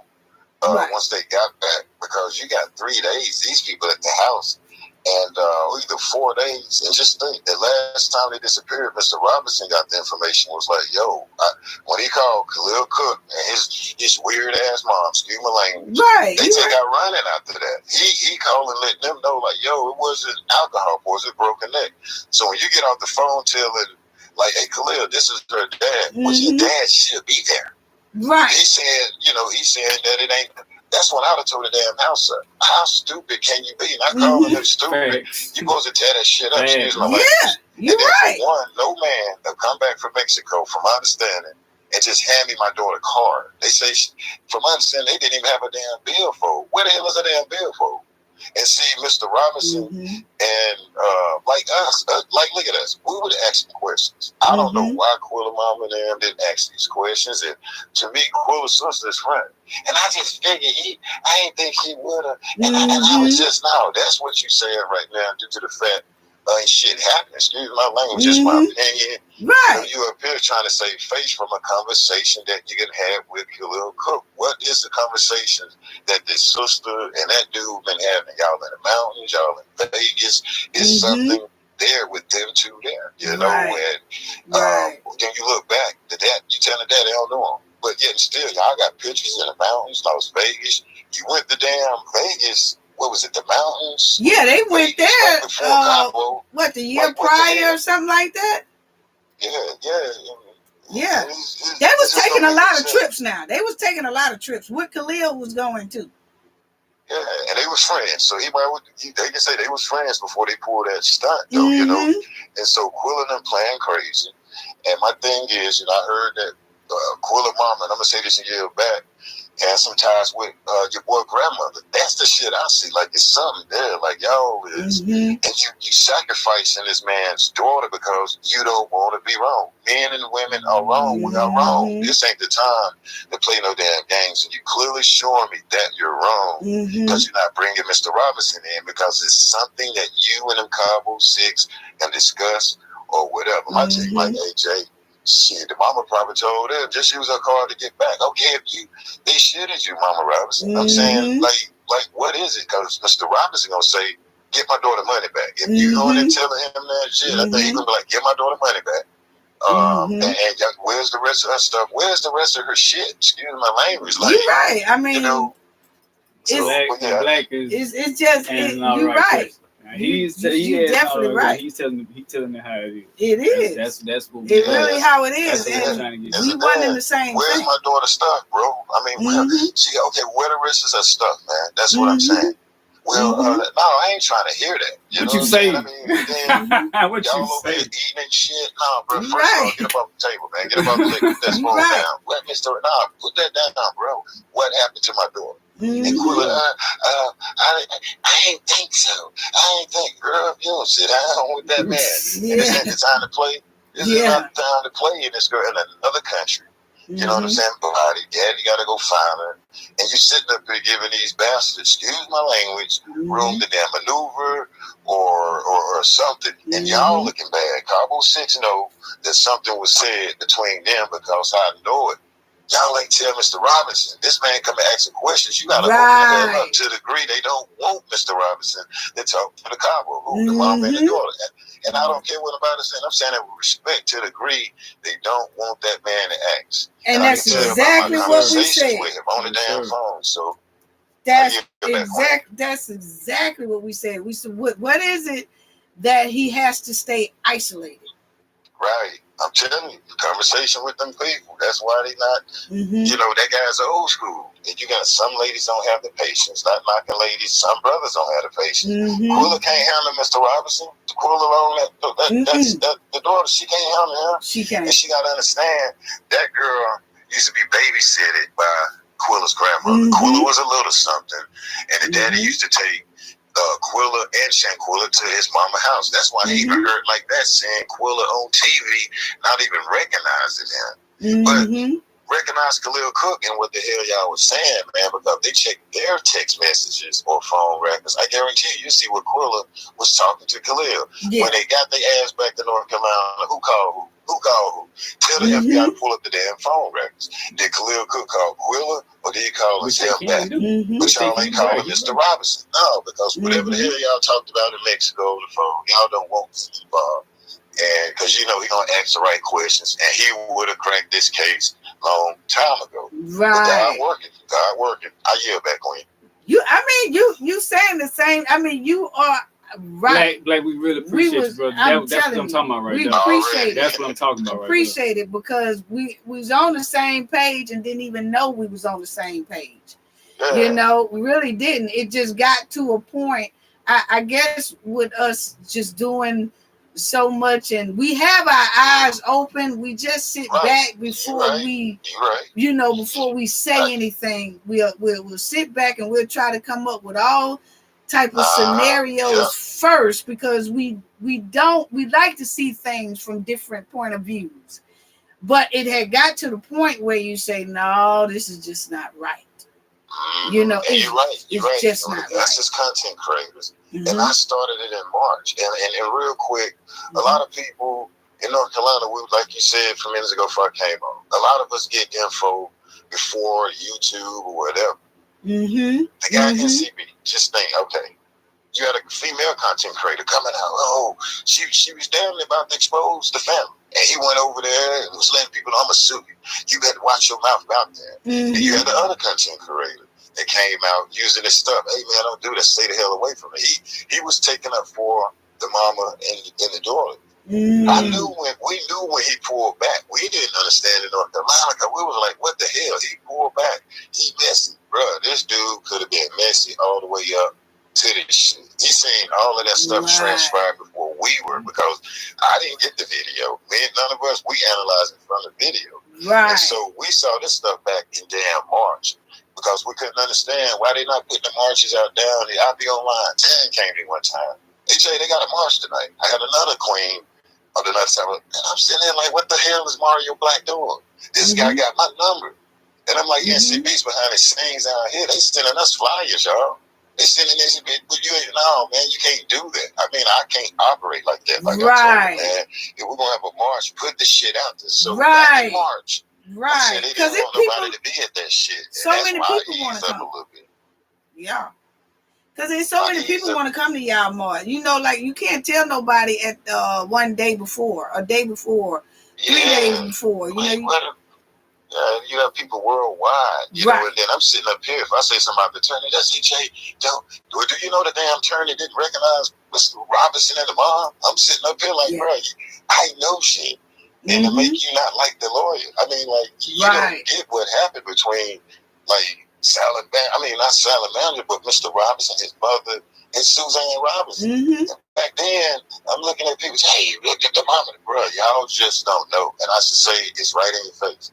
It's right in our face, because I didn't want to jump out there like me and you was just saying. You know, we try to give the benefit of the doubt. You know, because for one, we didn't go do this; they brought it to us. So but you know, my thing is right now is what Khalil Cook and that relationship between the mom and them, because they the ones playing it off like, and I didn't think he would. And then the mom said, I ain't bleeding from the gate. But why didn't you tear this shit up? That's a daughter over there, man. That's a daughter, whole baby girl, just gone. You know what I'm saying? Who called y'all when they got back to town? Khalil Cook, Winner, whoever. What the hell is going on? Because no, y'all didn't tell Mr. Robinson. He should have been there the first day. He shouldn't be calling you saying, the top says this. Y'all supposed to call and got that man over there. And to the sister, with respect, baby, you was not in the room when they created Shanquella. You up here trademarking stuff. That's what I said. And all of this. So you'll take this man down. If this man try to use his daughter name, bro, I'll make sure the damn supporters, we bring the wrath on that, because you can't do that. It's not right, you know. So and then when we look now, and I'm a year back, we got DOJ, we got Dana Kings, and I appreciate you going in there using common sense, Queen, pointing that out, because I didn't see it enough from down here. And you got all this BS. But you need Mr. Robinson to come out and with his new narrative and being honest like you doing. And I'm telling you, you know, he is the guy that can break this case, y'all, because they're not telling him nothing. They're not telling him. He keep doing these damn interviews, and this stuff go viral. Yeah, and then with us out here, they should have to take another look, because it's so messed up. But real quick, that Senator Tom Tillis, that's a good guy. The Senate too, I seen what you were saying, and I go to Ted Bud shooting range here. And that Bud, I was looking at them, and it looks like they are the best ones to try to send some envelopes and stuff to. That they are not twined in with other mess that got. You know what I'm saying? We were just researching that. Yeah, and it's you're right. And the thing is, I got my concealed carry last month, and the white guy that I deal with, him and Ted Buzz is buddies. You know, he fly them to Washington. They be eating in the big cafeteria. So I'm gonna see what I can do sometime next month when I go back up there to the shooting range. And I ain't trying to put it out in public, but I know what you're saying. I know what you're saying. Yeah. And see what he say. Okay, and you'll let us know. I know you'll let us know on you when it's time for you to let us know. Yeah. I know you'll let us know, whatever. But I wanted to tell you about this. What you think about this? Because I did say this. That also when we tried to bring unity to that family, you know, like, hey, don't leave him out. Bring it together. You get justice, like you said. I think justice would have been happened if he wasn't never pushed aside, you know. But the thing is I also had felt like it had become here last couple of months that, well, if it can't go my way from the sisters, what I'm feeling, if it can't go my way, it ain't going no way, you know, because she really had all that trademark stuff and all that. That should be the mother and the father. And yes, he did mention that to me too. And you're right, because I listened to you and I say, you know what, Black felt it. That man be hurt. Hurt. Nobody could ever imagine the hurt. I know you could see it on screen, you can listen to him, you could say, yeah, he's broken, he's that. But when you don't have a third party and it's just your ear and his ear, it's totally different. It's a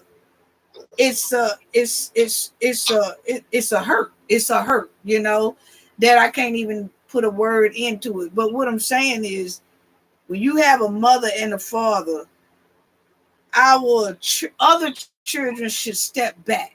You know, I mean, even if they had the same father, it's time for you to step back, sister, and let mother and dad handle that. You know, and that's the way it should. And they can handle it. They are very equipped to handle it. And Mr. Robinson is not going to let too much of little slick stuff go by. He going to be on top of game. He's on top of game, really. He's on top of game. You know, but it's like somebody trying to keep him away from the game. And I don't know, but it's almost like I got the feeling with all this picture thing or whatever. I think that was kind of something to say to try to piss us off, you know, because we were asking for bring some unity in here, bring some of this, and it's almost like, you know what, F all y'all too. Yeah, I mean that's that feeling I was getting. Yeah, me too. You're right, Queen. Preach. You know, and so it's like, so because we trying to call for unity, you will act like you don't want to be bothered with the same people that push this thing out there. And it's just like I said, preach. And it's just like I was telling everybody earlier, I said, you have to study that GoFundMe. I said, when everybody saw Mr. and Mrs. Robinson doing interviews together, that I don't care who started or whatever, but when it dropped and everybody saw Mr. Robinson and Miss Robinson together, that GoFundMe got the most of its max right then. When Mr. Robinson kind of pulled back, but we didn't realize he pulled back. They started getting it, but you can notice that we wasn't the only one that saw that. You see what I'm saying? Because then the money wasn't coming in as hard. If Mr. Robinson had to stay in that picture, that GoFundMe would have been almost about $2 million. I'm telling you, because it was flying. Kyrie Irving donated that 60,000 at the time Mr. and Mrs. Robinson was on the news show. So that just show you how powerful of an impact it was when both of them was doing it together. Versus then when they, slid them to the side. So it's just it's just amazing to me that it's so much, and it's that Khalil, the sister, the mother, because see, Khalil is the one that goes over there. Dejanay and Winter, they following him. They following him. They following him over there. You know what I'm saying? So it's what is it that was so comfortable with Khalil bringing suitcase, bringing phones, bringing everything back, and then sit there and he gets no heated questions at all. Right. Because if he'd have got some heated questions, he wouldn't have came back. Yeah, why you ain't want Mr. Robinson over there? What was it, about a month ago? Man, I can't sit up here and defend him because not to cut you off, Queen. I was defending the heck out of the mama, the sister. And, I even warned like 2 damn bloggers on the low. They got the picture. Right. And, it ain't go to that. Like, man, y'all need to chill out. But like you said a few minutes ago, we seen stuff, but we sat back. It's like, okay, Jamal, man, go ahead. We looking at way, we're putting our damn trust, and we letting the leadership of the two moms do their thing. So you're right. We sit back, and I sat back, and I was ready to take balls behind them queens due to the fact with Quilla, and like I say, I seen the interview at the graveyard. I would kind of skip past that when Mr. Robinson said, "Hey, I hear from y'all." I was like, "Damn," I used to hear that. And even back then, word was buzzing around here. Because like I say, people, when I'm in here, that's like a person from Charlotte that see me. He ain't even got to come in and chat. He'll go to my Facebook inbox. Hey, bro, 2 of them came up. Was like, man, they going with the bag. Because I was like, man, where's the damn interviews? I ain't calling nobody out. Right. Like, bro, I'm from Charlotte. They going with the bag. I mean, way back in like March. Right. Way back then. And when it was jumping off. Because I'm trying to... we need that information. Like Natalie Hardaway, mama, and like release text messages. They won't release that. Y'all, that's a red flag. We're not the damn enemies. They supposed to give us the text messages. How many times political call? They supposed to give us that. They're not giving us that. All that shit that crump up there. We got ocular proof, the text messages, the videos, dude. Why y'all supposed to be released that when the government said they wasn't gonna do nothing, dude? Right. What you sitting on it for? You better release that damn stuff to us so we can get it popping. We the people we can change laws, statutes, and everything. If you know that, release that shit to us. We can see it new, and we ain't trying to see it. You gave damn NCB permission to release that. Then you called the daddy without giving him the damn video. Right. And the daddy said, okay, after he said, y'all have the video, and people, where NCB get it from? Shit, ask Quill where she got it from. It's trying to be honest. Y'all got a video, and gave it to her dad. But when you get in contact with a content creator, then, release, bro, come on. No, that's red flag with Jay. I can't sit up there and protect none of that. Because for one, that man should have got the video the same damn day y'all got it. Because that's his dad. Like he said, he got me feeling like a deadbeat dad. Right. And, that he was sitting me on the phone. Jay, I don't like the way I'm being projected. I didn't get what the hell he meant at first. Like, would you, Mr. Robinson, he was like, nah, I did it on the phone. I got it. I was like, okay, damn. Like, well, it ain't really like that. I say, because you ain't being out there. But he still feel like that. Even if you don't see a person outside, they might be in the house depressed because he might think somebody think you're ugly. No, man, you ain't coming out. So, when I looked at that, him looking at the way they not giving him the video, this man on another level. They got the video of my daughter. They got people at the house. They got and they not telling me nothing. No, it's time to be honest. If somebody asks you to go to jail, they need to go to jail. Stop really trying to damn take up for Khalil or whatever, but something is there, I'm telling you. If you listen, Khalil Cook, boy, you know something there, boy. You need to turn your balls in. You'll never work around here. Khalil Cook, if you're listening, homeboy, but I yield back, Queen. The dad part, and you're so right, because we so passionate. We've been working on this so long. Our supporters, your supporters, a lot of other ones too. And it is a very big movement, very big movement. And you have people that really have their hearts into it. It's right. It's so emotional. And then you had some content creators going back and forth, and then you got that down, and then you bring it back, and everybody have to shake it off and say, okay, let's start this thing over. So you just had so much, and you can tell that everybody cared. You could tell, regardless, you could tell that they cared. But my thing is, what I was trying to tell everybody and all the supporters and everybody who's in this whole movement in a positive way, I was telling them that please understand that when you care and you are voicing your they was in the chat and they were saying their opinions, and I was saying thank you for doing that. I said, but you have to understand, when you say stuff about the family, or you're talking to the sister, or you're talking to the father, or you're talking about either one, we keep it respectful, but when we do that, it's because we care. We care. If we did not care, we would not even say a word about it. And that's what I said. You always, when we used to be in the community, and then you do something, and then the lady next door say, I saw you, I'm finna go tell your mama. And they'll take you, and they'll take you to your mama and say, hey, such and such did this. So it was a caring community, because they're gonna tell each other so that it'll help each other stay right. Right? Or or think about at least what they doing. And that's what we was doing. And that's what I said, when people feel, I said, I don't want nobody to feel like, oh, they bashing the mother, or they bashing the father, or they bashing the sister. Right. No, that's not what they is.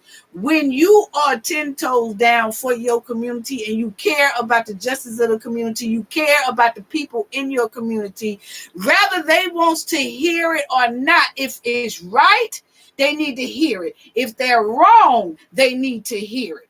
Now, how they take it from there, that's on them. But the point is, when you care, you would tell a person that. And you would ask them to rethink what you're doing. And that's exactly what we were saying. Please compromise. Don't be so stubborn. Don't be so bullheaded. You know what I'm saying? Just do something. But if you feel like you don't want to compromise, and that's just how you gonna be, even though I know that is wrong, I can't say, oh, okay, but see, I like that, I'm gonna stay on this side. Nah, if you wrong, I can't rock with wrong. Right. I rock with right, or what I see that looks right, or what can make Shanquella get her justice. And right now, she needs the mother and the father. She don't need a sister to come in the way. She don't need an auntie to come in the way. She don't need none of that. She need her mother and her father, and together they can do it. And if they, they have put differences aside, because they was in the same room for about 3 weeks reporting on Shanquella. And then it's like the big time lawyers came in and seen how this thing was moving, and it was getting hot, and then all of a sudden they came in and Mr. Robinson disappeared. See, they couldn't deal with Mr. Robinson. When they went to Mr. Robinson, he was some international attorney. Right. They couldn't get with that. Right. When they went to him, Mr. Robinson was asking that right stuff. Boy, he was. You're right. He really was. He really was. And that's what they wasn't going to do. You see what I'm saying? It's like, it's like it took over. And so you just can't. And then Mr. Robertson and Miss Robertson, they don't know nothing about, they probably do, but what I'm saying is they just don't bring me the type of energy that they sit at home and watch Looking for Love, or she damn sure don't. No, I'm just saying, the mama, they don't look like they sitting at home watching Looking for Love and watching the Housewives, Atlanta Housewife, and all that. They don't give me that's what they look at. So when I say that those people came to the Robinson, they wasn't starstruck. I'm looking more of the sister age bracket. That I know that person there, oh yeah, and you kind of say, oh well, yeah, they are, and just the name of the game, and then you say, well, I go ahead on and do it, and this and that, and then they do it, but see, that's a starstruck. You can't get in nothing being starstruck. I was talking about something else when you had me. You know, no, I was just saying because I don't see Mr. Robinson saying, I know her. She was looking for love. He ain't. I don't think he knew her. And I don't think Miss Robinson, if you'd have said before they even met, hey, mama, who is that? She's about, I don't know, who is that? Oh, that's the girl from Looking for Love, and she a lawyer. You see what I'm saying? That's what I'm trying to say. So what I'm saying is I don't see them two was being starstruck at all at the beginning. They didn't know nobody. You know, it wasn't until that famous name of the being Crump, and then this, and then that, and then that. And before you know it, it was out of control. It was just out of control. Because Queen, when I first seen Queen, we walked up in the first program. It was like, 4 of us, maybe 3. And I was filming, and I wasn't looking for Mr. Robinson. And as I was filming, I seen through the phone, and he was sitting up on the end aisle with his head on his left hand, just leaned over. And he wasn't impressed about none of that, even though we're in there for Quilla. That brother, day one, was like, man, you know, for one, they weren't finna let the guy speak. Go back and look. If anybody can see that, I'm going to try to pull it up. But if you go back and look, they wasn't even finna let that give him the mic, Mario. And look when he jumped up. He was like, okay, well, like, y'all, I guess that's it. You see Mr. Robinson get up like that. I mean, and I'm being honest with you, I ain't even want to put that out there like that. But look at it, that, what's the name? Mr. Robinson got up, was like, looked at it, but it's like, give me the mic. Like, bro, he reached up there like, oh, this is Quilla Robinson. Your name ain't even on the damn, the paperwork and the mom, the grandma, you know, and so a lot of that stuff we seen, like I say, I was like, okay, we still gotta, but here we are today now. And, you know, that's what he said, like, man, me and my mom named me, wasn't on this. Like, my mom, because he big on his mom. I have Quilla have a grandmother still living, Black CEO. I mean, and, you know, to look back at all of that, me and my people was like, damn, when we went there. Like, you know, this guy had to jump up because they was going to close out. It was like, let me tell you about Quilla. She ain't no boss. Let me tell you about inside. He wasn't tripping, but all the friends, the ones that got up there, because I shook one of them hand and spoke to him real quick, one of the guys that wasn't on the trip. It wasn't like the Ricky guy. Because I was like, damn, dude, appreciate it, man. You did a good job, man. You did Quilla, this and this and that. And it was quick. And he came back up there and kind of retracted what everybody was saying and humanized her. I mean, he humanized the hell out of Quilla, man. It was like, wow, you know, okay. And in my mind, I was like, ooh, damn, let me watch calling her boss like that then. Because it's like her family and friends were saying, boss, boss. He was like, yes, she was a boss side, but that was my daughter. I told her she can go the trip. She can go to Mexico. She can, you know, he got to talk about what he instilled in her. And, you know, it's a totally different damn speech from the mom, the sister, and which they say little, but his from day one has been like that. And when I first seen him, if you look at my video, you'll see him on the front aisle, and Mama Robinson him like 15 seats down on the same row away from him, and his head over to the side. His mama sitting beside him with his hand on the side of his jaw, head over, just like, I can't believe this. And I looked, I said, dang, there go the dad right there. You know what I'm saying? And I kept it moving, but you know, that dude has been destroyed. And then the story was so fresh, y'all, where, you know, like this person called, and that, it was very fresh when I jumped in it back then. And so I didn't know it. So, like, what I know now, it's like, come on, man, don't put me on the bus and ride me to hell, ladies. I roll with you and rock with you, but ladies, come on, don't do that. I mean, I'm not supposed to rock with you if you're keeping that guy out of there.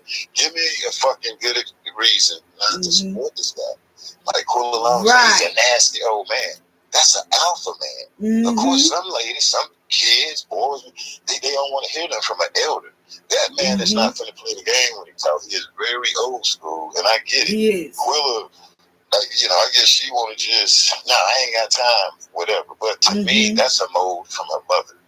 And you have some of these mothers go to that 11-year-old, 9-year-old. Let me tell you about he cheated on me. And I always preach that to my exes. Don't tell my nephew nothing like that about, don't do that. Because you're going to mess his head up. I be telling him, don't do that shit. Well, even a long time ago, don't be saying your daddy this, your daddy that. No. You know, me as a brother, I come in on my sisters. You know what I'm saying? No, don't do that. Don't shoot them down. That is so, a man and woman been cheating since the 1700s, the 1600s, the 1800s, the 1900s, the 2000s. A man been cheating, a lady been cheating. That's nothing new.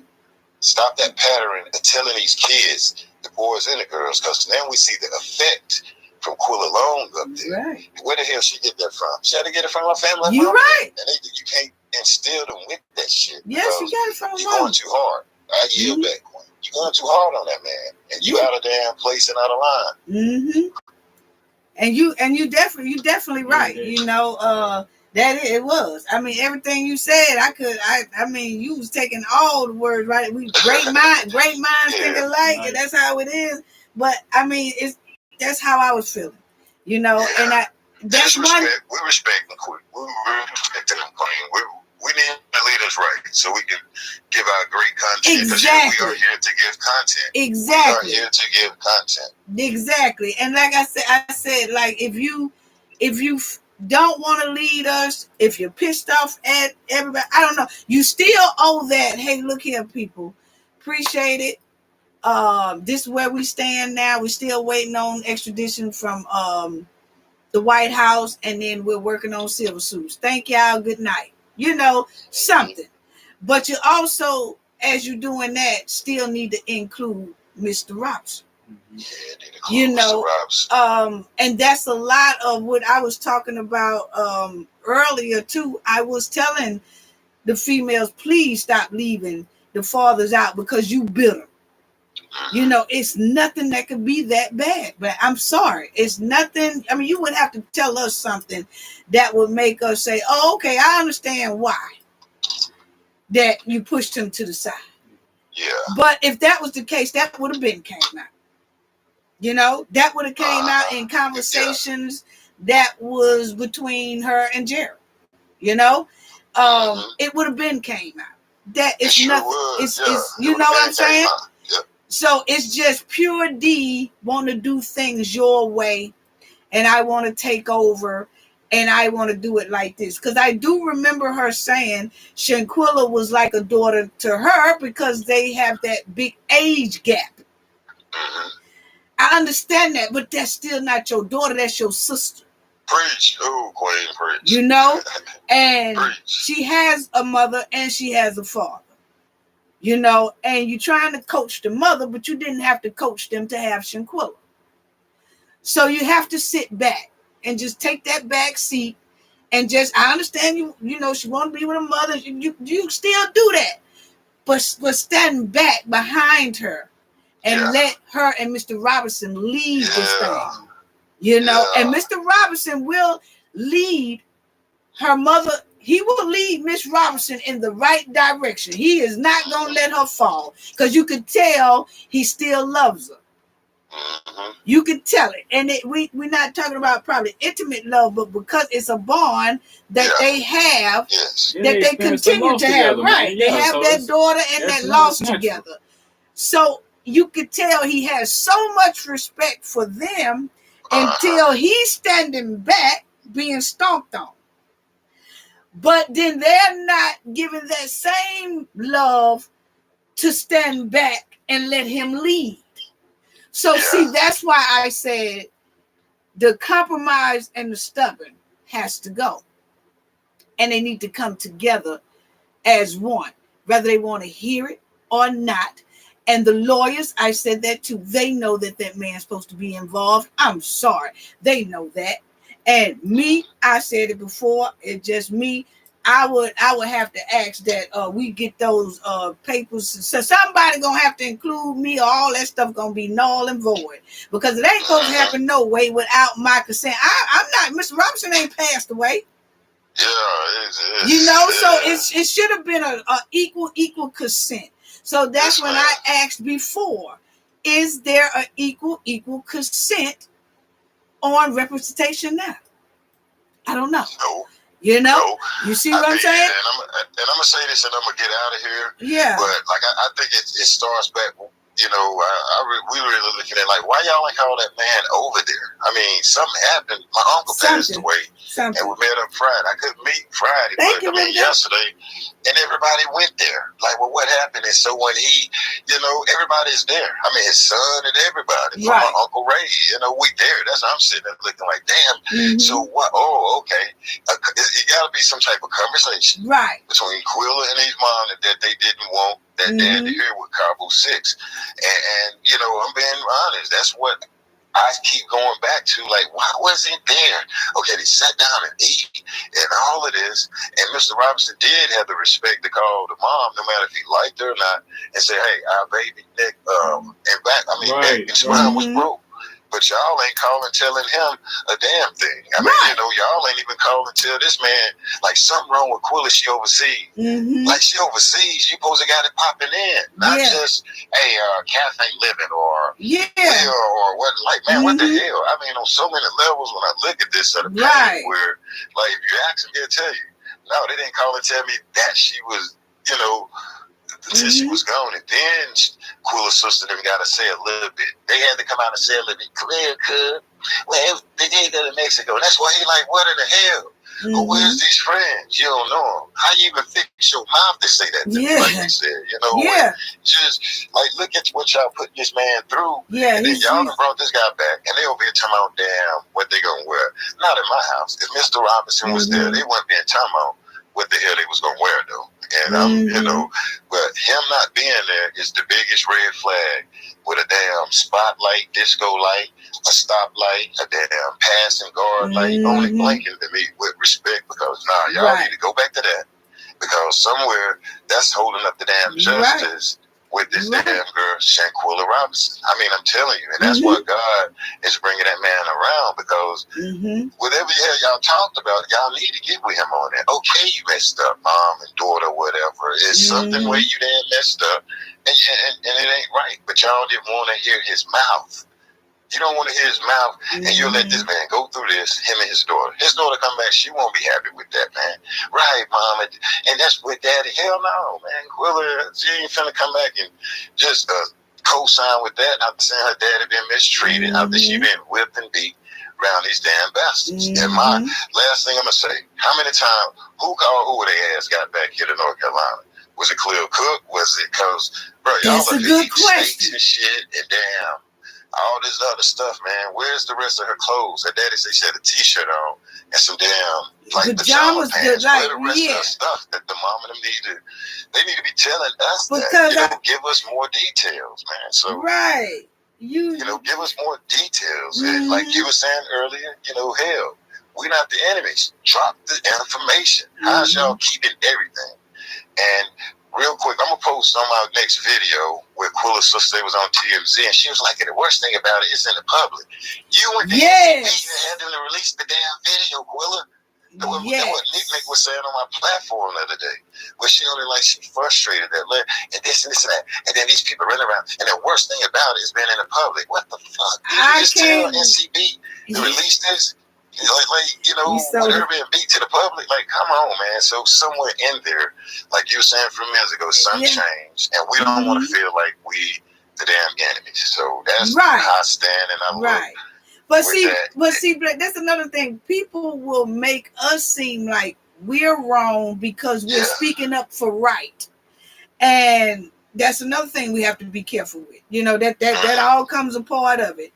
You know, because we always say that when you really doing justice work, and I've seen that you've done a lot of this with different other cases too, and myself as well, it's always been like, if it's right, I rock with you. I don't care who it is, you know, but if it's wrong, I just can't, you know, and regardless, if you can go on the side of wrong and feel good about it, then, you know, I just can't do it. You know, I just can't. So that's what a lot of people wants to put it as if. Thank you, Norma. Thank you, Teresa. Oh, it's much easier, Black, for people to say, it's okay, put it this way. It's much easier for me to tell you, Black, you picking sides, than for me to say, you know what? He want unity, and he want it with both, and he trying to tell them something whether they want to hear it or not. So actually, he cares a hell of a lot more.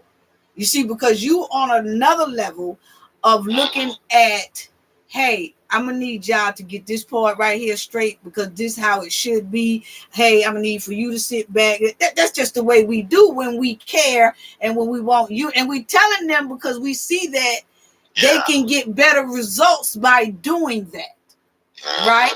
But then if you have a person that's just like, Why you tell her that, or why you tell him that? You picking sides, or you doing that, and then you looking at that person like, really? Like you're not gonna tell them when they're wrong? Because if you got a yes man everywhere you go, or yes woman, then that you will never get anywhere with that person, because that person will never tell you what's truly right and what's truly wrong. Right. My team can't be all yes men because I said something. Yeah, I feel you. You see what I'm saying? Somebody got to be able to say, you know what, I don't know how you feel about this, but I don't like the way you did this. You think you could have did it differently. Now I might snap or whatever. Okay, but the point is, they told me what they felt. That did, that I think that was a little wrong. You did, or that was a little that was straight. But they should be able to tell you when you're doing something good or doing something. Yeah, they should be able to say something, hold some accountability. And if that don't happen, then that person really not good for me. Black, you know good and well you can't have no team that everybody around you is hollering, yes sir, yes sir, yes sir, yes sir, yes sir. And they don't never tell you, man, now you know you weren't supposed to do that. I mean, just something. Respectfully disagree because it's an opinion. Like I tell her, so that's just an opinion. It's just an opinion. So that's all. It's just an opinion, and I don't want nobody to take this out of context that we was riding anybody. It's just community love, and that's what community love do. Community love try to show each other what we feel don't look right. I mean, you can take the advice or not, leave it at that. We don't care, but at least we said something. We would be wrong if we didn't say nothing. Preach. And that's just how it feel about. It's the same way with us telling anybody else out here on these streets. Now, you wrong for that. Y'all stop Xing each other out. Why don't y'all talk to each other? Put that down, put the gun down. Y'all talk to each other. Learn how to. It's the same way. It's the same way we doing here. It's no love lost. We just saying because we care. That's all. We ain't saying you done nothing wrong, but damn it, leaders right. Leaders right, especially with this case here. This ain't just Bobby Brown got drunk, wrecked the car. This young lady was beaten with, damn set up in another country, and we see it. You know what I'm saying? And, we're coming back trying to follow the leader, which is the parents, as content creators, bloggers, however, fussing, ready to beat each other, but ready to ride past each other's house, call them out, and all. Right. Come on now. Right. Come on. But, that's how I look at it. And with Mr. Robinson, that's why I'm stepping back looking at the whole family now. Because, for one, I don't want to look damn stupid. And like I say, if you knew, say, for instance, Khalil Cook, if you listen to that audio, listen to your man audio when the sister Kula was talking. Yeah, man, and then, Khalil Cook said they on the way back. Right then, I'm like, God damn. Like, I'm sitting on this about 5 months ago. That's why I won't directly say that they just left her in there. It's the small stuff that I'm looking at because I want to be right. I need you to leave me right, lady. Right. You know what I'm saying? Leave me right. That one piece right there made me feel kind of bad because I ain't trying to give them no reason to be laughing or like, damn, they don't know what they talking about. You know what I'm saying? That's it right there. Damn, do they know a hospital that the girl actually went to? Did they actually know, or like did it like Quillen's sister and mom didn't know the actual airport? Like, come out and tell the shit instead of playing. But I'm gonna say this a year back so I can go. If Mr. Robinson was there, all that would have came out. The airport, who left, who got home, that man would have been there. All that would have came out. It wouldn't have been none of this right here. What we seeing now. But they, for some reason, you X them out.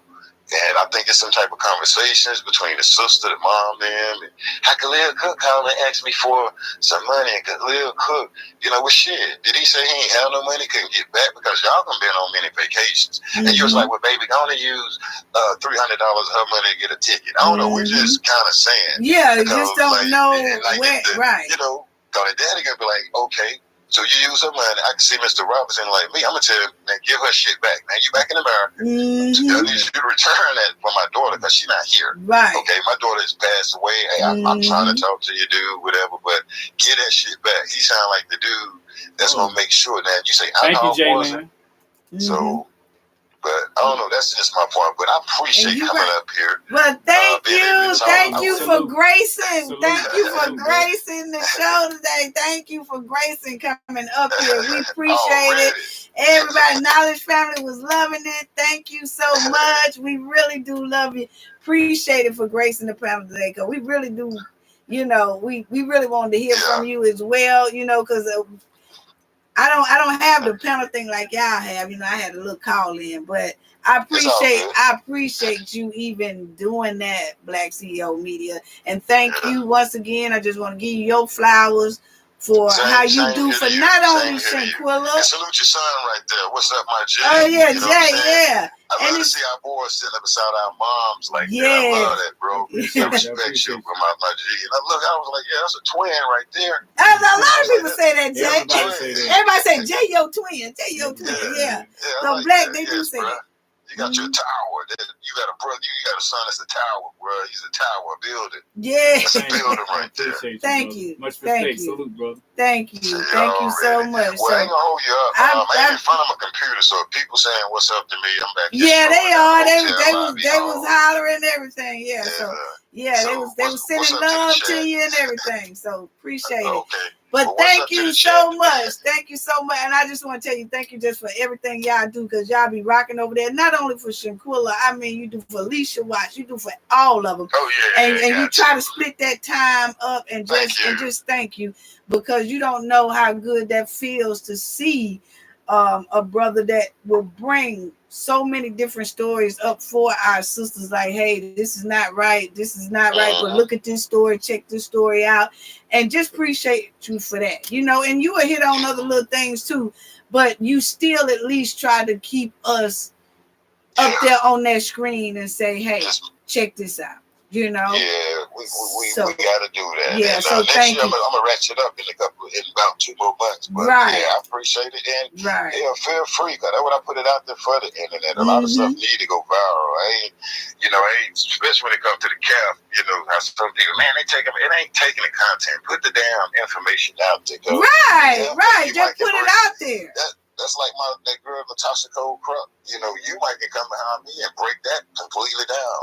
Hey, get it out there. I mean, you know what I'm saying? I love it. It's a push level style. Going back there and really getting that damn paperwork and all that. I'm not a big investigator. I just bring it up here and be like, now ain't this some dang on? Oh yeah, I mean we be like this. 2587. What's that zip code? I come out here doing syncs and stuff, you know. Wait a minute. Hey, but we doing it. You taking the balls out there. You taking the balls out there, and I'm running them in the bumper. I'm running the bumpers clean off. Yes. I'm doing lamps, saves, ironing boards, iron, clothes hangers. So. Yes. But, yes. Okay, but let me get out of here, Queen. Well, thanks again. All right, okay, appreciate it. Have a great night, and tell your family y'all be blessed and y'all have a safe trip. I sure would. Hey, okay. You be good, man. Yes, Salute sir. You too, brother. Yes, sir. Thank you, brother. Thank you. All right. Okay. All right, bye. Okay, family, that was awesome. We had Black CEO grace the channel today. That was really nice. Shout out to the Line Den. Shout out to Black CEO Media. If y'all haven't, go check his channel out. Does a great job for anybody that's new in the chat and in the bushes. Y'all check out Black CEO Media. Great content. He really does. He gets down when he do his content. He really does. And he breaks it down all the way down. And he do be snatching the balls away from you. So, yeah. So, but I do want to give the shout out to everybody. Jay Lynn, thank you. Jay Lynn, thank you so much for your donation. Rivka, thank you so much for your donation. Rivka said, love all this unity at Cafe, at Black, at Jay, and all of us. Justice for Shanquella. Thank you so much. That was Rivka when she donated. Jay Lynn said, Cafe and Jay and Calf family and Mars, thank you for all you do. Justice for Shanquella Robertson and family. Yes, ma'am. Right, and the Robertson's family. Yeah. Much love and respect. So thank y'all so much. Kendall R. J live today. Yeah. Cafe. Killer said Cafe of Knowledge and J live today. Yes. Nee Morris. Hunter Green stepped back in the house. Yes. Purple Sex. Balls and dishes today. Purple Sex. I like TS. I'm sure Shanquella would want her daddy and mom to get justice in her case. Yeah, you're right. You're right. You're right. You're right on that. And Susan Sensation said, I really enjoyed this live today. We really enjoyed y'all too. We really enjoyed it. Ernie Williams, TS, that's right. Yeah. I'm just so glad that we all got this chance to talk about Shanquella, and we definitely I just want to tell a line then. Thank y'all again for your support. But we're definitely I got another video coming, and then I think I'm gonna do another live because we really enjoyed this. And we didn't get enough people. I didn't realize it was like 4 hours in. Mm-hmm. Yeah, so we really 5 actually. Really 5? But we had to do that. This is the day that Shanquella traveled to Cabo, Mexico, and it was around this time that she was, taking her nap or swimming, doing a little good thing, waiting on the rest of them to come. Did not know today, on the 28th, the next day would be her last day. Did not know that. And we're going to hang in there with her. We're going to continue to push for justice. We pray for the family to have unity. And let's keep it going. But this next video I have, I really y'all already know I'm gonna stay on their bumper, but I am gonna split it up. But I just want to do some more videos riding the Cowboy 6 because they family shaking in their boots right now. The mom, that was Winter Mama. Mm-hmm. But anyway, definitely I'm gonna do video. Then I tell y'all in the video when the live. We just gonna do another live to kind of get everybody to call in, and so I could talk to y'all a little bit more because I miss y'all. I can't be doing this every 2-3 week thing. I got to talk to y'all kind of every day, kind of not every day, but like at least once a week or something like that. We got to set that out because remember I told y'all I was working on that, and it's coming right up here for the holiday because I knew around about the winter time, so I would have a little bit more leeway on that schedule. So anyway, love y'all. Jaylyn, thank y'all again. Rivka Omega, thank you for your donation. That Cynthia, was it Cynthia Williams? Let me find her. I know it was like Cynthia. It was Cynthia something. Cynthia Williams. Thank y'all for your donations, all that stuff. So Ernie Williams, Irene Silver, Susie Sensation, Purple Sax, Denitra Jones, Creole, Creative. Then we said Black CEO, Rivka Omega, Brenda Griffin.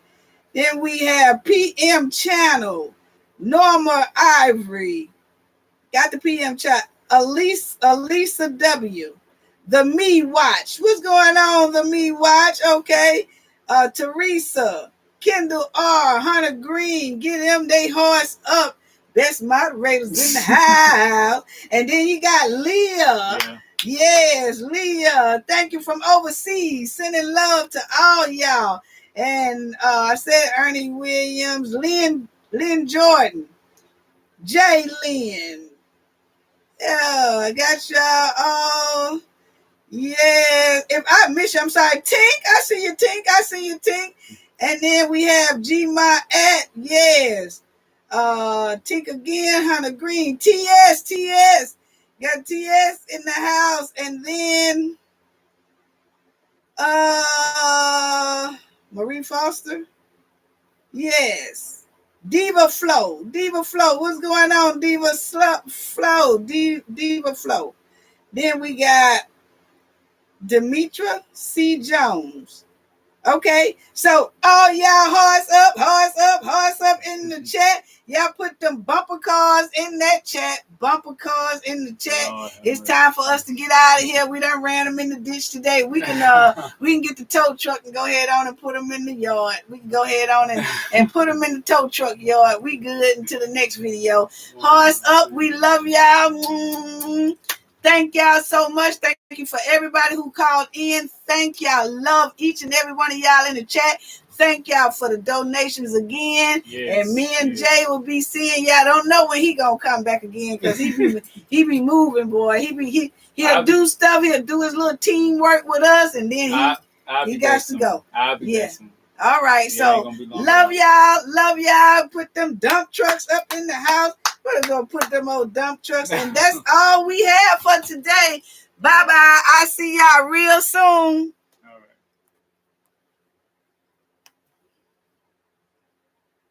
Shout out to Black CEO again. Thank you.